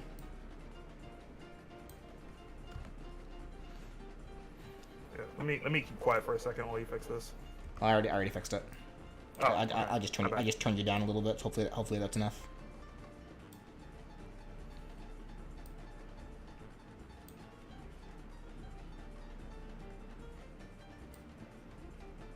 Okay, yeah, we're good. Yeah, literally, it's like wanting a company to do more after they've already given you the product, even though you know, where am I going with this? I'm trying to get my thoughts together here. Wanting a company to give you more when they have no obligation to do so is entitlement at its finest. Yeah, I was gonna say, like, I was just about to throw that word out there. Like, well, okay, let me reword this. You can want something more from a company, whether or not they do it, is up to them. But if you're sitting here, like, saying that the company has to do this stuff, or, like, you expect them to do it, that's entitlement. My microphone is top quality, thank you very much. Like, it has to be. I do content creation, too. This wouldn't be it wouldn't be a branded microphone issue. It would be it's something on my end for sure.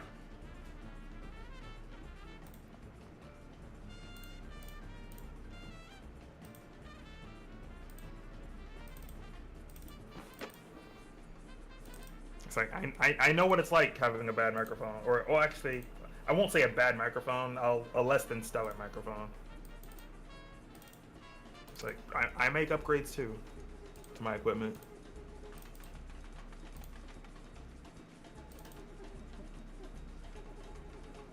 I got called a shill for saying I didn't feel robbed from playing Pokemon Sword and Shield.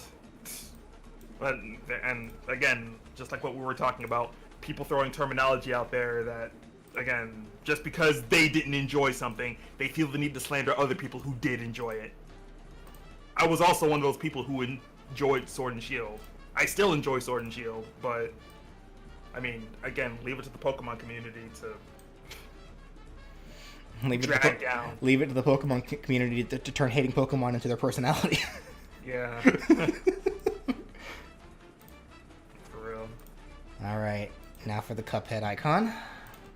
And then once I do that, that's where I'm going to call it, because there is no way on this green planet that I'm doing Phoenix right today. That's 4 human characters that I gotta draw.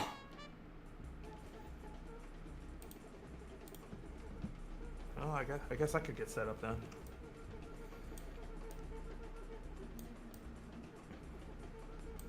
So let me just remake this to a higher quality, and then that'll be good. Also got called a shill for liking the way Endwalker content is being handled. For Endwalker? What's Endwalker? It's a Final Fantasy 14 thing.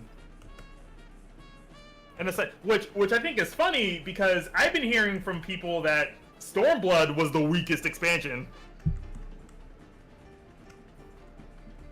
Yeah, those are just people. Those are just illiterate people. Don't worry about them because they literally don't know what the word shill means. Yeah, it's like, again, for the 3rd time tonight, I'm not worried about those people. And you know what? Here's the way I look at it, actually. People are so quick to call content creators or whatever sellouts or shills, whenever they have sponsors or whatnot. I can promise you with 100% certainty, the only people that are making those claims are people who do not pay their own bills. They are children. They are either children or adults who are being catered to by other people. They do not pay their own bills if they're going to make claims like that. Yeah, it's like again. And honestly, if they do pay their own bills and still make those claims, then they're just stupid. Yeah, because it's like, okay, so what you're really saying is the product in question doesn't pertain to you. That's fine. Don't call other people shills for sponsoring it. Because I mean, again, what may not pertain to you could just as easily pertain to someone else. Just say the product isn't for you and keep it moving.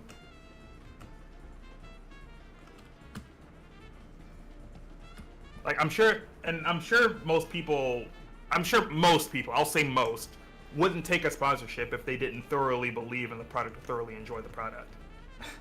Because I tell myself if I was ever sponsored by someone, I would want to make sure the product I'm being sponsored for is at least like top quality and something I would regularly use. You know, I just noticed. Why are we having some of the most serious, like down to earth talks while I'm drawing 2 of the looniest characters on my like in existence? Between Rayman and Cuphead, like what in the world?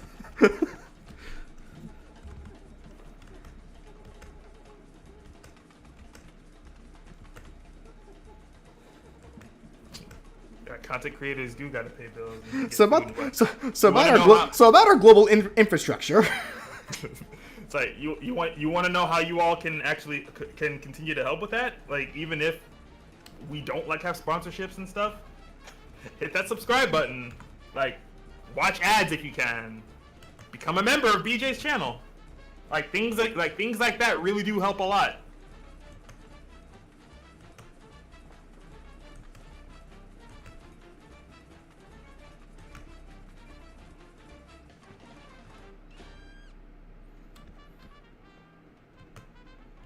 Yeah, there is also Patreon. Not everyone uses Patreon though, but I know BJ has a Patreon. I do have a Patreon, but I kind of like suggest against using it. You're better off just using the membership, the YouTube memberships, because you would get more out of that. I have the Patreon, but I don't want to close it because I already closed it once, and I found out when you close a Patreon, they're really, really stingy about letting you reopen it. And I don't want to close it just in case I ever do need it in the future.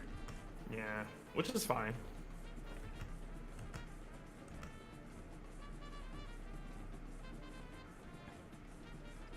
Because I noticed nowadays, like the people that use Patreon generally are the ones that don't want to do the YouTube memberships and whatnot, or something I actually see them mostly being used for, to help pay for editors. Like the Patreon money would generally go to like a content creator's editors and whatnot.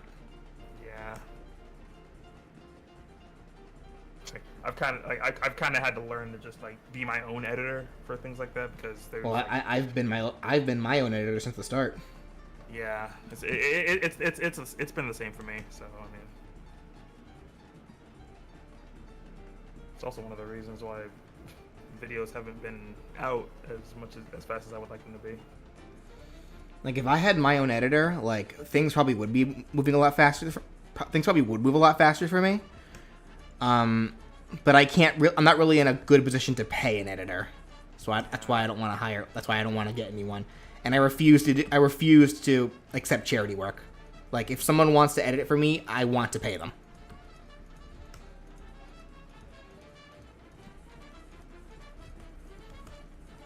It's also why I have commissions open.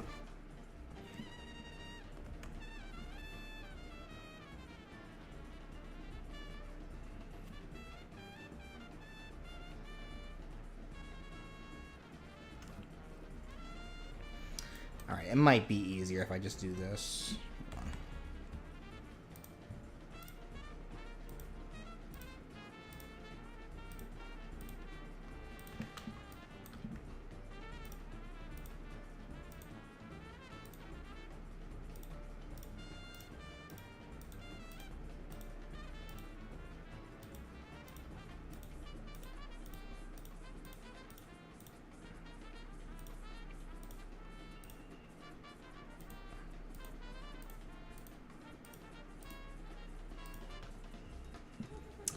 Actually, that looks pretty ugly.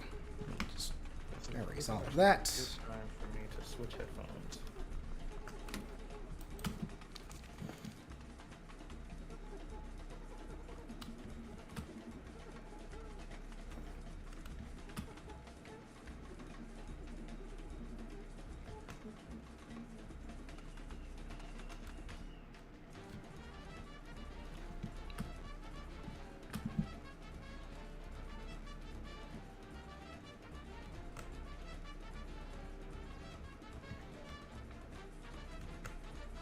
There we go. Oh jeez, I'm actually sort of dreading doing the next stream because you have Phoenix Wright, like Maya, Apollo, and Trucy. That's gonna take a while. You think it'll take up like the whole thing? Yeah, it will. That's 4 human characters. It most certainly will take up the entire time. Now, whether or not it'll take as long for me to do them as it did for me to do Rex and Pyra, I don't know, because Rex and Pyra ended up being a 7-hour-long stream. Is that going to be tomorrow? I do not know yet. Let me just cover all this up entirely, and then I'll just erase it all.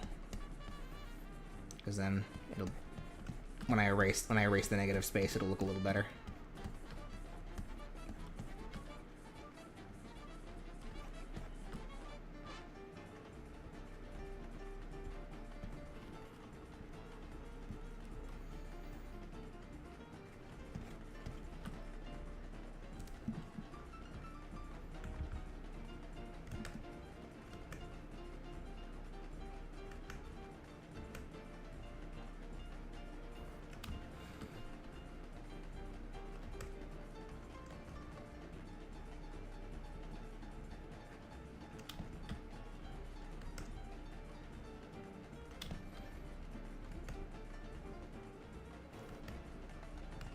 That said, I think I've been getting better with being the Lapras Uber in Unite. Okay. Get in the car, it's fine. Get in the car, it's fine. It's like, start the car! No, what was that anime clip that I saw? I don't even know what anime it's from, but it was like a guy who was like, get inside the van! I know what you're talking. Oh God, what was it? I don't even know what anime it's from. I know what you're talking about. I'm just trying to remember the name. Get inside the van! Go, go, go, go, go, go, go, go, go, go, go, go, go, go, go. Whoa, that guy's weird. It's like someone in chat's gonna know. I'm just trying to remember to it. It's like Zombieland, safe or something. Zombieland? That sounds about right. Let me see if I can catch that clip on Twitter before it's lost to the masses. Found it! I found it. Get inside the van!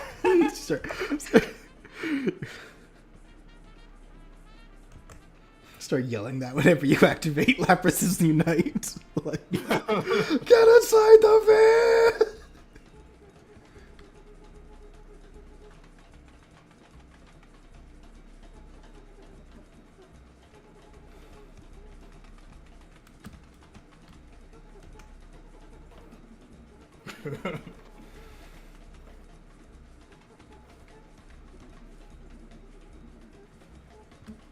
What's your favorite Rhythm Heaven song? Oh God. Live and learn.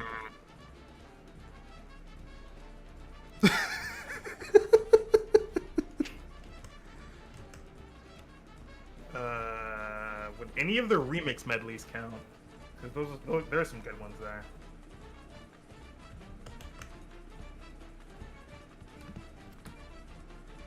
Zombieland Saga, that was the name, yeah.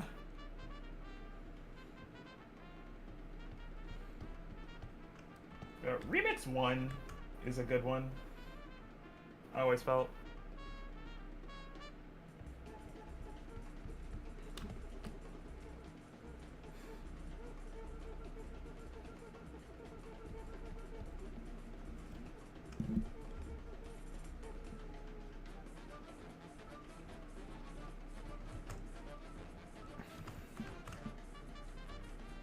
Chandelure arrives in 2 days.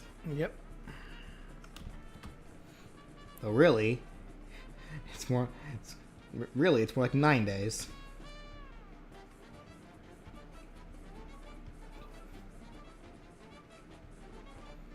It's a shame, too, because I actually did have a Chandelure moveset that I liked. But, oh well. There's a couple Pokemon that came out that I actually had movesets ready for, but then, yeah, they came out, so there's no point now. Like, I had one for Dragapult. Actually, I think that was it. Dragapult and Chandelure. I never had one for Lapras. I never had one for Confe. I never made one for Zacian.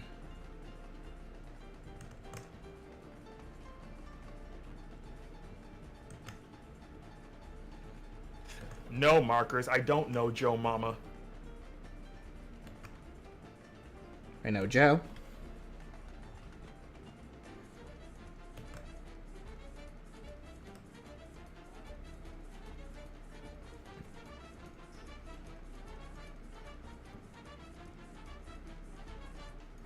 Who is Steve Jobs?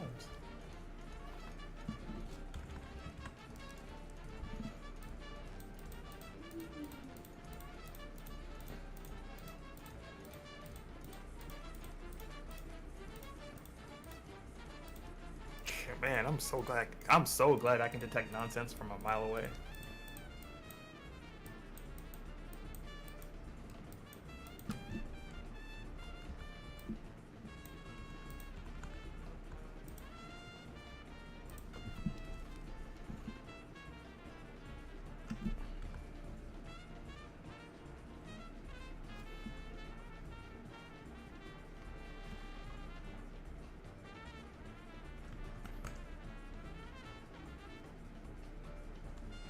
I've only got one max grade ticket left. Maybe I'll have enough points to max out the spoon. No, I don't.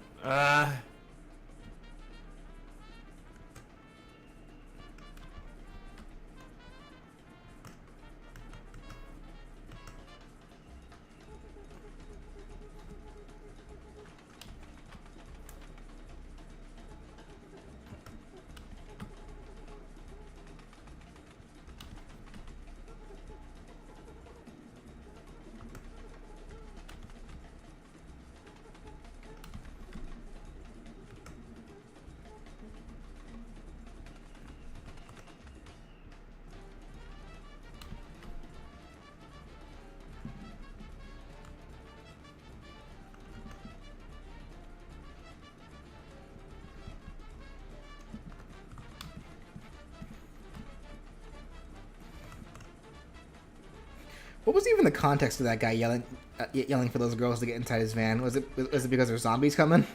I don't remember. You know, I assume so. If the thing is called Zombieland. Fair reason to fanatically yell for people to get in your van.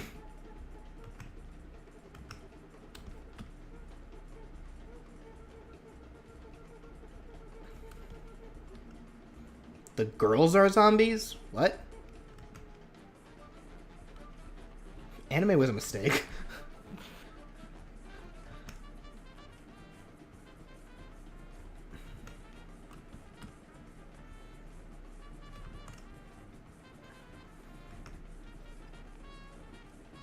Why are the girls zombies? Because they didn't look like zombies from what I remember in the clip. Or they're just zombies in name alone.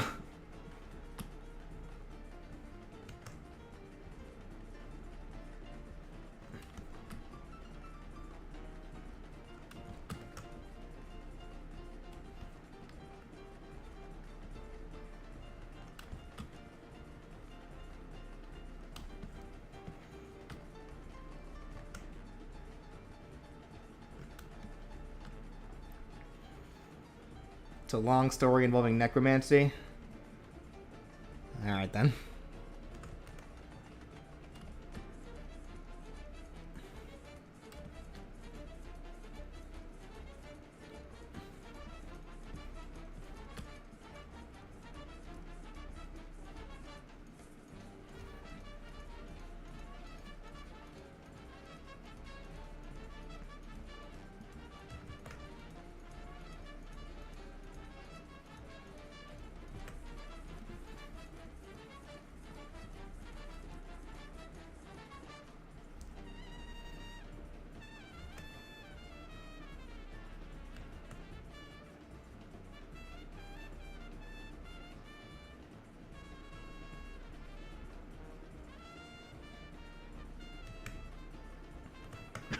Just playing that clip over and over again. Get inside the van! I hope at some point, if someone ever makes like a Unite Lapras montage, they play that clip. I'll do it myself. Just to play that clip? Alright.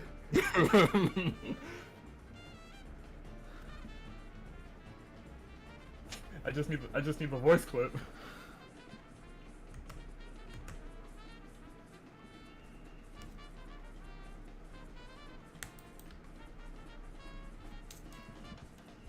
Which of these pillow products have you two heard of? Pillow People, Pillow Plushie from the 80s, Pillow Pets, Squishmallows. I've definitely heard of Squishmallows. Can't say I've heard of everything else.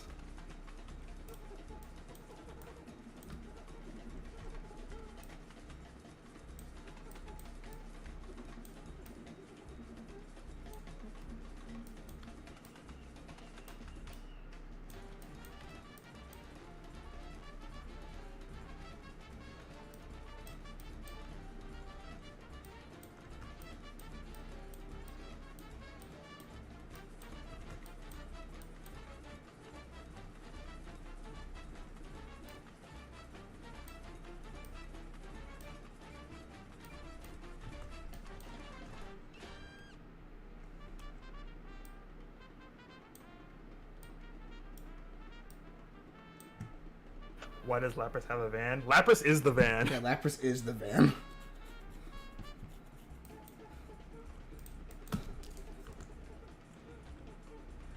I guess to give context for those who don't understand, Lapras was recently added to Pokemon Unite, and its Unite attack has to start surfing forward like really fast, and it can pick up one of its allies to ride on its back to effectively give it a lift to go places really fast. Yeah. I think as you run over or run into enemy Pokemon while you're like surfing, it does damage to them as well. Yeah, so. like it damages them and tosses them into the air. But you can also stop Lapras to like. You can also stop Lapras in place to like launch a giant wave that also deals damage and launches Pokemon high in the air. Yeah.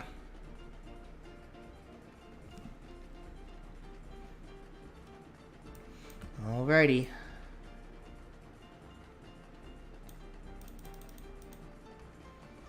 There is Cuphead and Mugman. No, really, it's just Cuphead, with Mugman being the alternate costume.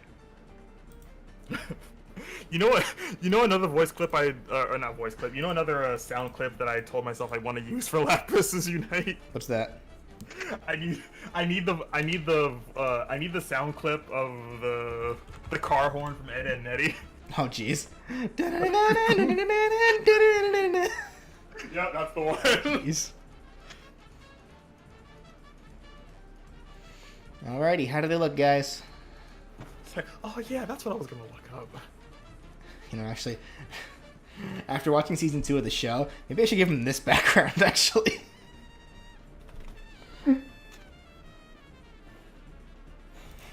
Jeez. Alrighty.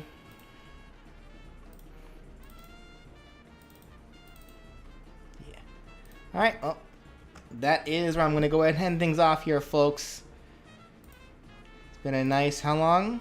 4.5 hour stream, and we got 2 more thumbnails done with 4 characters. So yeah, next time we meet Ace Attorney stuff. Oh dear. Alright, everybody. Have a good night, guys.